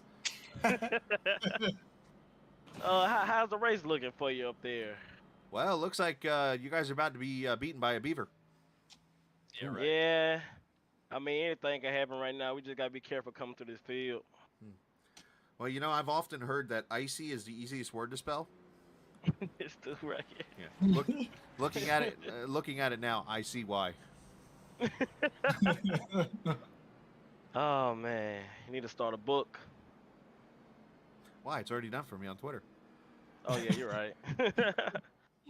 Gotta love it. All right, so I've seen this book before with this team before. Tim, I think this is a good opportunity for you to remind them of Bristol. Oh man. Okay. And I'm gonna leave from here. So y'all have a good one. You too.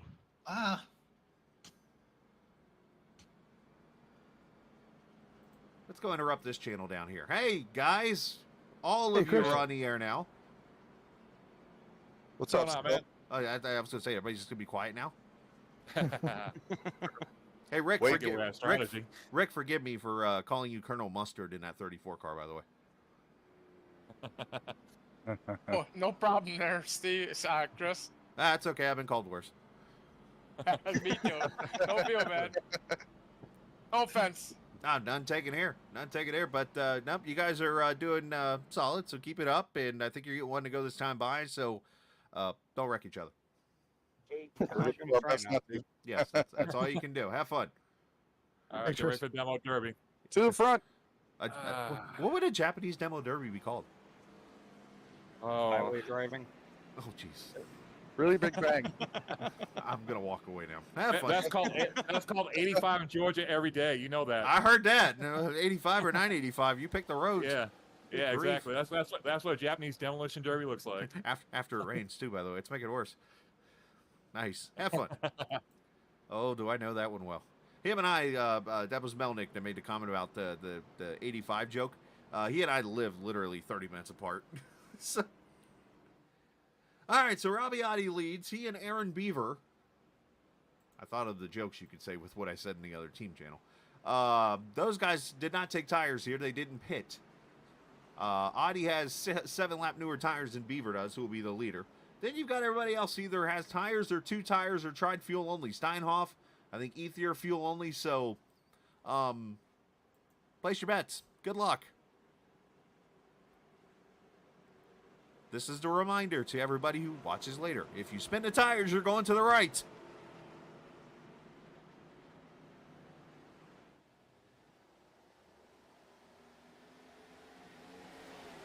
I think everybody did okay. A lot better than the start. We're already 3 wide down to turn 1. Adi with the better angle. Brandon Alfin is all the way up in Suzuka, trying to get that lane to work. The 74 Steinhoff down there at the bottom. So is Alex Bryson. Not a good restart for Brandon. Up, caution's back out. And Eurykio's spinning over here in the infield. Oh, another car going spinning into the corner. Ronald Piles is, I think he's going to the bathroom.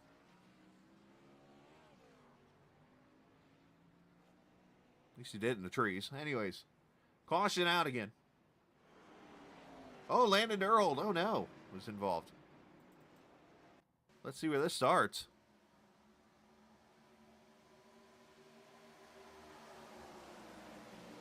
Something tells me they all have something to do with this here. Oh! Oh!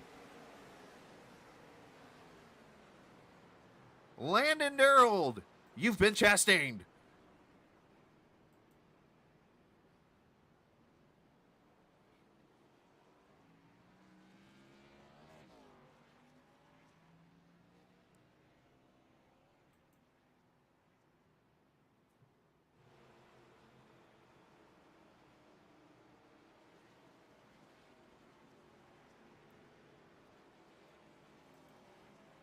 I mean, that was like the perfect dominoes right there.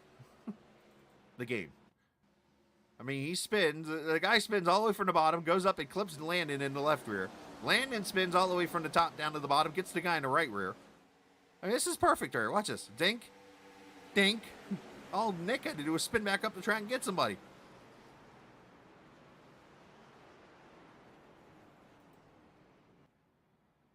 All right, so we're gonna hit our limit of laps here. So we've got, all right, we got extra laps over at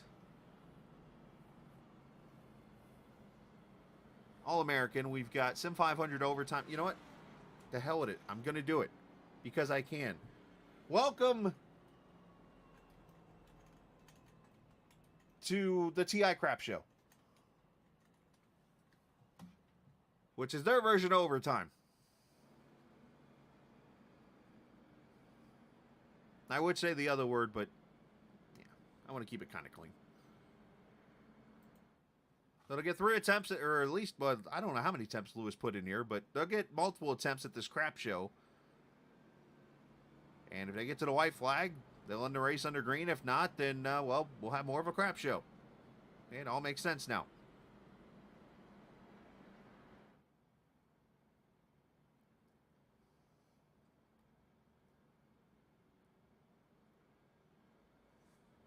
I think this is a good opportunity for me to pull Robbie Adi's crew chief / owner of the league.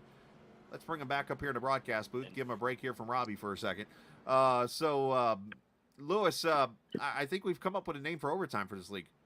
What's that? The TI Crap Show. That's what it is turning into. This is, I mean, I could use the other word, but I mean, you could. It's your broadcast. It is, but yeah, I want to be somewhat respectful to people. Oh, I'm telling you, this is nerve-wracking, Scala. This is nerve-wracking. We got the strategy right. We got a little lucky. And now we just got to hold off Timmy for this next restart. It's going to be easier said than done. Yeah. As I've reminded the field before, and I'll say it again, if they spin the tires, the car's going to the right. Yeah, that's what we are afraid of. How did you like our Scala strategy we pulled? Well, I thought you were listening to my stream because that's exactly what I said to do. Nope, that was just in my head from the beginning of the race, but Yeah. I knew it would be something that you would pull off. And Now, see, it wouldn't be called a Scala strategy because I wouldn't have made it this far in the race. well, with the luck that you have, you wouldn't have got that caution that we needed. If we didn't get that caution, we wouldn't be right here. Actually, I wouldn't have probably made the race. But anyways, that's another story. All right, good luck. Thank you. Yeah, love you, mean it. Love you, mean it too. All right, so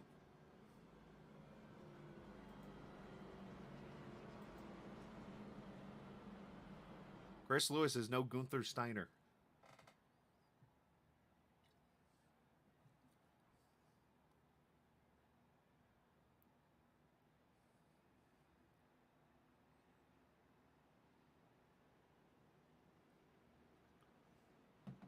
All right, our first attempt at the crap show.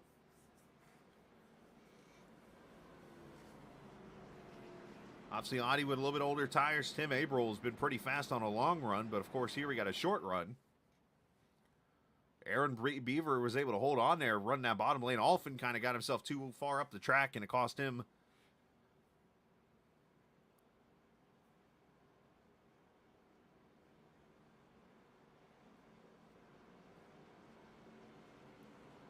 By the way, it's the last broadcast I get to do for, well, like league broadcast I get to do till Monday next week with Easter weekend. So happy Easter, everyone.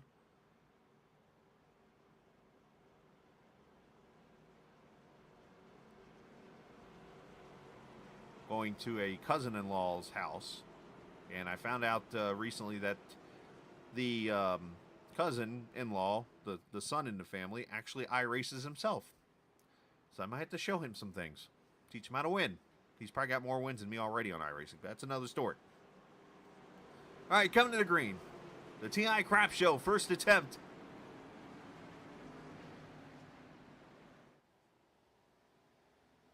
Up, up, up. They're trying to spin the tires here. Alphen's heading for the... Oh, one car did back there. Somebody just completely annihilated the wall back there. I think it was Dominic. It is. Adi gets the lead.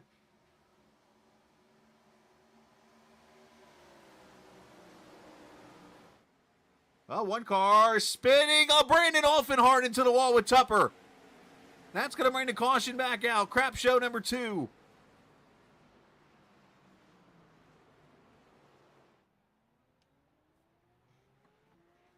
Huh. Crap Show deuce.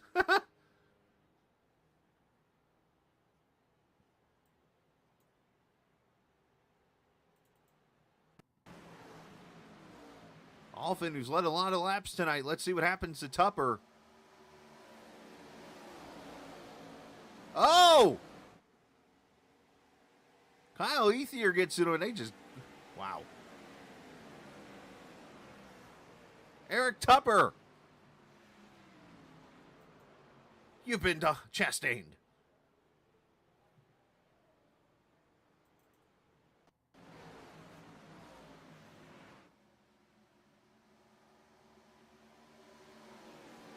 Looks like Kyle got a little loose there.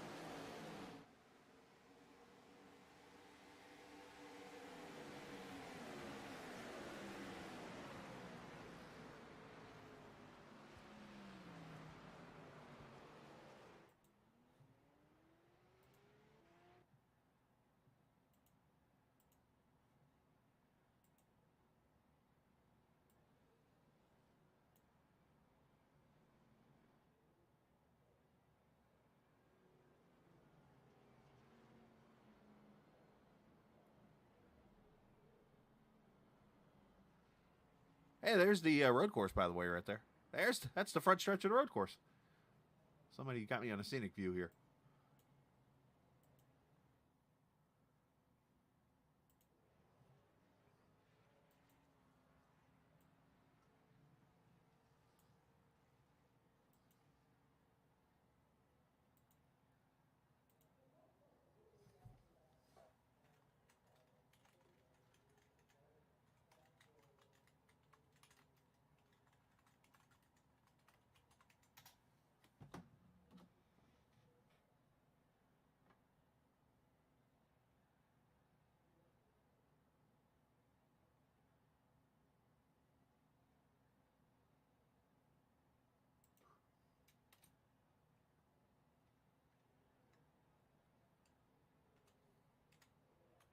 typing in something. That's why you're seeing me do this.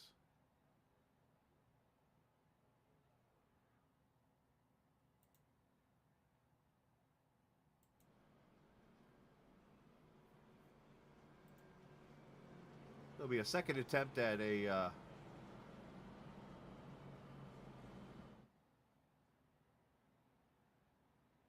the crap show.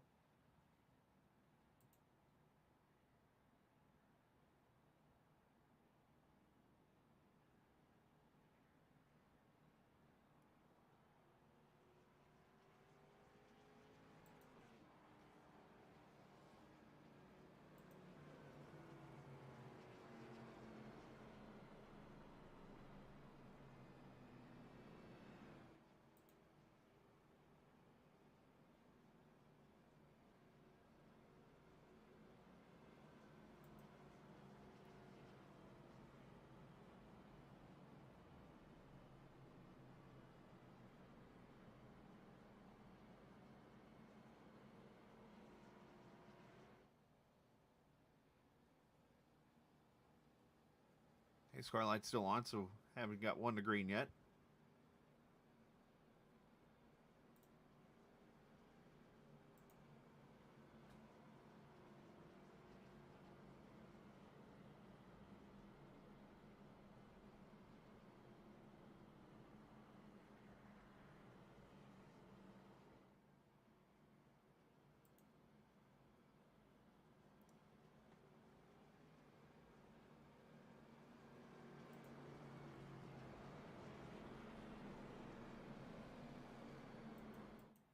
I'm looking for some more gifts, but haven't been able to find anything. Anyway, should get one to go this time by. Again, next week it's Richmond. Hopefully everything works out and I'll be back live again like I am tonight. But first we got to get through this crap show. Second attempt.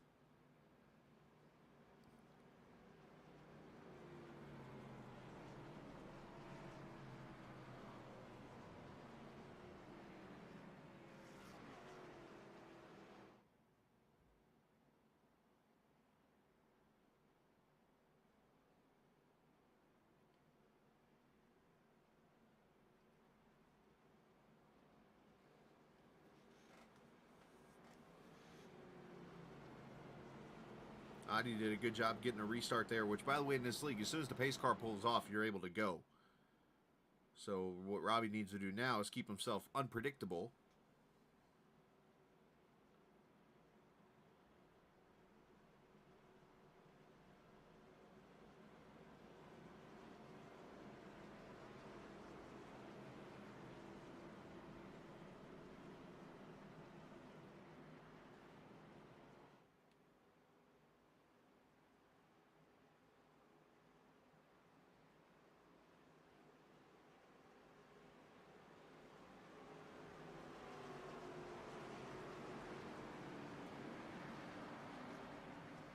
All right, here we go. Green flag.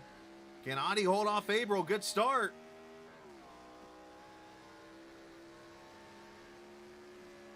He's already pulled a 10th on April into turn one.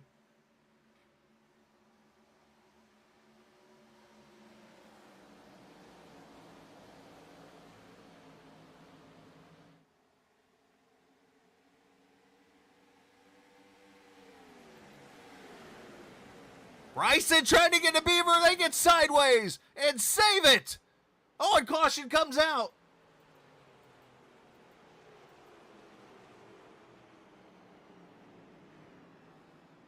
Did they throw a caution for that?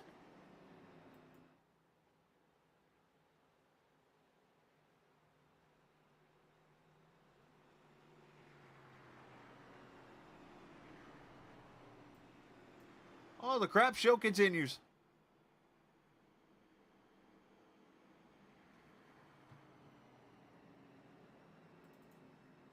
What in the world?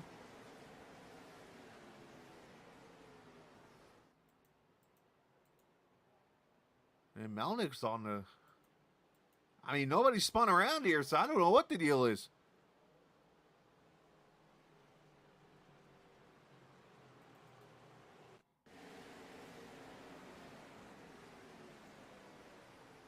And Craig Martin's a little sideways. And one gets a little... I got nothing. Who threw the yellow? Ross?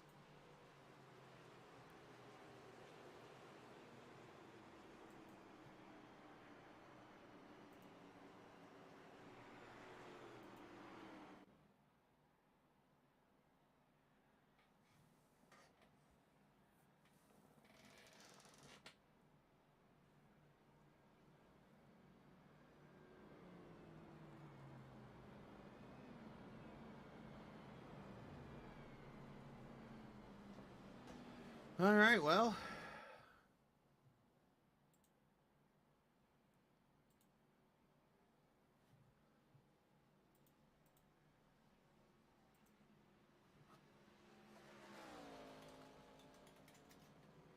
They've left me no choice.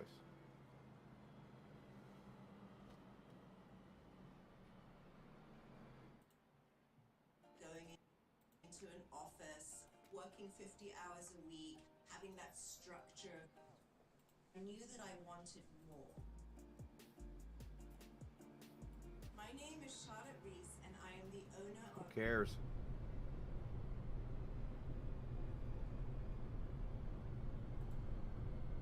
We'll just do some... Let's watch this guy storm chase for a little bit. This is the guy we were watching last week. He's over in Brooklyn, Iowa right now, apparently. I'm signed out of YouTube. What the fuck do you mean I'm signed out? Oh, he is. Never mind. We drove a lot farther than I thought. Man, what a weird day. Why is there an echo?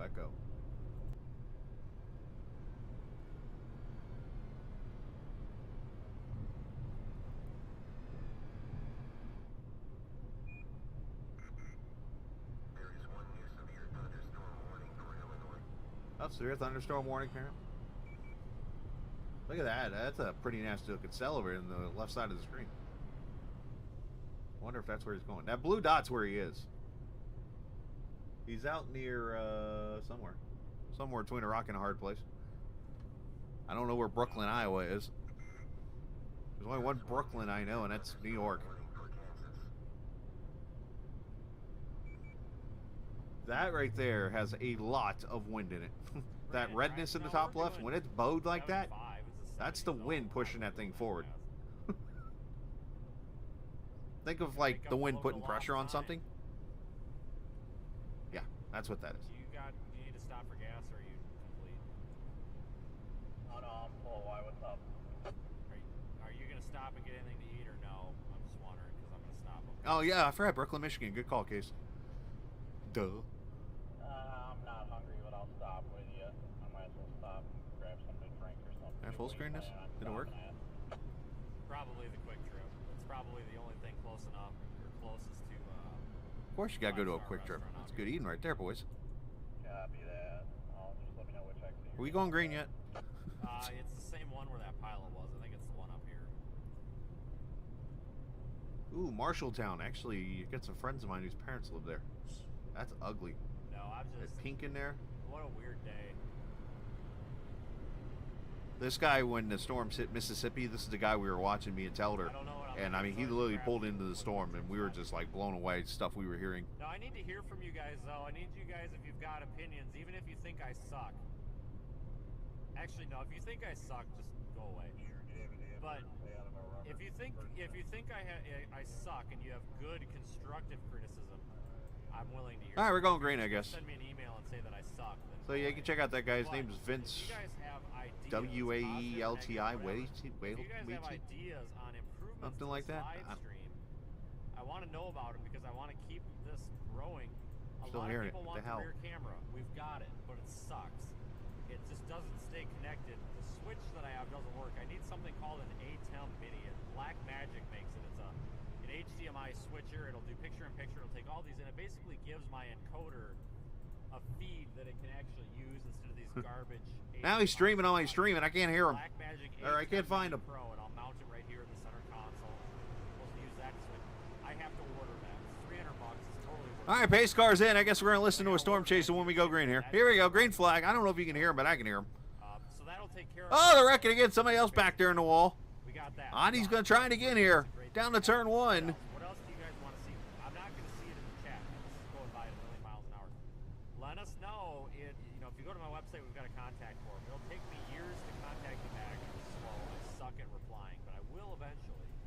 Down the back straightaway, everything good. Just got to get back to the white flag.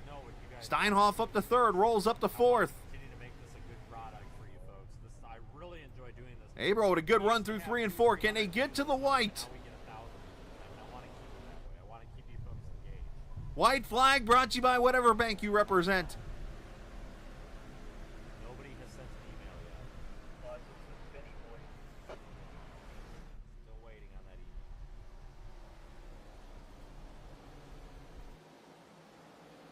That'll fix it. Just delete the damn scene or the source off of OBS.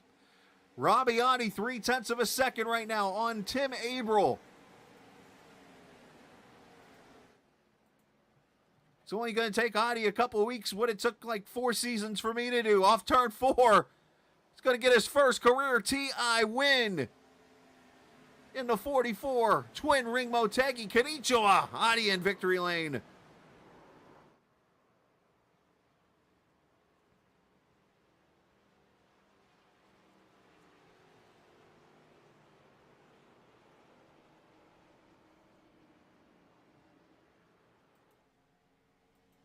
Abril finishes second.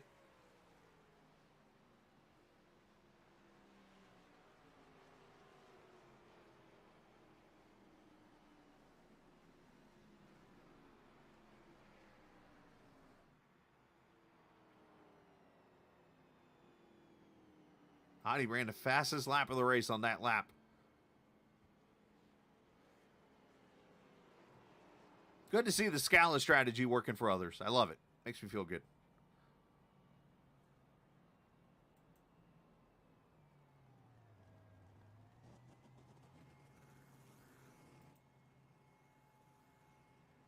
Does he know how to do a burnout in a stock car?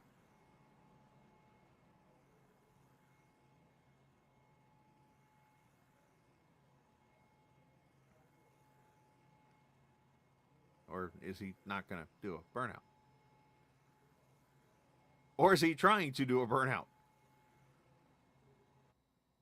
He did not do a burnout. All righty then. So we'll go from there, I guess. Yeah. All right. Let's see. Hey, the All-American logo.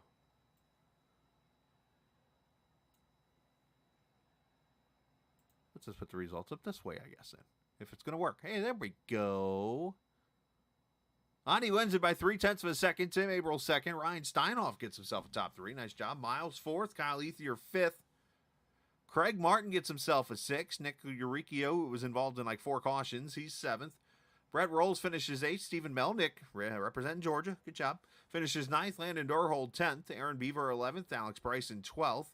Eric Tupper 13th. Ronald Piles finishes 14th. Dalton Wilson, Zach Mertes, David Fight, and Dominic Russo finished 17th and 18th. 19th goes to Dallas Childers. Rick Ward 20th. David Stringle 21st. Ryan Whitaker 22nd. Clement Downing down in time. Listen to me. Clement Downing 23rd. Brandon Alphin 24th. Eli Raposa. Taylor James. Chris Lewis didn't race and still doesn't know how to enter as a spectator, even though I've showed him 4 times at least. So yeah. Let's talk to some drivers. Take a breath. They do have a boxing ring in this channel, by the way. Let's see if it's that. Nobody's in it. Of course not. Talk to our top 3 drivers.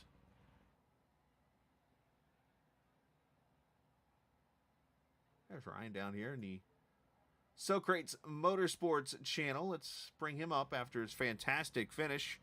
Eric, man, let me make sure. Ryan, I'm sorry. Why I just called you Eric, I don't know. You can call me whatever the hell you want for the next 10 minutes. But anyways, great job tonight, man. Congratulations on the top 3. I saw you pulled the strategy there of maybe not having tires or whatnot, but you got the track position. Talk about how those restarts helped you out a little bit to a 3rd place finish. Yeah, I accidentally took tires. I just forgot to uncheck them coming into that one of those cautions there, and I feel like I kind of screwed myself by not having the freshes on the end. And with those continuous cautions going on, it really helped me because, you know, I was able to kind of save those tires, even though they were maybe about 10 laps old. And it was a struggle. I was definitely worried. And, you know, Was trying to work with Aaron there for a while, our teammate, and unfortunately got in that little incident. But yeah, no, it was a pretty strong finish. The guys around raced pretty clean, and it was a lot of fun. No, it definitely was some fun racing, especially in that middle part there. You were able to get that green flag run, get some pit stops in. Talk about the track itself. Obviously, a combo we don't normally see in a very tricky surface with the looseness. How was the car on there for you? Car was pretty loose, which is a pretty big change for me. It's my first actual full race in the Gen 4. I missed last week due to work, and so this was my first attempt at the Gen 4 car, and it was a lot of fun. Definitely tricky to handle on those restarts with a lot of wheel spin, but just a fun car overall. I love this track. Well, great job, man, especially for the first time showing up here and getting a top 3 with not to mention this track with those with the Gen 4 car. So nice job on that. Congratulations. Shout outs to whoever you would like. Shout out to my stream viewers, the family, all that kind of stuff, mother, everyone, friends. You got you for doing the broadcast and the league for hosting it. It's been a good few weeks. Go ahead and stream promote. It's just my name, Ryan Steinhoff. RyanSteinhoff. Just on YouTube. Come subscribe. I will put the name up on the screen since you probably confused half the viewers with that spelling. So there you go, Ryan Steinhoff. And go follow him on, where'd you say, Twitch? YouTube. YouTube. Hey, he's on the tube just like I am. Go give him a follow. Go check him out. I might troll him one night. You never know. Thank you. Appreciate it. No problem, man. Hey, great job tonight, in all seriousness.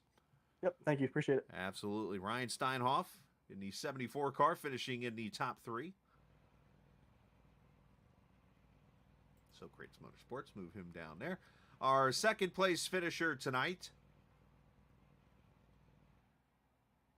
Hang on one second. Hey, Mike. Yeah, what's up? Isn't it your bedtime? You really pulled me in here just for this shit. Pretty much. All right, good night. Great. Love you, mean it. All right. So, second place finisher, Tim Averill. Unfortunately, Tim, I know you're probably a little disappointed there, bud. I know long run wise, I think you had the car to beat, as we saw you just kind of hawk down Brandon there a couple times mid race, but disappointed, happy with second. How we feeling? Horrible with second. I mean, this is 3 in a row, and it's unacceptable. Well, yeah, that's fair. But I think at the same time, it shows that, hey, there's a reason why you're the points leader, and obviously being the most consistent right now. Yeah, I mean, I guess there's a positive to something. Absolutely, man. Well, talk about the racing. I know the cautions, obviously the green white checkers and stuff like that had to be obviously frustrated and stuff. Yeah, definitely. Long run wise, I think we were the car to beat. I mean, my whole team was pretty solid, but you said I was able to run down my guys just a little bit there.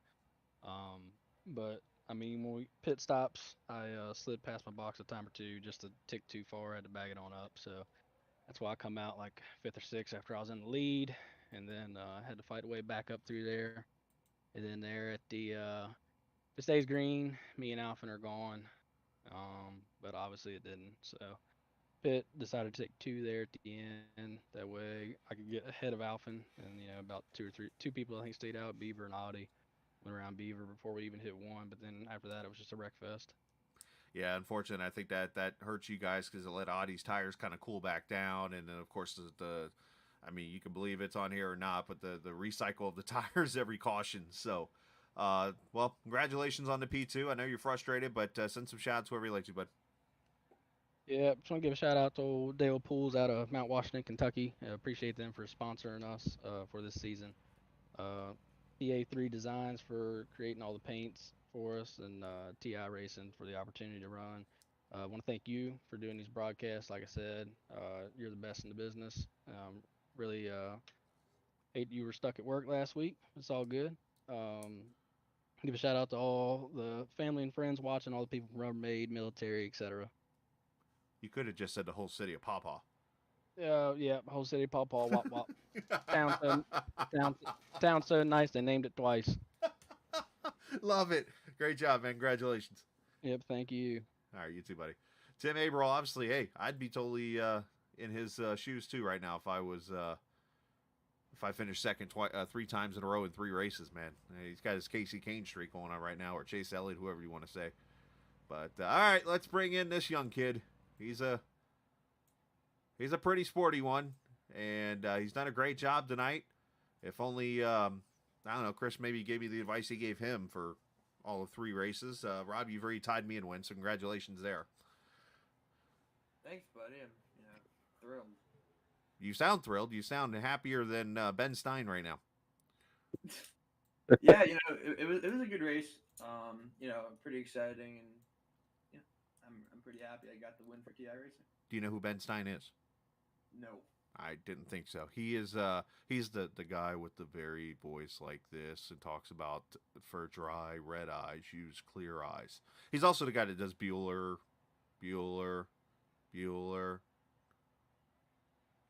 Never mind. Anyways, great job. Talk about the strategy that Chris pulled. He pulled a me.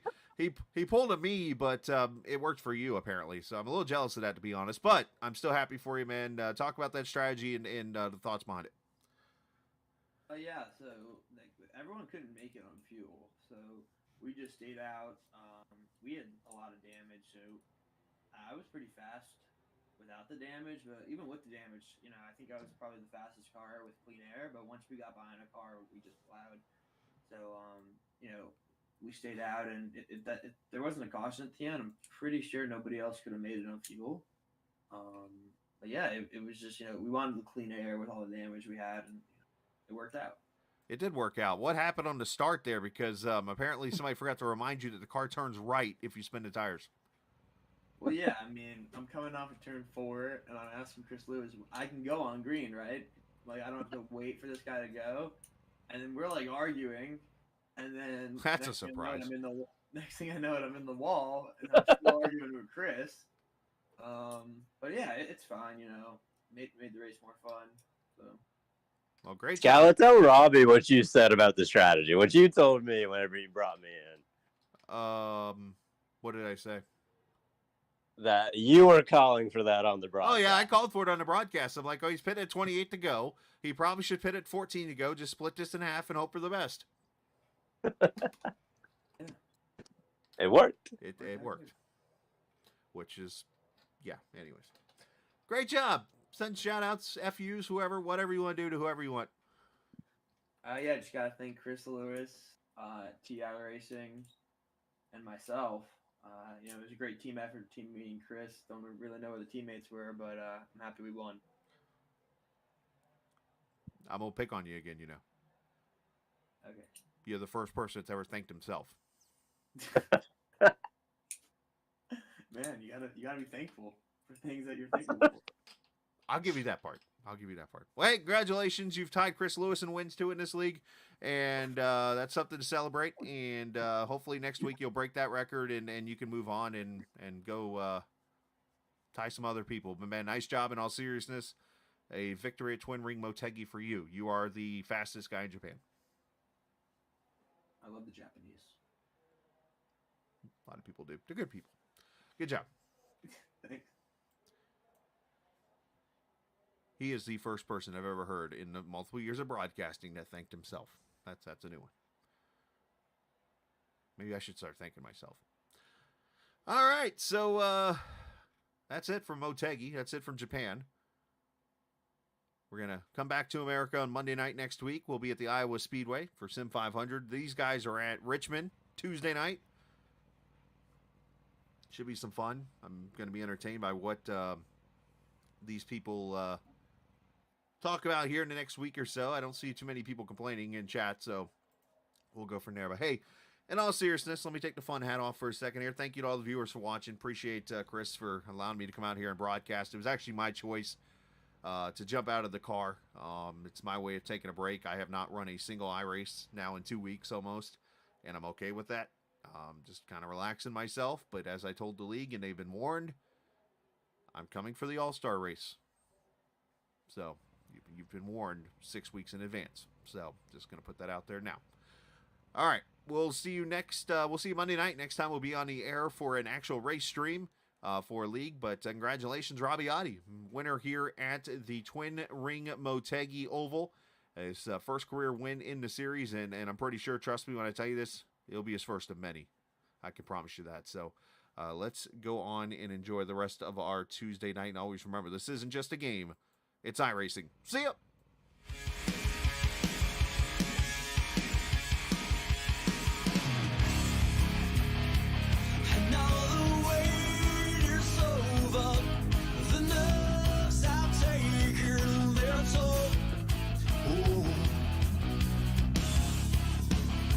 Let go of fear, you're holding the fire smoldering, it's starting all over again.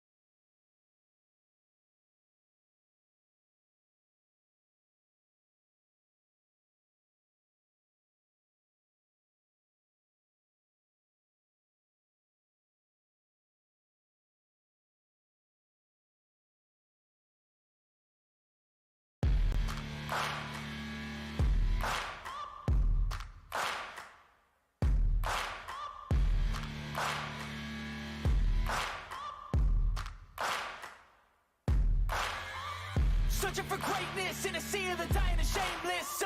A sea of the aimless. I don't wanna be one of the nameless. I'ma wake up with the mindset that one day I'm gonna make it. And I don't think I'll be fine if I don't break my limitations. Don't try to stop me, I exist to write my own story. I'll make a decision if I want some peace or if I want the glory. Yeah, don't want a life that is complacent or possibly boring. I just want a life that is worth every day exploring. My whole life I just wanted someone who would notice me. My whole life I just wanted to be somebody to be. Yeah, I just wanna be great. Yeah, I just wanna be great. Yeah, I just wanna be great. Yeah, yeah, I just wanna be great. Yeah, I just wanna be great. Yeah, I just wanna be great. Yeah,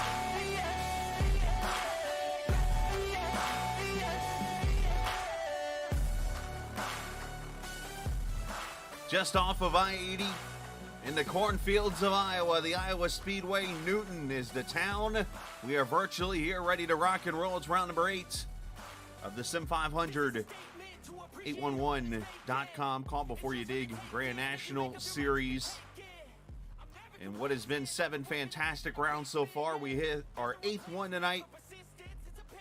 And we are looking forward to seeing some great racing. 140 laps tonight. And the usual iRacing default weather, which is 79 degrees, 54% humidity, partly cloudy skies with 2-mile-an-hour winds. So we'll see that track temp climbing. As you see down there at the bottom, it is at 115 degrees right now.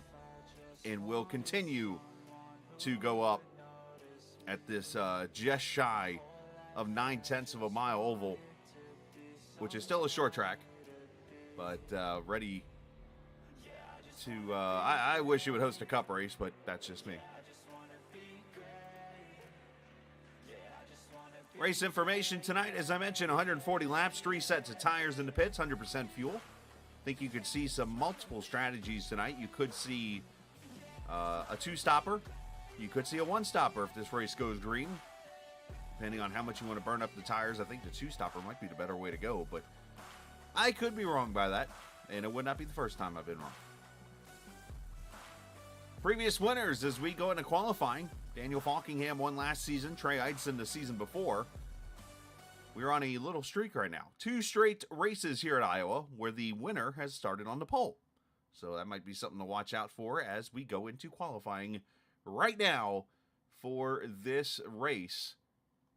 Because the pole sitter, well, I know streaks are made to be broken, but there's got to be something to that, you would think, right? Cars are on track. And looks like the first one's going to cross the line, going to be Stefan Marinick.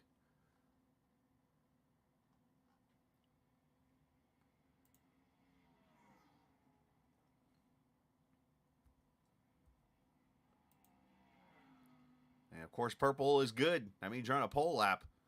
If you're not in purple, it means you're faster, but you might not be necessarily on a lap that is going to be pole worthy, as Doy Woods 24:14. That's your benchmark so far. As others cross the line, Marinick at 17, Campbell at 31. And the times start to come in. Mojica with a 16. Tyler Dalton is 16. Arnold is 16.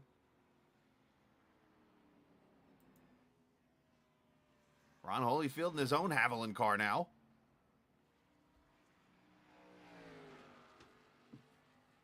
What else we got out here? Justin Fuller going to try to qualify in his units, number 51. Fuller, a former winner here, as he goes P2, 24:15. Dalton with a 15. Mojica, a 15. It's the fun part about this series. Time's on top of another here. Chad Coleman, he's completed his lap. He's 7th right now on the board. Let's go to Lewandowski here in the 20 car.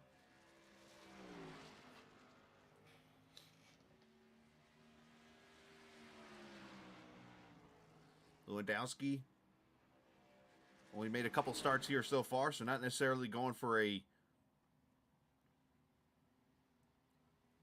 championship here, but does want to get some wins as he's back in this series, and he is 20th, so struggling right now.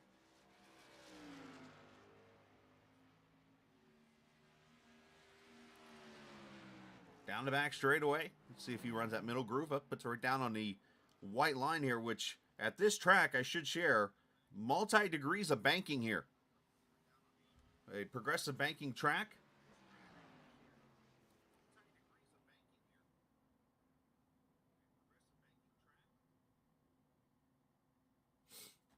Let's see who else is out there on track right now. How about Joe Hudson? He's out there. There's my camera swapped over to Scenic. As Joe Hudson out here in the 15 car right now. He is 24th right now in his lap, 24.83. Let's see if he can get that time to climb just a little bit. Josh Parker, that would actually shock me if he ran a qualifying lap. As Hudson pulls up to 10th. Here's Jimmy Coleman in the 84. And he goes third right now, 24.15. That's 4 of them lined up.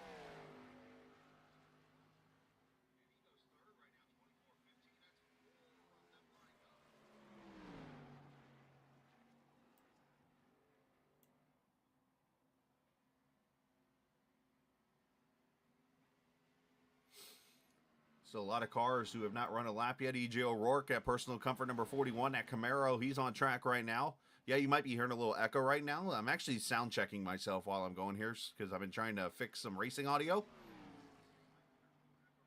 EJ is 24th with a 24.35, but at the same time, he just scrubbed the wall there in turn 1. That might have hurt his second lap. We'll see.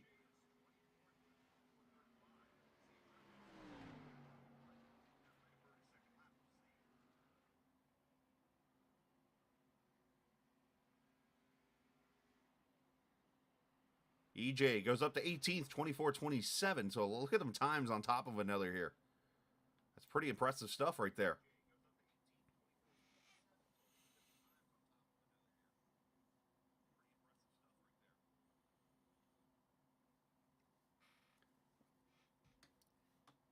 So Doy Woods, who's been a little bit on a qualifying roll here, is going to pick up another 811 call before you dig pole award here. So let's grab the driver of this number 28.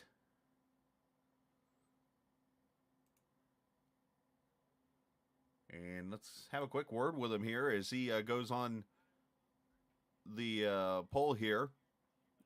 As we'll let Joey do his conversation real quick here. Doy, I'll talk to you here in a second.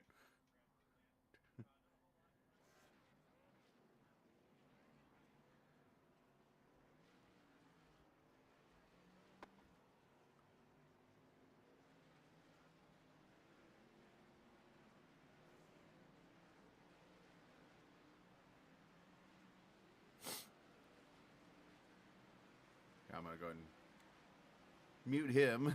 Sorry, Joey. You've been cut off. All right, let's talk to Doy here for a second, man. Congratulations on the 811 Pole Award, Doy. I feel like you're just racking them up now on us. Yeah, man, you know, it feels good to have some speed. And a lot of good guys around me, and I hope it was out in the race. And I hope we can get after it for a long run and win. All right, Dory, well, we wish you the best of luck. Having a little bit of audio issue. I don't know if I could hear Joey and hear a lot of stuff in the background. Hopefully, you can get that fixed for the race. Just FYI, I figured I'd help you out there. But congratulations, man. Dory Woods in the 811 Pole Award.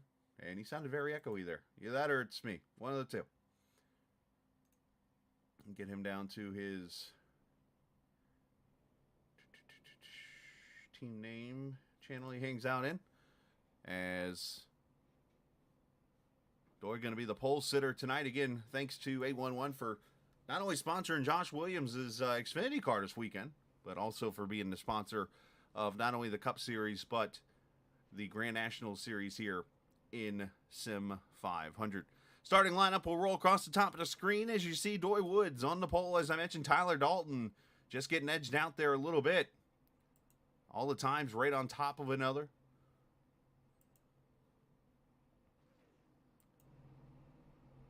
Jimmy Coleman, Justin Fuller there, row number 2, row 3. Eric Arnold and Pedro Mojica as you see him racking up on pit road here.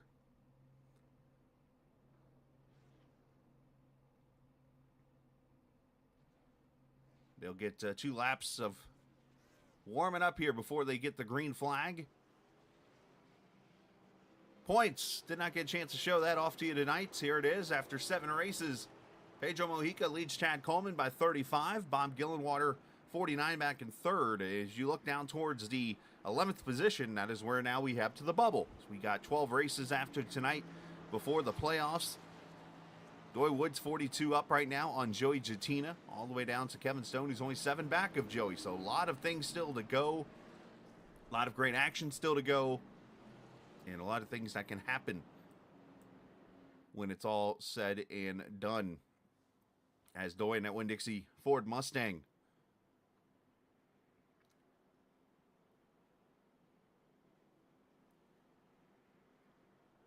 Nice packed crowd here at Iowa Speedway, Newton, Iowa. Virtually on iRacing if you're watching tonight.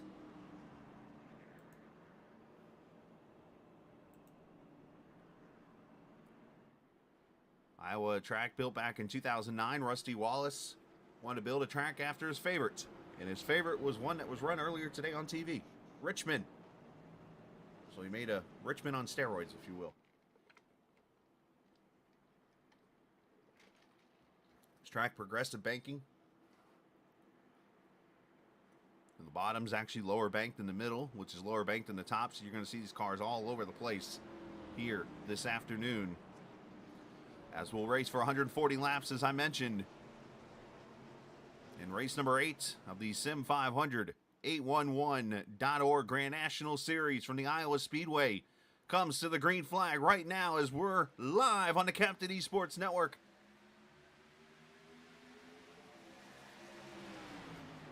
And of course, our cameras tonight presented by TrackCams22.com. You can check them out online. They're on Facebook, and they're in the iRacing forums at TrackCams22.com. As Dalton with a good start there on the outside lane. Justin Fuller climbs to the top there. Jimmy Coleman right there with him.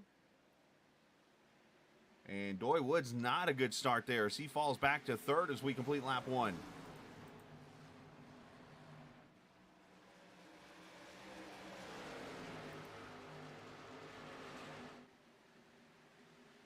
That's Mojica and Eric Arnold there side by side. Mojica going to take the spot away, the points leader there, 5th position.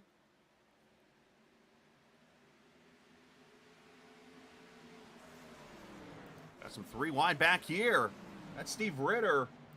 Bob Gillenwater in the middle of this mess, the 20 of Lewandowski. There is a very serious bump in the middle of 1 and 2. If you've never raced at this track, it will upset your car, especially up in the top groove. That's almost like a spot you do not want to be on this track, is in that top side of 1 and 2. Now, 3 and 4, the top side's okay. Burns your tires off, but it's okay.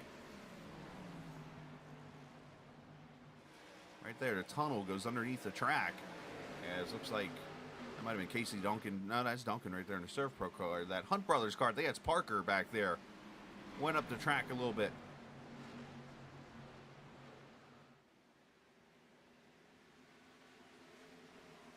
One of the toughest parts about this track is the transition off the corners. Oh, around goes EJ O'Rourke. Bobby Wetzel involved. And the first caution comes out here in lap 4.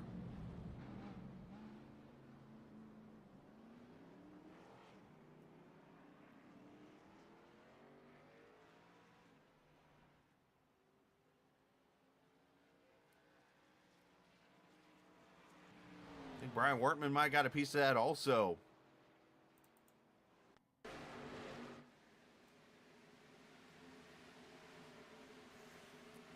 Just talking about the 3 wide going into the corner. So net code between Ritter and Wetzel takes out O'Rourke. And Parker goes sliding in there.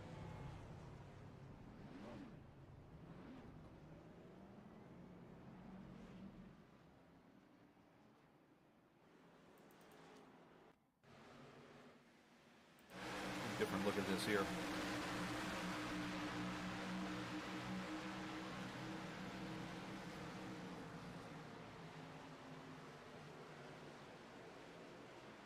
Jatina, nice job to avoid. Oh, Parker actually missed it. I thought he spun around. That's going to end up only being like 3 cars involved. So, well done by everybody to miss this wreck. First caution out. And I'm not sure you're going to see many heavily damaged cars here.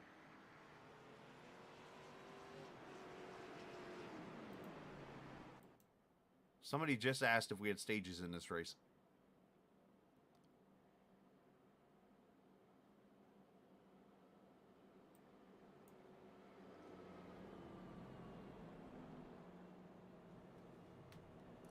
All right, some cars coming down pit road.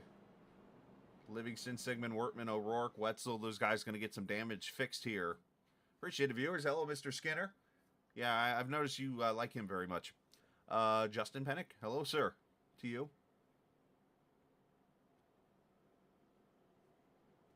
Yeah, we've had a good day of racing. Fantastic IndyCar race from what I've been told. Am I allowed to say that word? Cup race was pretty solid. And let's see if we can finish it out with a bang here tonight.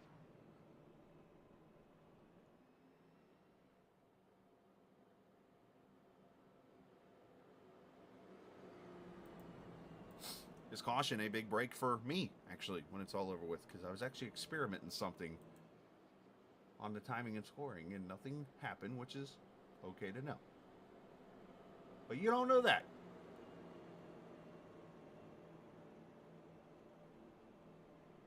And as I've learned in life, sometimes the less you know, the better you're off with.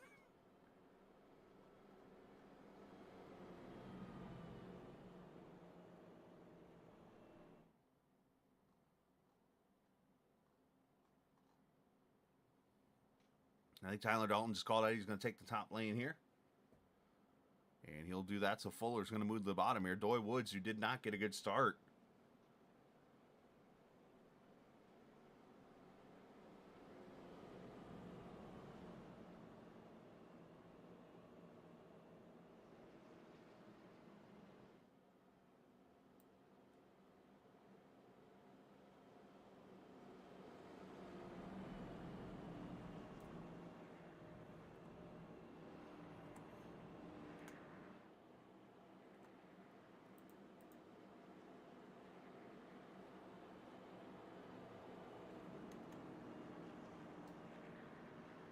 All right, so 34 cars started. Brian Wortman on pit road, probably topping her off here, getting ready for the restart. Again, this strategy in this race, it's very close on what you can do here. So I'm very intrigued to see what the others, or what a lot of people do in this race. So pace car pulls off. Dalton, the lead car there, top side as we go back racing here, lap number 9. Good start there on Fuller. Looks like Doy got a better start there in the 3rd position.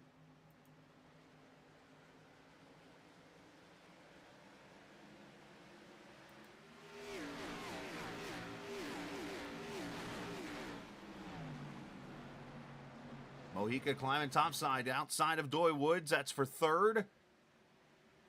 And it looks like this time it was Coleman who did not get the good restart. And he'll take that spot away.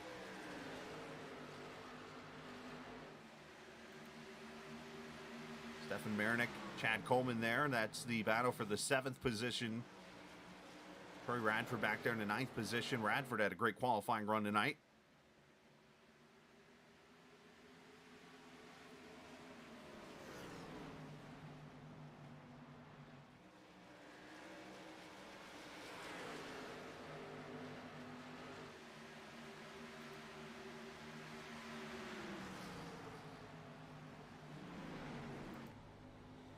On board with Bob Gillenwater here, the 4 car.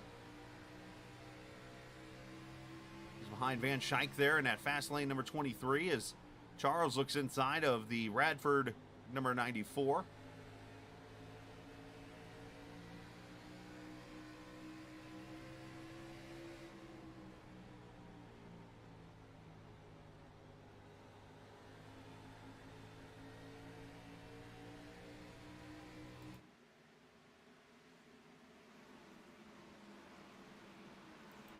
Up front, Mojica has moved up to the 2nd position.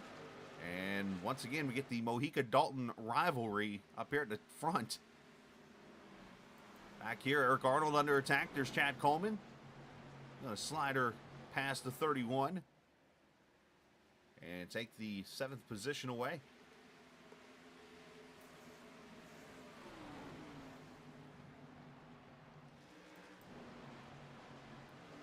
That 94 is struggling right now. Simley to his inside. Here comes the 84, the Talking Giants. Talking Gigantes, 84 car.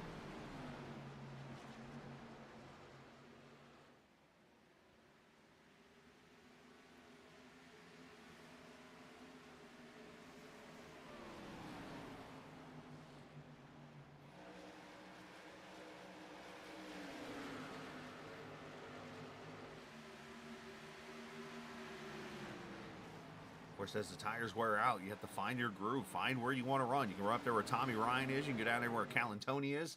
I would say, though, that the farther up you go, the better off you're probably going to be with the car getting tight. But it comes down to a field when it's when you're all over, all said and done, or whatever. If I could learn to talk tonight. Dalton's pulled away 1 second over Mojica.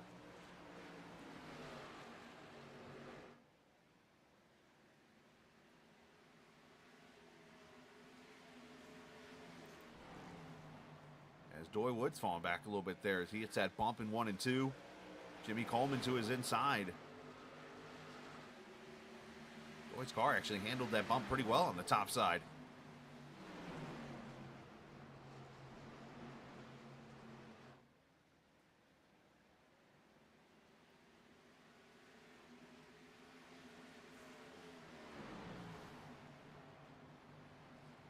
Stefan Marinik there behind him. Chad Coleman there also.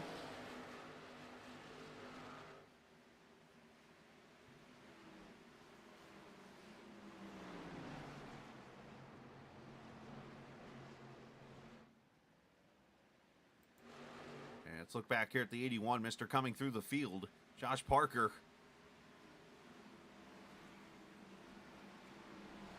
I mean, he shows the talent he has and how good of a driver he can be, the way he just kind of comes up through the field and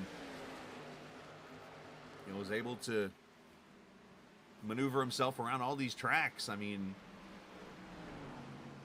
I guess when you're in a series like this that has some fantastic racing like this every single night, you're going to have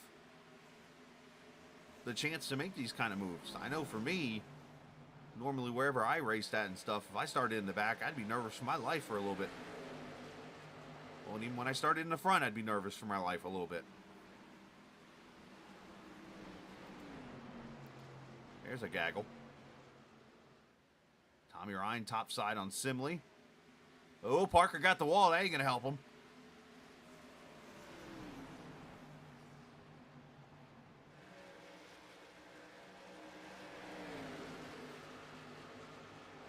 Already seeing lap times about a second off.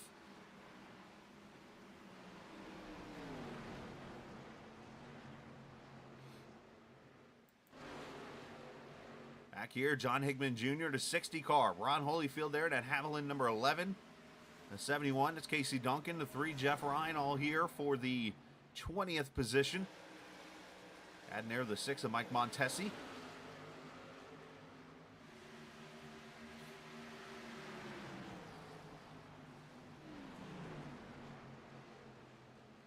There's battles everywhere. Look at Marinik up here for 5th. The D&D car, which, by the way, the movie's in theaters. Dungeons and Dragons. I took my 4-year-old today to go see... Ready for this one? Land Before Time. They're doing their cinema flashbacks at the movie theater here, and I always like to... If I find a good one, my wife and I will take her to see one of them. And here's the mind-blowing part of the whole thing. It's the first time I've ever seen Land Before Time. Yep, that's a fact.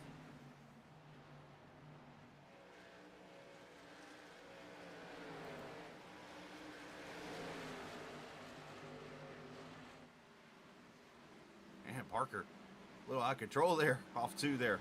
Car got a little dancy, almost skinned up the wall.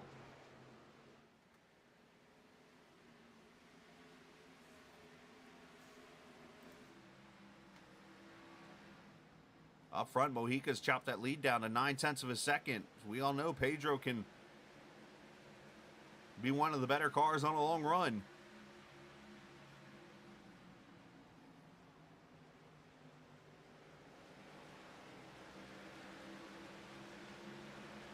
wife warned me, like, when the movie starts, she goes, by the way, there's going to be a scene where you start crying. And then I realized what happens there towards the beginning of the movie. I won't spoil it for those who hadn't seen it. But I looked over at her at that point. Yeah, there was a part of me that felt terrible and felt sad, but I looked over at her and I'm like, expect me to cry? And then, of course, she's wiping her eyes off. I'm like, oh, good grief. Somebody was cutting onions in the movie. 3 wide off 4 contact. Eric Arnold's in the wall. That was a daring move from Tommy Ryan, but he's splitski. Tommy Ryan up from the 29 plus 13. What is that, 23rd to 9th?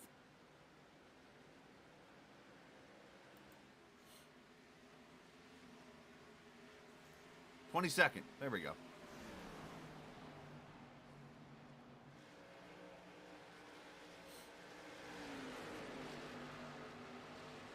So the front 8 have kind of driven away, and then you get this pack of cars right here. Charles Van Schaik, 31 of Arnold, as I mentioned. Gillen Waters come up through the field. He's up 8 positions. Then you got the Parker Hunt Brothers pizza car.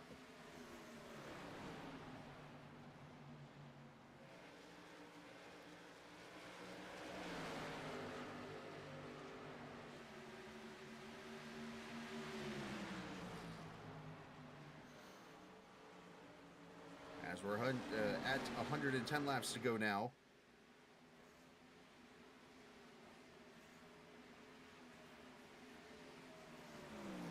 Laps in the books. Best battle on the track right here between these cars. And this is what Iowa does. When you get that bottom groove, I believe it's 12 to 15 in the banking. I can't remember exactly off the top of my head. Usually I have that number, but I don't tonight.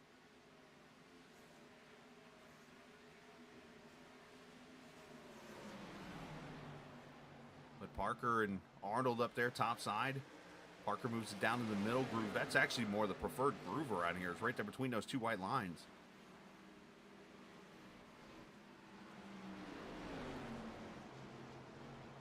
I've always liked to be up in the top side there when a car in 3 and 4 when you're up there battling, because for some reason you just get that huge run off the corner. But one thing that's always hurt me when I'm racing is it gets very tight around this track. Like, I've always been good. Like, I've actually gotten the most poles in a league at this track. Like, anytime I league race here, I feel like I got a chance for the pole. But then after that, oh, look at that. The car just falls off the map after about 20 laps. Oh, Parker got the wall again.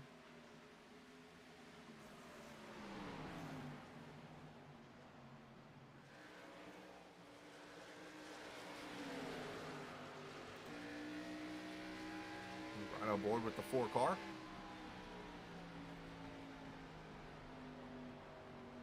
Roll off the throttle, roll back into it.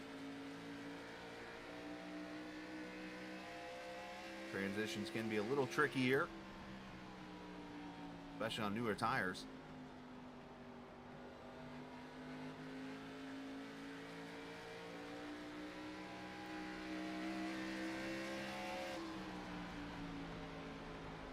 Dalton's doing a great job up there in the front, still 0.8 of a second over Mojica. And again, that strategy is going to come into play here. I think you could see some drivers, once we get to lap 50, come to the pit road and split this race into 2 stopper. And then you're going to get those few that could probably make this a 1 stopper and go to lap 70.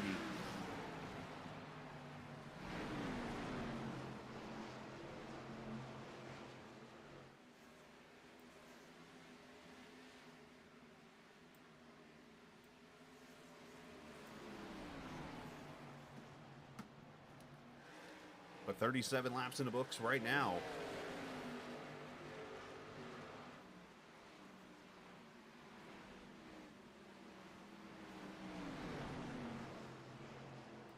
A reminder, next week we are off for the Grand National Series next Sunday. That was why we were off this past Monday. It'll put everybody back on schedule. Of course, tomorrow night, the Cup Series will be back on track, but next Sunday we're off, and then we go to Bristol. Not the dirt. We'll do the regular track, and then, of course, Texas, Talladega, Dover. the next 5 weeks here on the Captain Esports Network.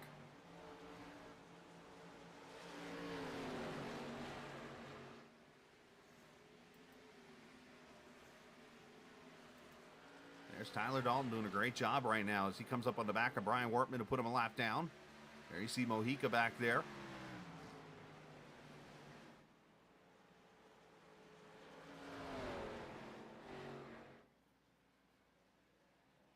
Wortman just lets him go on by. A very Brian Wortman way. As we watch Troy Radford battle for the Steve Ritter with issues and Bobby Wetzel with issues over in turn 2. Back straightaway here for Ritter. That thing's up in smoke. He's jumped to the pits. And Wetzel's off the pace over here on the apron. He kept it down, so no caution.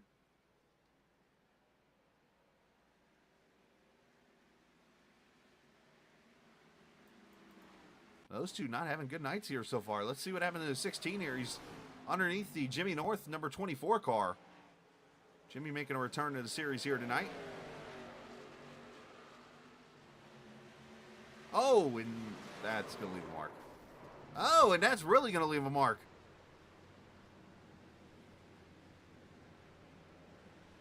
Wall just grabs him. Unfortunately, Jimmy looks like just kind of lost the back end coming off the corner. And Ritter with no place to go. I did not see what happened to Wetzel, so I know he was right behind it here. Let's see with the 9 car.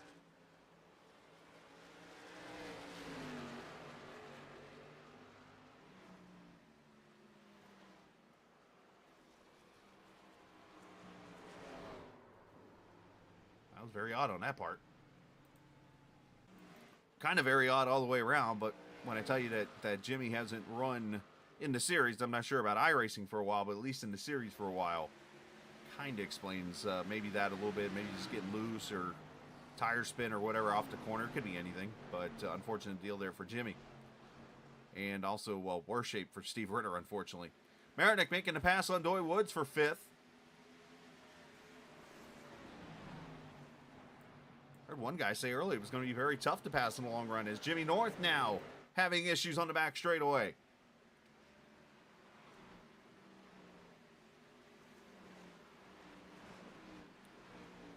He's trying to keep his car off the track here from bringing the caution out. Great job on his part. I mean, he just destroyed both ends of the car, but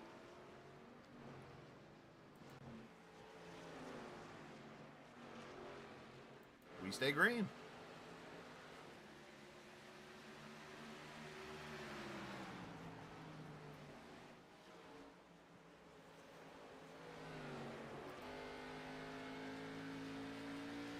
On board with Chad Coleman.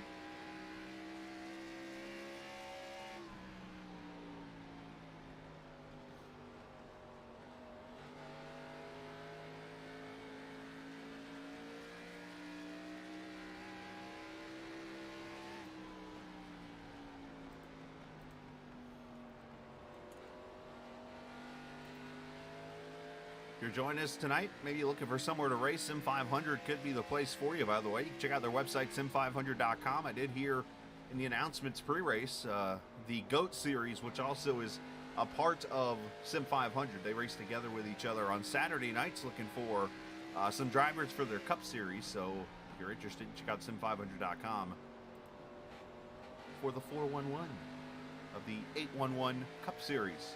That is on Monday nights, and of course the GOAT Cup series over on Saturday nights.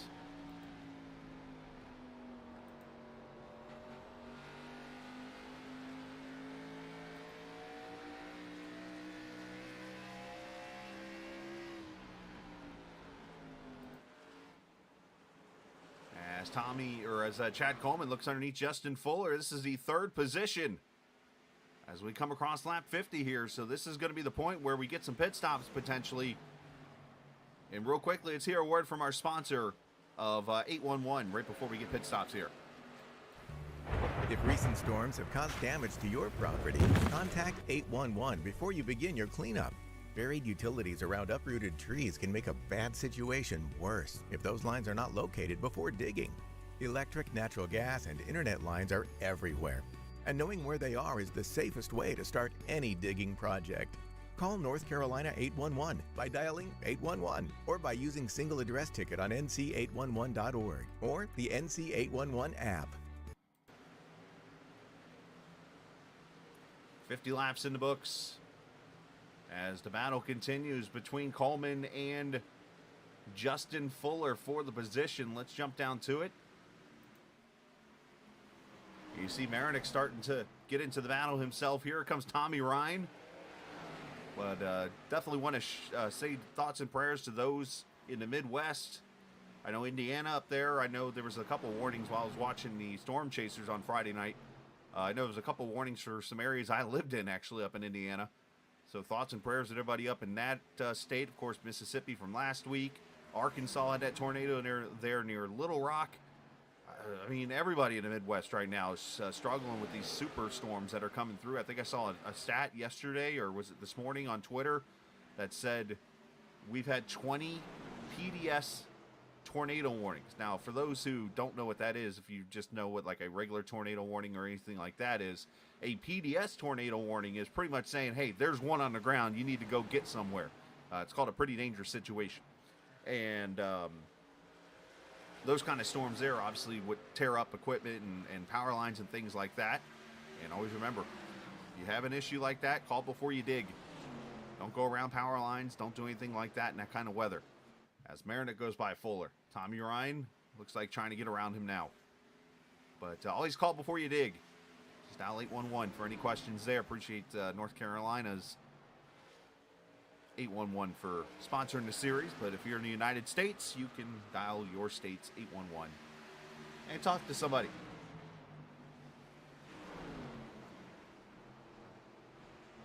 So we're at lap 55 here. Nobody's come to pit road at lap 50 like I thought maybe could happen as Fuller scrubs off the wall again.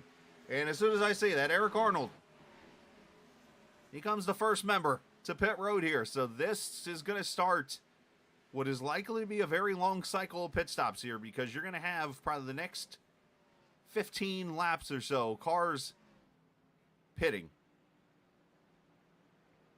Especially when Arnold gets out there and feels like he's Superman on these tires.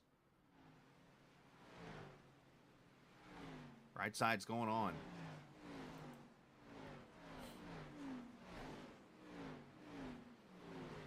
What he needs, obviously, is this race to stay green. 15.5, slower stop for Arnold.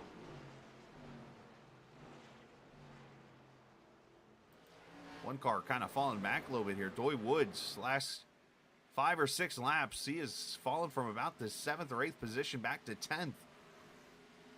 And now it's fallen into the hands of Charles Van Schaik here. As we start to see the sun make an appearance, let's do a weather update real quickly here. Track temp only at 116 degrees. That's probably because of the clouds.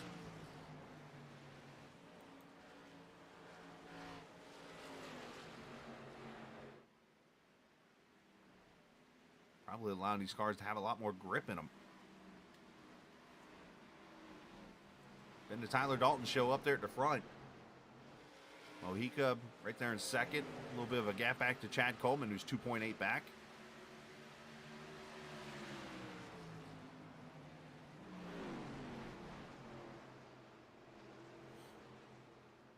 Man, Charles, right on around to 28.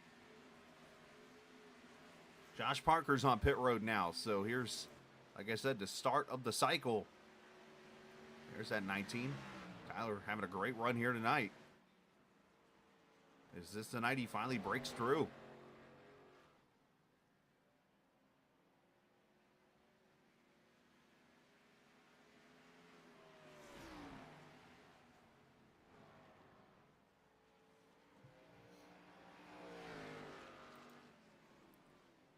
Parker's pit stop 14.5 as the Hunt Brothers Pizza car pulls away. Good stop as Jeff Ryan comes to pit road here. And Parker's literally taking the shortest way around this pit road, which is kind of it's a sneaky trick, but one that I can honestly say I've done plenty of times myself. You get to a track like Richmond or whatever, most leagues or whatever have a rule where you can't be going through people's pit stalls. So what you do is you go right outside that yellow line and you just track it right around the curve of pit road. Gain a little bit of time doing that. A little bit. Fuller on pit road. Joey Jatina's on pit road now.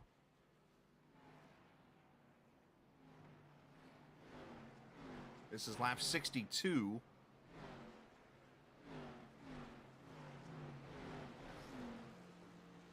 Now, I'm pretty sure, or it's going to be close, I should say, right here from this point. They can go all the way on fuel. I just don't know if the tires are going to want to go 88 laps. Or, I'm sorry, 78 laps. There's the boss man leaving his stall after the stop.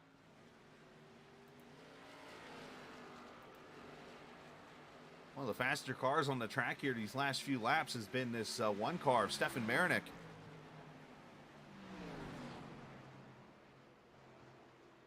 As he's going to have to hold on a second here. Jeff Ryan coming by with 4 new balonies on that car.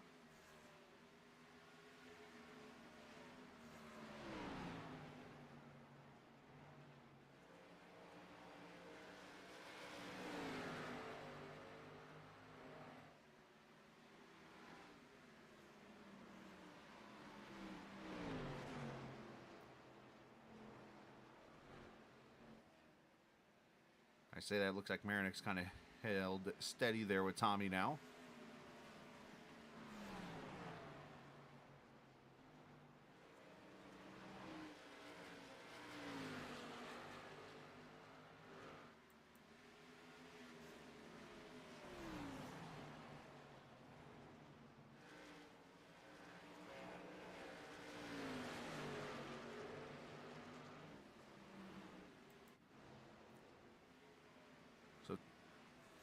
So Tyler, Pedro Mojica, Chad Coleman, Tommy Ryan, Stefan Marinick, your top 5. Looks like most of these other cars are just going to do the one stopper, go to lap 70 at least, and then come to pit road.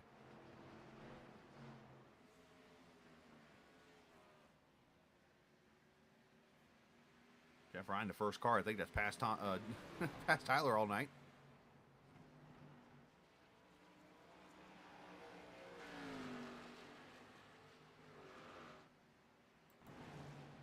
Back here, the gaggle continues. Bob Gillenwater, Scott Simley. There's Joy Woods there in the 28. Eric Arnold's got fresh tires. Callan Tony's right there.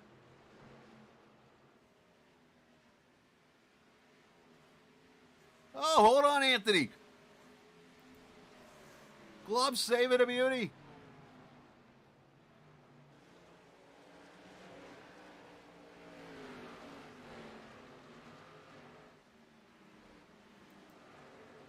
Back here, E.J. O'Rourke, Casey Duncan, 16th position here.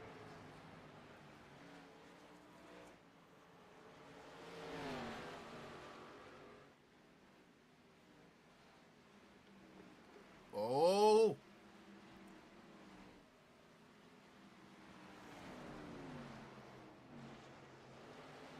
That angle was tough to see if there was a pinch there or what the deal was. Stefan Marinick coming to pit road, though, from the 5th position.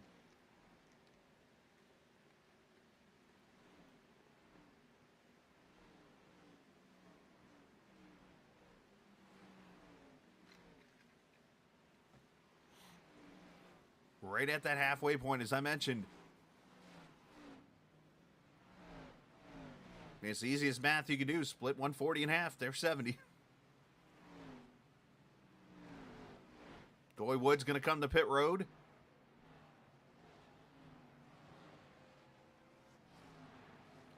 Pole sitter here looking to keep that streak alive of 3 straight pole sitters winning at the Iowa Speedway. Unfortunately, the struggle bus has been out on that 28 all night.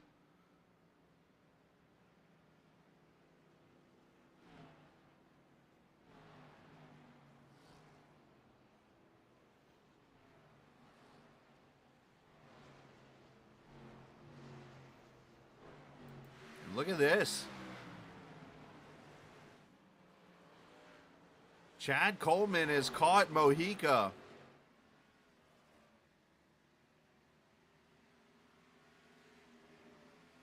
As a matter of fact, 2nd, 3rd, 4th, and Fuller's on fresher tires.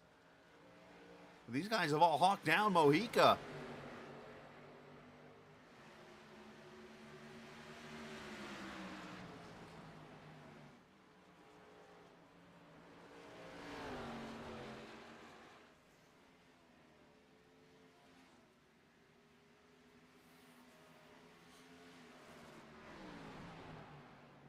Casey Duncan's come to pit road. Branch on pit road. Kevin Stone.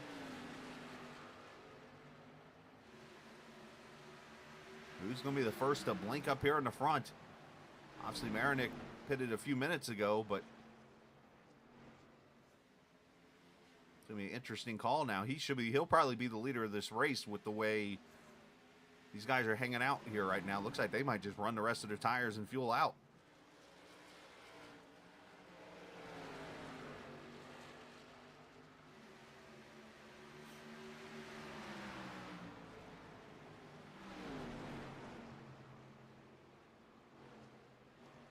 Coleman underneath his teammate here. Branch has got fresh tires down there in the bottom.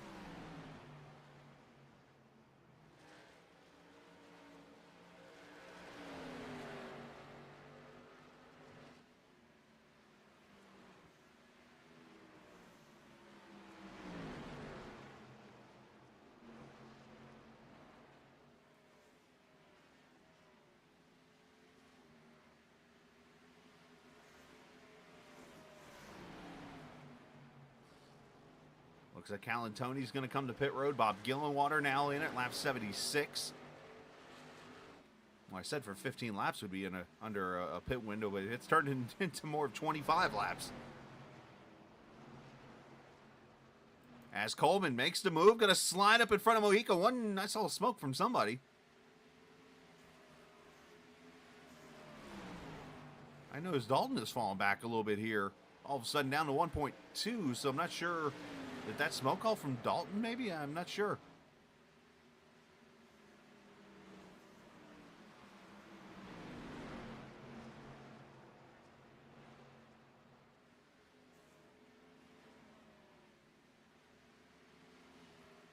It was sort of weird. Hey, appreciate the viewers watching tonight, by the way. If you're new to chat, you can hit the subscribe button, please. If you know some people who would like to watch this, send them a link so they can come subscribe. Have notifications turned on as we continue to work our way towards 1,000 subscribers. So we got a little work to do. I appreciate everybody who's watched. If you're not new to the channel, of course, you can always come back like you have tonight. So appreciate that. As all of a sudden, Tyler Dalton is falling off the map here.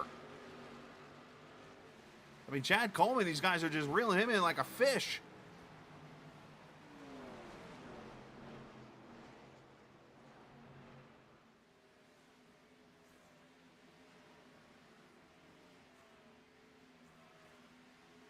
I mean, we're running lap times right now in the 26-second bracket.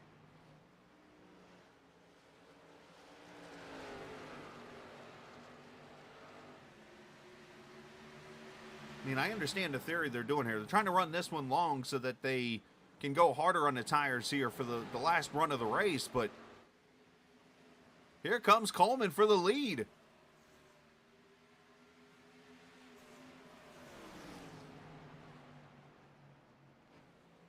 I mean, they're almost parking the bus here mid-corner.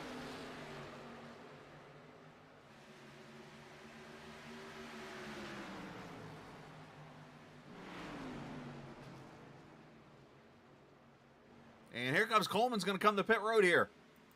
Coleman and Tommy Ryan come to pit road at lap 82. That's got to bring Dalton in this time.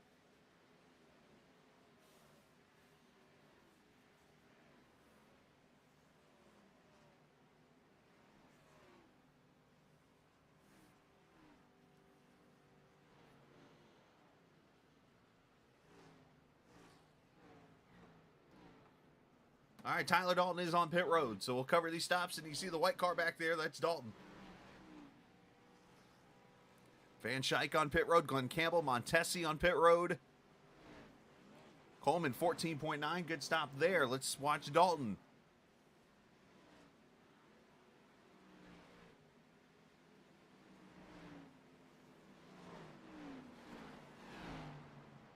When this all cycles around, it should be Stefan Marinick in the lead. Actually, it might be Justin Fuller,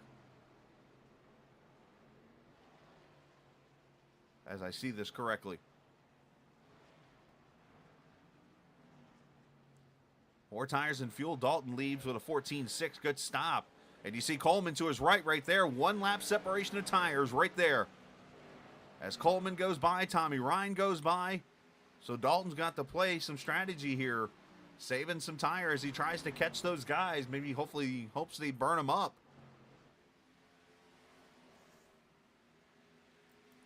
But Charles Van Schaik leading this race. Thomas Lewandowski now second. Joe Hudson third. And the top 3 have not pitted. As a matter of fact, Fuller just passed Hudson as they're 3 wide back here. Hudson did pit at the first caution at lap 6, so he can go a little bit longer, probably on fuel, as Radford's having some blinking issues. Let me get that man a tinfoil hat.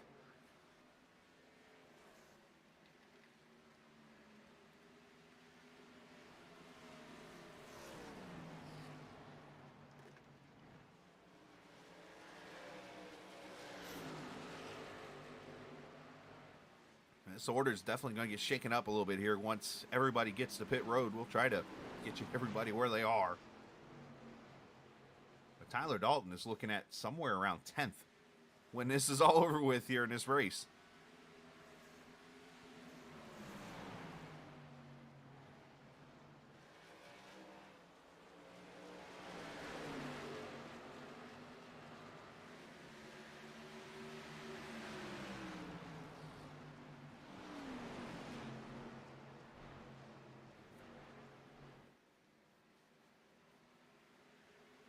All right, so Van Schaik to pit road.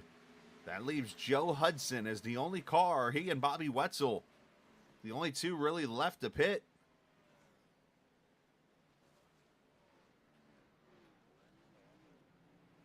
You see Thomas Lewandowski leaving the pits right now. So now that we cycle everything around and pretty much put everybody in a Yahtzee can here, Justin Fuller leads this race, and he leads Joe Hudson by 2 seconds. Of course, Hudson's going to come to pit road here in a minute. And when that happens, it's going to put Stefan Marinik in second, who's about 4.5 seconds behind Justin Fuller. Stefan pitted 9 laps after Fuller, so he's got some fresher tires, and he'll probably catch Justin here real quickly. As there's Marinik right there. Josh Parker, who pitted in lap 58, is now 4th. And there is Josh in the 81 car. Eric Arnold, who pitted at lap number 54. He is in 5th right now. Those are the short pitters, if you will, outside of Marinik. And even you can say Marinik short pitted a little bit. So then after that, we start getting into the guys who pitted at lap 80. Pedro Mojica pitted there at lap 80. He's running in 6th right now. And then it bounces back to Joey Jatina. He pitted at lap number 60. He runs 7th. Scrapes up the wall as we say hello to him. Chad Coleman. There's the first of the lap 82 bunch. Runs now in the 8th position. Tommy Ryan runs 9th. And right behind him, 10th position, Tyler Dalton. The man who has led pretty much every lap up until the pit stop sequence is now 10th. Doy Woods, he is in 11th right now. Pitted at lap number 70. John Hickman Jr., this man here, how about this? Lap 42, he came to pit road. He's 12th. And then Troy Radford pitted at lap number 82. He is in the 13th position. So to put this into layman's terms, this is where I bring you the pit board of the top 10. As Marinik just cleared Hudson for second. I definitely am feeling really good right now if I'm Mojica, if I'm Coleman, if I'm Ryan, if I'm Dalton. If I'm these other guys, I'm looking for somebody to go spinning somewhere. Because then they're going to steal track position.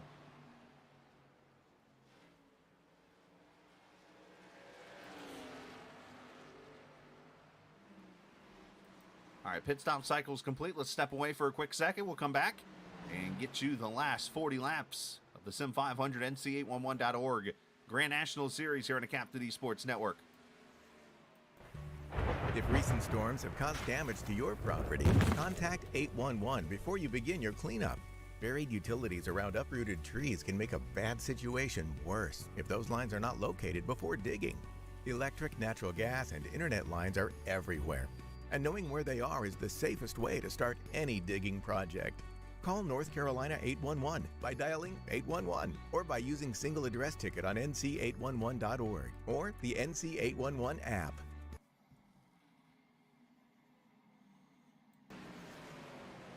All right, back we are here at Iowa Speedway, virtually on iRacing.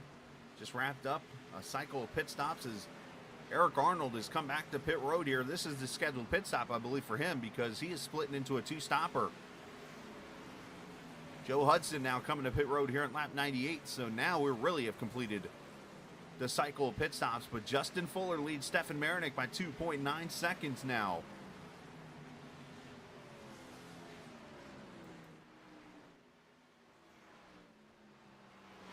Pedro Mojica up to third, Josh Parker, Chad Coleman, your top five.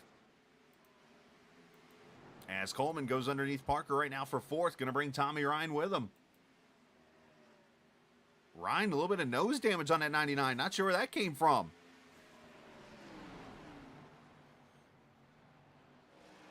Now, if he's got that nose damage, who's got the rear damage?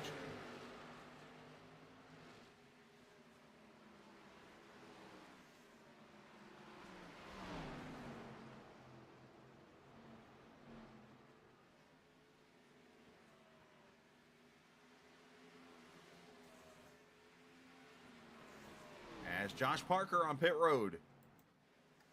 So these guys are pretty much throwing the Hail Mary right now and going off of tires. They think in 40 laps they can maybe gain a whole entire lap, if not two, and win this race with the fresher tires. It's going to be very tough, but we'll see.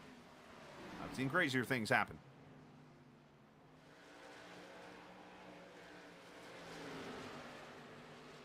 One thing I have seen that's very impressive is Justin Fuller has, for the most part, held off Marinick.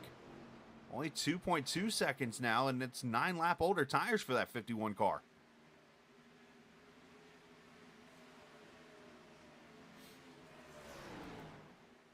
Look at Glenn Campbell here, trans service number 44.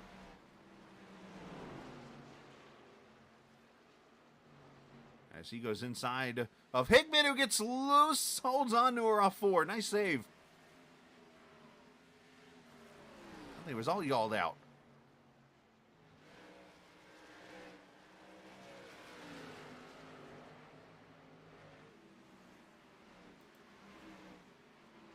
And Scott Simley now under attack. It's Jimmy Coleman inside him into 54.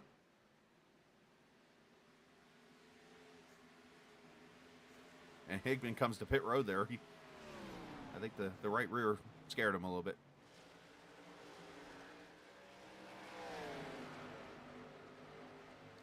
So tomorrow night, the Cup Series, the 811 Cup Series will be at the Rockingham Speedway, North Carolina Motor Speedway tomorrow night, which is where we were last week for this car. And, of course, with this car being off next week, I'll let you take a guess next Monday where we're at, the Iowa Speedway. And then, of course, we'll catch back up with both series at Bristol in 2 weeks. But tomorrow night, the next-gen cars at Rockingham. That's going to be one I haven't seen yet. So that's going to be a pretty cool combination, I think.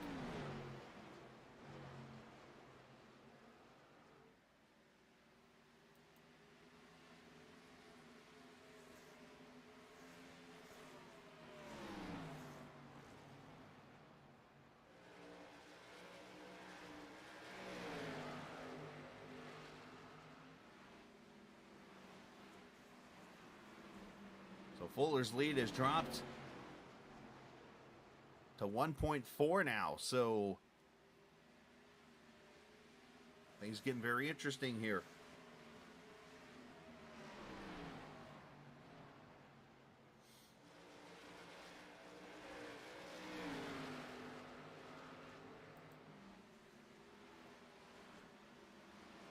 Scott Simley and Jimmy Coleman continue to fight back here at the 10th position.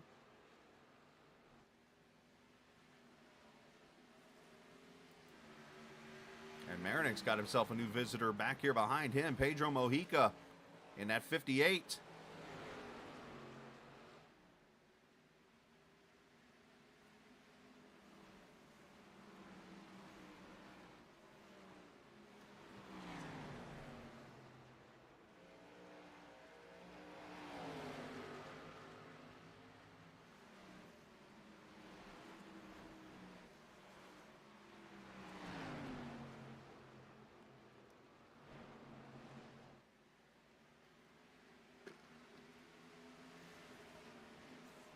course, Mojica with 12 lap fresher tires in Marinick.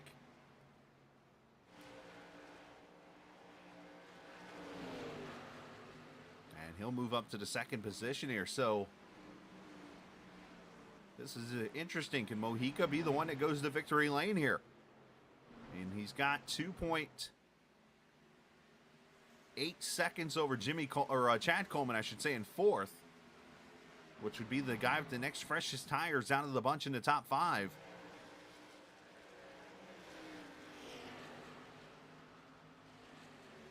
One of those, if you're Mojica, do you just try to pace yourself now?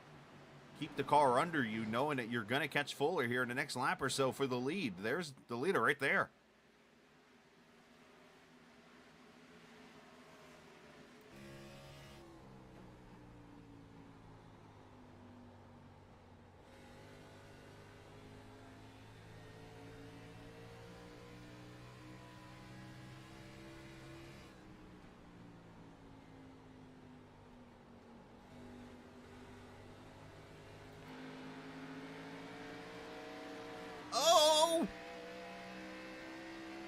Pedro got a little loose there. Nice job by Justin to give him the room he needed to catch that.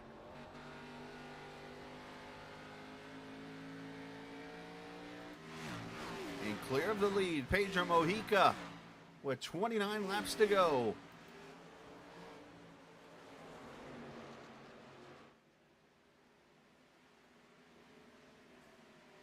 A lot of lap traffic up ahead. But that is the guy right there that I think Mojica's battling for the lead. As Chad Coleman 2.2 seconds back. He and Tommy Reiner right there. Tyler Dalton is 3.7 back. But these guys also pitted 2 to 3 laps after Pedro did.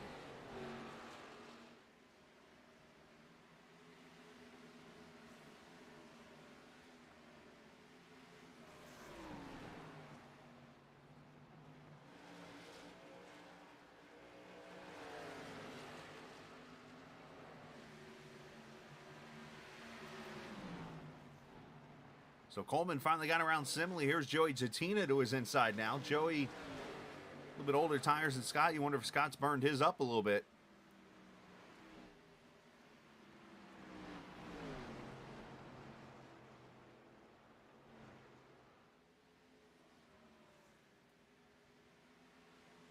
Not able to get around them there. Fuller has now been caught by Marinick. Here's the battle for second.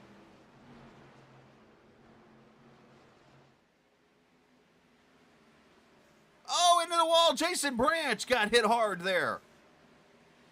And somebody's blown up, I think. Now, I'm not sure if Jeff Ryan and Jason made contact there. But that was a lick from Branch.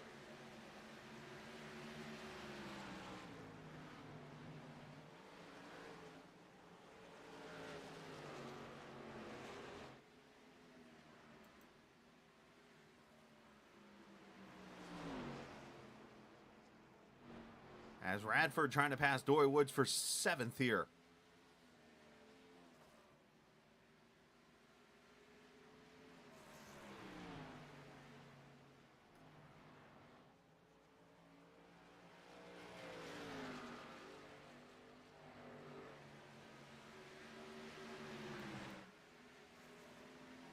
There's 2nd, 3rd, 4th, 5th, right under a blanket. Well, almost under a blanket. It's got to be a big one. King size.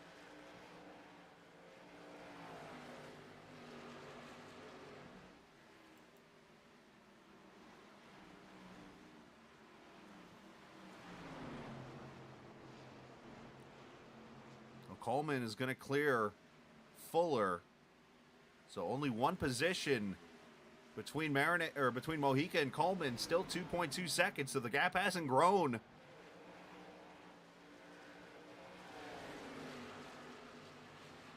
So I'm very curious to see. Chad's already knocked off 2/10 right there. If you're just joining us, you're watching the Sim 500 811.org Grand National Series from Iowa Speedway, virtually on iRacing. Only one caution so far. And we've been green for over 100 laps now, I want to say. gotten the one pit stop out of the way, and now it's coming down to who's got the best tires where.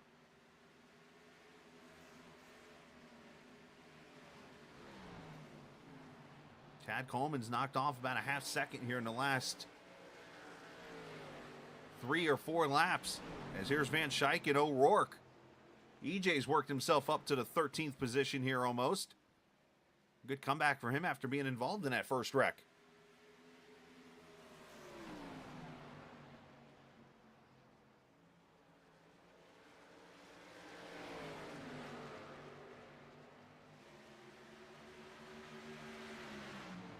And it sounds like something between Holyfield and Casey Duncan, maybe. Duncan, some damage going to come to pit road, it sounds like. Yes, some right side damage here on the 71. Not sure what happened. I heard heard Ron come over the microphone and say, hey, my bad.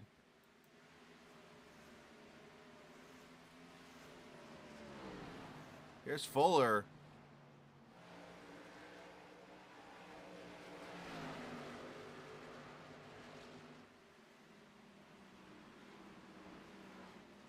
Now under attack. He's rubbing up that wall a ton. He's going to have a unit sponsorship on the side here in a second. Oh, trouble O'Rourke and Wetzel. Wetzel's down in the inside. Where's O'Rourke? This is the same 2 people from the first caution.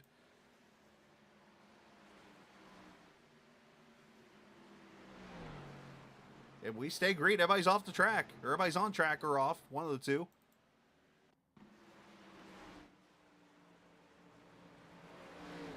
happened here? EJ transitioned off. Gets into Van Schaik and then knocks Wetzel down into the grass along with him. You know what it is? That's that transition we talked about earlier. Got him all sideways there, going over the transition back to the front straightaway right. Well, that was a little early in the transition, but still, car got loose. I will say he was splitting the 2 bankings, so that probably de-wedged the car, if anything.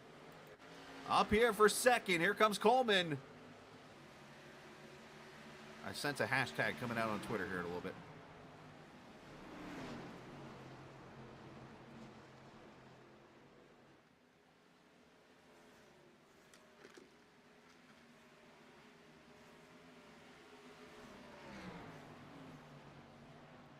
Everybody's trying to get that angle into the corner, and they're just sideswiping the wall. That's an easy thing to do, though, in fairness. Coleman needs to get around Marinik as quick as possible if he's going to have a shot to get to Pedro. They've already lost about 2/10.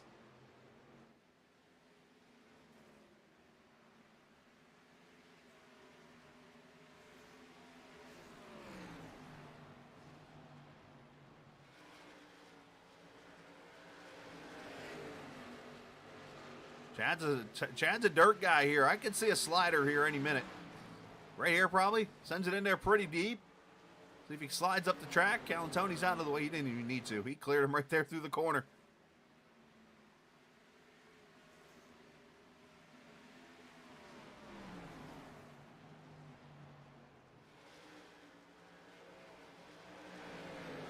That's 2 team name cars now top 2.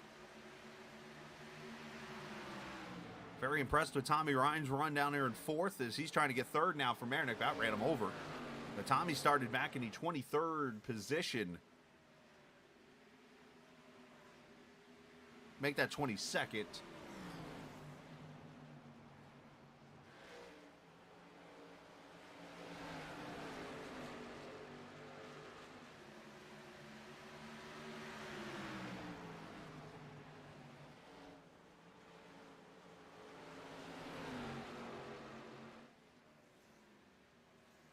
Ryan not able to get around Marinik as they go around the lap car of Calantoni. Saw Lewandowski back there getting the wall. Tyler Dalton is falling to 3.7 seconds, so I'm sure he's going to be not too happy after this race.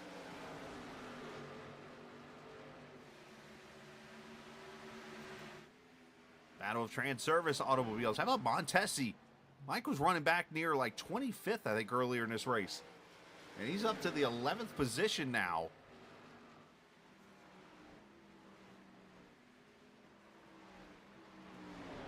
job on his part. Got Joey Jatina, 13th position there behind him.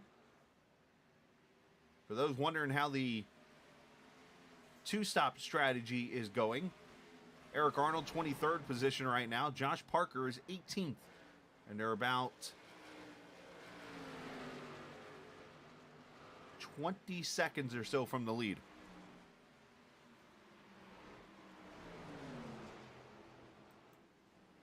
So, unfortunately, I would have to call that a net loss probably in the end. But hey, how you going to know if you don't try it?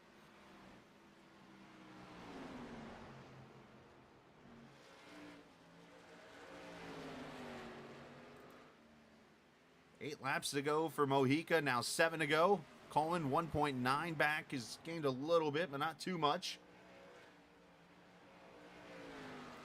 And again, next week, we're off for Easter. And we'll return in 2 weeks from the Bristol Motor Speedway.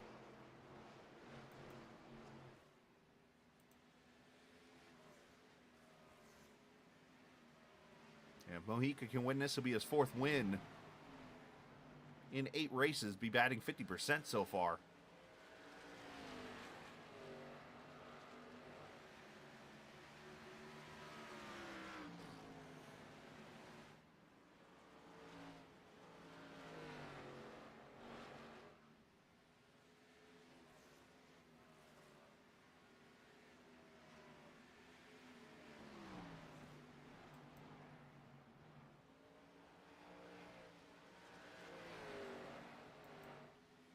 As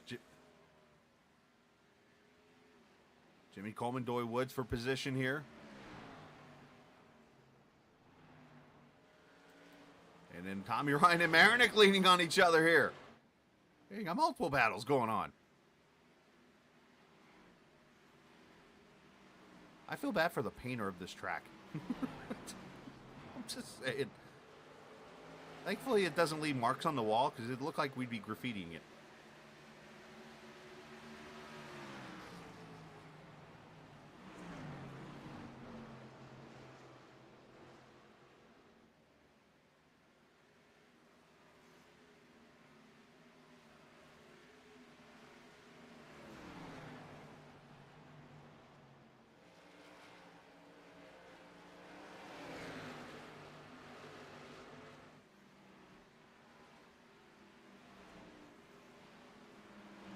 Tommy might get to the outside here with Casey Duncan going around. He does. This is going to, I think, clear Tommy.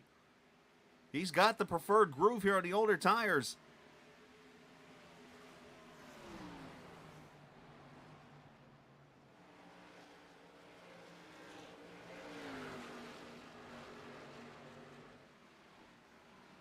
Marinik not letting him go as they paint the wall again.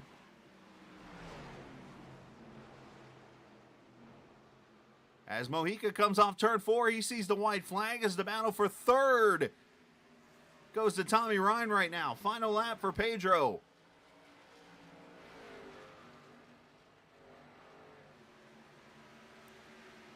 Going to go into the Easter weekend, batting 50% on the season.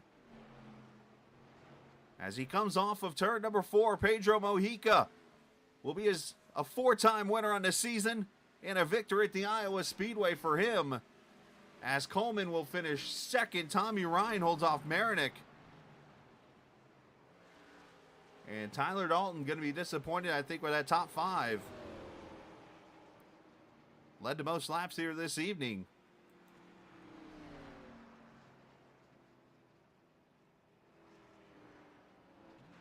But Pedro using that pit strategy to take advantage.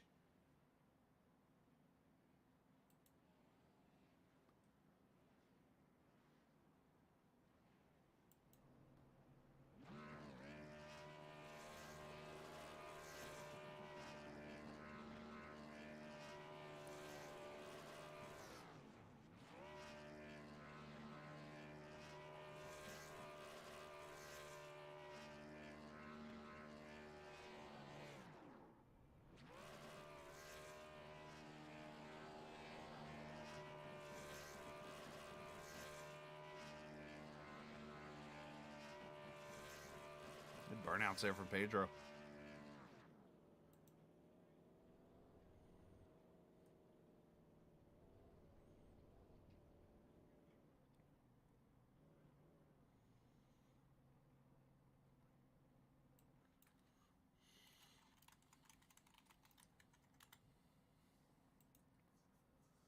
as finishing order will go across the top of the screen. Give us a chance to talk to some drivers.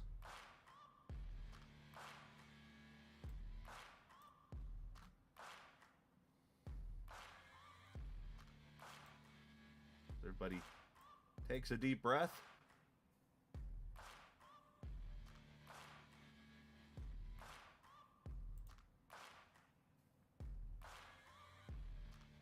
One of the biggest movers in the race.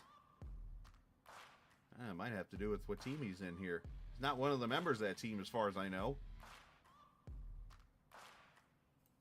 But it might have something to do with his good run tonight here. I think I'm starting to tie 2 and 2 together here, Tommy Ryan. Third place run for you.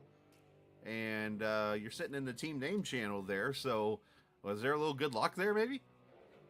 I surely hope so. I enjoy hanging out with Chad and Pedro and Doy and those guys. We had some pretty good laughs together, and a couple other nights we've kind of just kind of hung out. But yeah, finally got a podium here. But you know, I just put my head down, man. It was a great race. The thing was somewhat of a handful out of some of the corners, but man, it's good racing. It's fun here. So let's say it had to be tough for you starting 22nd. You definitely had to kind of be patient and let the car come to you because you could easily burn those tires off. Talk about working your way through the field. Yeah, when we took off there, I was right there with Josh Parker, and I was like, well, I'm just going to kind of just try to pace with him and see what happens. And I really felt like I was burning the right front off because I was, bombing turn 1 pretty hard. But it just kind of helped, kind of hung on there for the entire run, and I got at least 1 or 2 tire warnings, and I was like, man, I don't know if I'm gonna make it halfway before I blow a tire.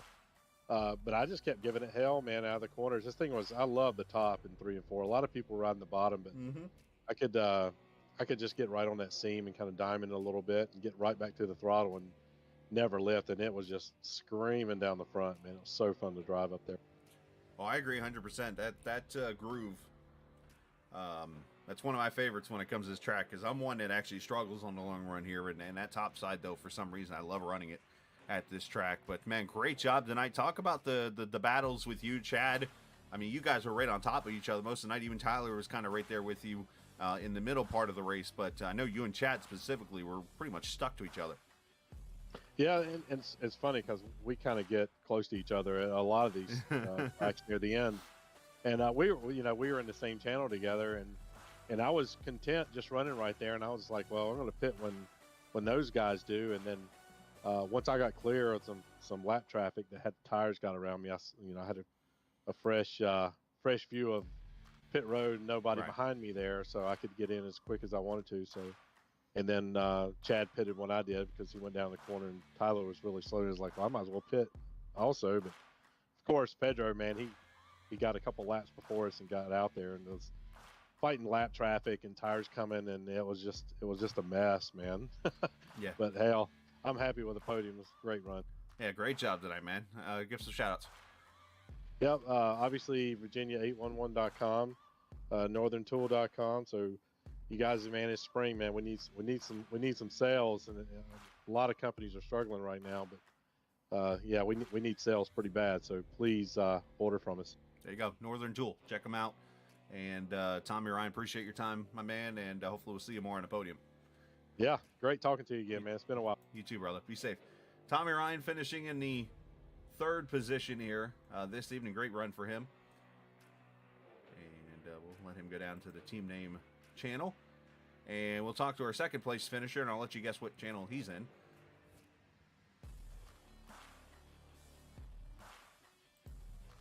That is Chad Coleman, finishes P2 here this evening. Chad, obviously a little bit short there. I know it was a tough battle, but you and Tommy definitely showed, I think, some pretty good long-run pace. I mean, was the pit strategy obviously the difference there with Pedro pitting those couple laps earlier?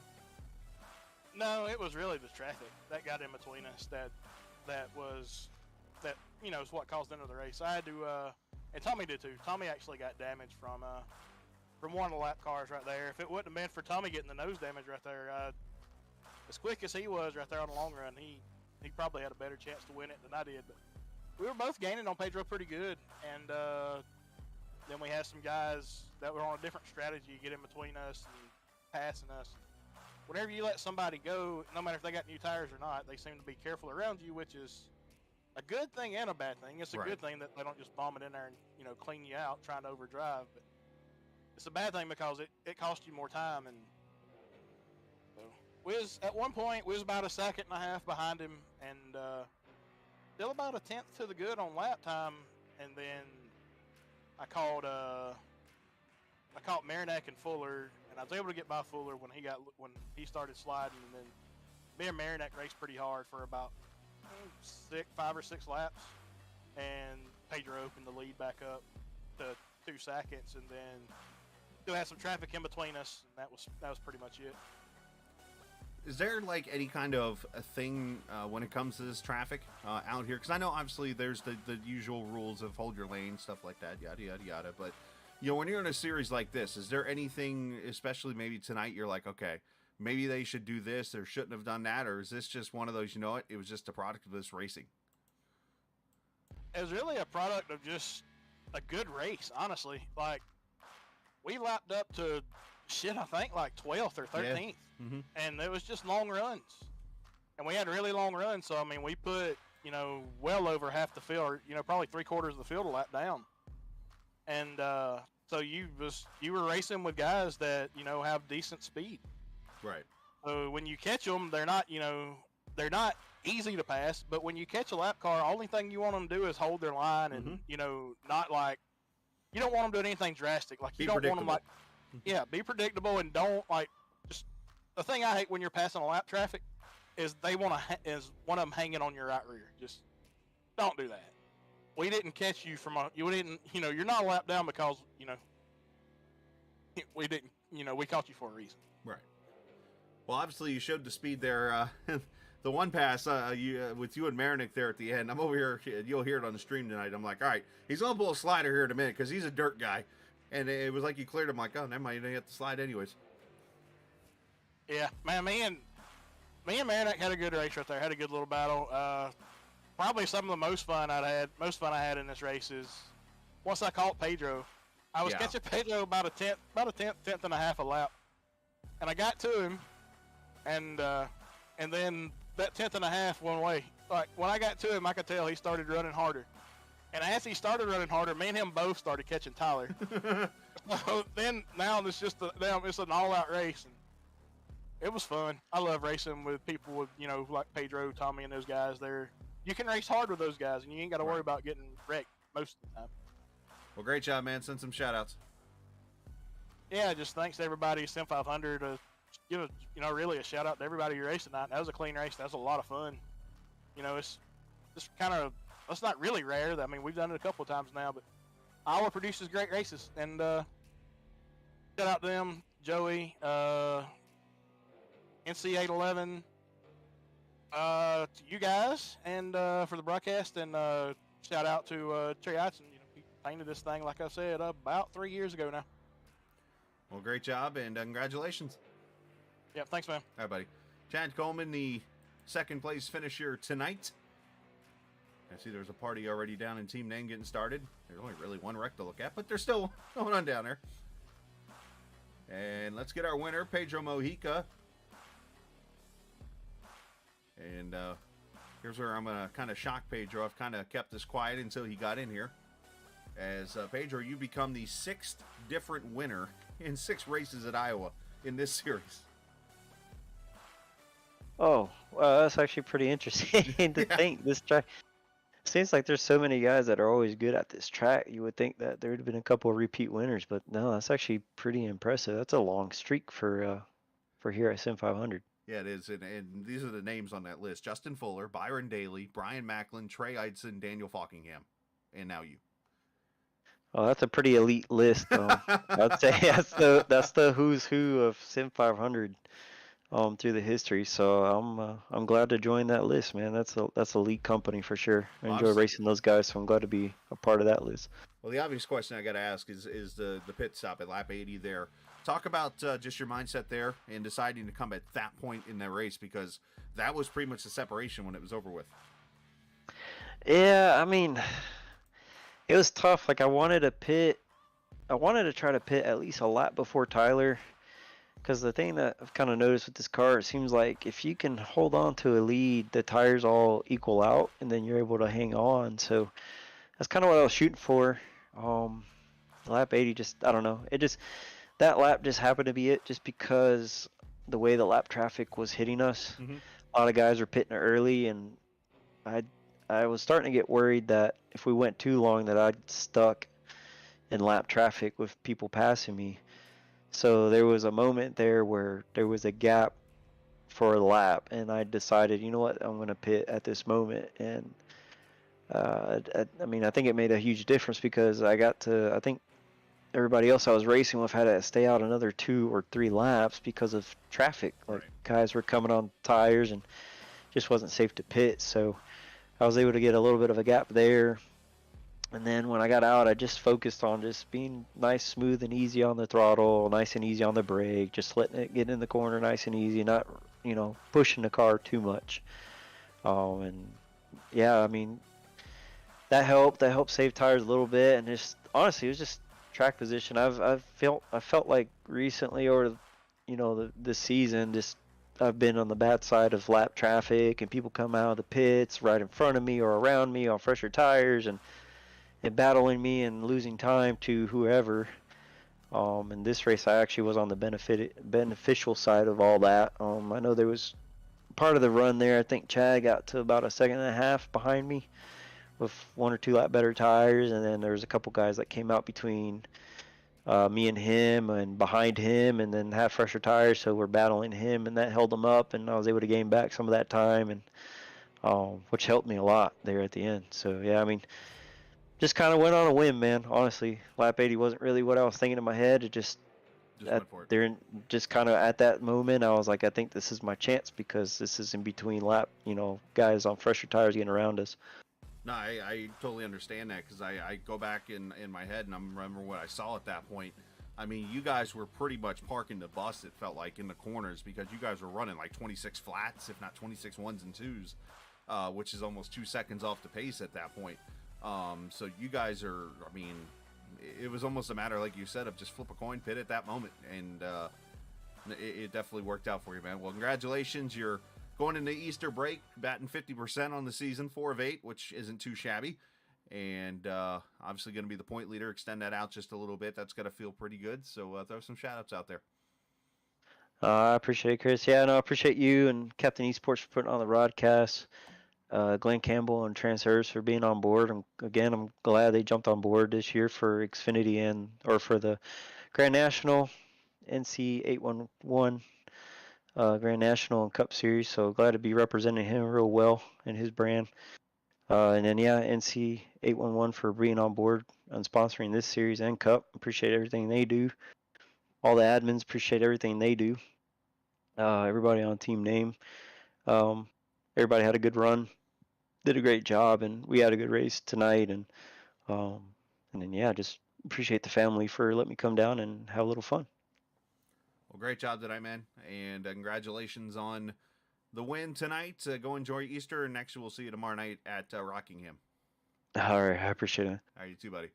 As Pedro Mojica joins us after his win here tonight at the Iowa Speedway. Congratulations to him. Great race from everybody. Only the one caution there early in the race, and otherwise went clean and green to the finish. I overheard somebody actually say in chat that this is actually statistically the cleanest track Sim 500 races at. So that's actually a pretty cool stat to know. I'm not sure if there was sarcasm in that, but it seemed pretty legit to me when I heard it. So awesome race from everybody here this evening. We're going to head out, and of course tomorrow night we'll be back at 8:15 Eastern time from Rockingham Speedway, or North Carolina Motor Speedway, whatever you like to call it. We'll be back over there for the NC811.org Cup Series, as they're back in action after their week off from the Rock. Next Gen cars at Rockingham. That's one I haven't seen yet. That's going to be a pretty fun combo to check out tomorrow evening. Wonder if there will be some shifting in turn 1. Just thought about that a little bit. Anyways, let's go enjoy the rest of our Sunday night. This isn't just a game, it's iRacing. See ya!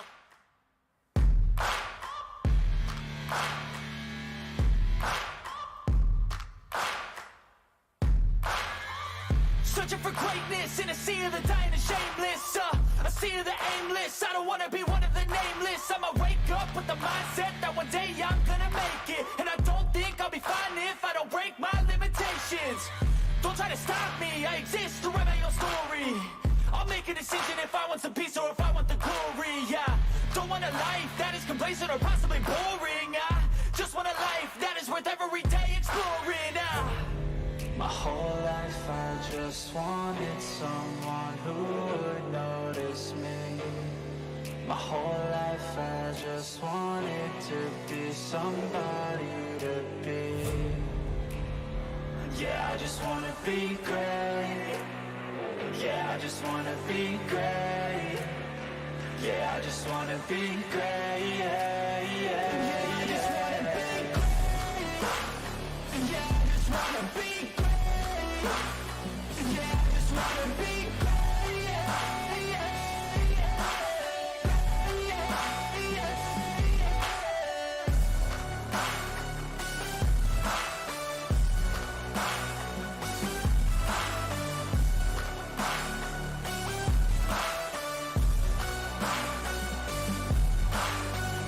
This is a statement to appreciate all that is vacant. It's just for the taking. If you make up your mind, you can take it. I'm never complacent. I would work in a mansion or basement. Yeah, there's no replacement for persistence. It's a patience. Yeah, in this life, I wanna be soaring to feel sun inside when it's pouring, and I'll fight till anxiety is foreign. I'm so sick of my mind's extortion. My whole life I just wanted someone who would notice me. My whole life I just wanted to be somebody to be. Yeah, I just wanna be great. Yeah, I just wanna be great. Yeah, I just wanna be great. Yeah, yeah, I just wanna be great. Yeah, I just wanna be great. Yeah, I just wanna be great. Yeah, yeah,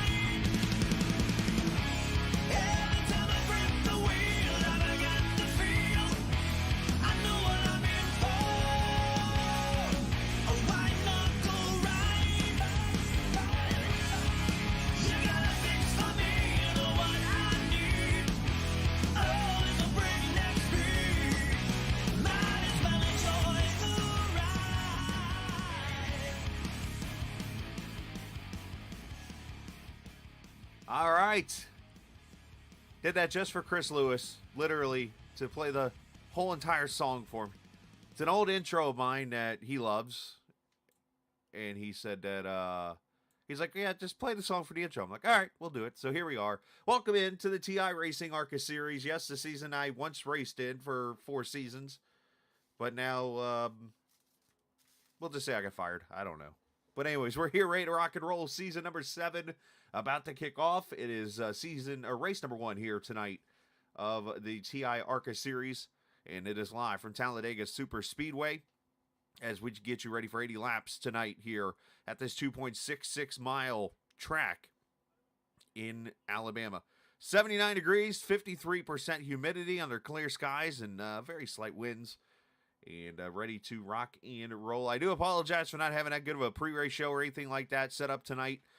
This was something that we planned about a week or so ago, and I just really didn't get anything put together here. So we will get some pre-race stuff like we do for the other broadcast series and stuff like that in the next couple of weeks or so. But we're ready to rock and roll. Qualifying is about to start up here. As a matter of fact, cars are on track as we get you ready to roll. So let's get on down there to it. I would show you some stats and things like that, but I don't have any. There's none. There's really none. This is going to be more of a laid-back broadcast when it comes to this series because obviously as we look at the 22 here, 222, it's a laid-back, fun series that Chris basically wants me to have fun, and that's what we're going to do is have fun here on the Captain Esports Networks. Qualifying underway. Cars are on track as we see Robbie Oddie up there on the pole right now. Randy Cornwell, the 52.03. And this is the first lap. Now, there is a slight mistake in the race tonight. Apparently, the ARCA setup is in the car tonight. So, we're not going to get the full Gen 4 stuff, if you will, tonight. So, going to be slightly different. But we do got some rookies in field tonight. We got some people coming back. It was a joke, Aaron. But we do got the same cast of characters for the most part that you saw me racing against or either wrecking or being wrecked by or whatever here tonight at Talladega. Plus, as mentioned, some new names in the field here this evening. As we watch the 222 as Brent Rolls jumps to the top. Eric Tupper. The 115 car goes P1, 5182. Dustin Stringle. Or David Stringle. He's got like 4 names. Craig Martin goes nowhere. 11th. Dallas Childers jumping up there as Stringle runs in another league, so he's got some super speedway experience. We look for Kyle Ethier, who just went to the top. 5180 in the Bud 8. Demarius Hickenbottom. This guy here runs a league that would be really cool for me to race in, but I don't have the time, honestly, to do it, called the 100% Cup Series. And he's over here tonight, and that series, basically, it's 100% distance races on Saturday nights.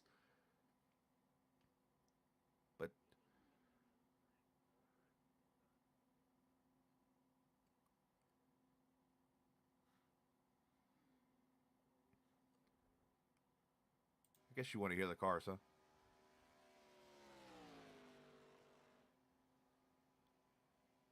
Joshua Parent, 5180 or 5176 as he's on the pole now.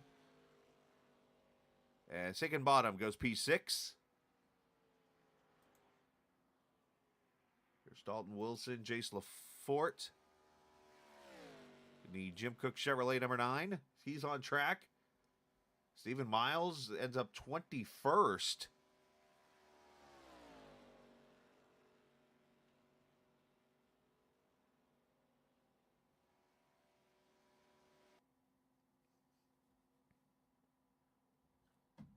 All right, qualifying's all over with as we get ready for 80 laps of racing here in this opener tonight. Like I said, this is more of a laid-back type of broadcast. You will see me put up some like race info, things like that you see during the other leagues, and we'll do a little pre-race fun and that kind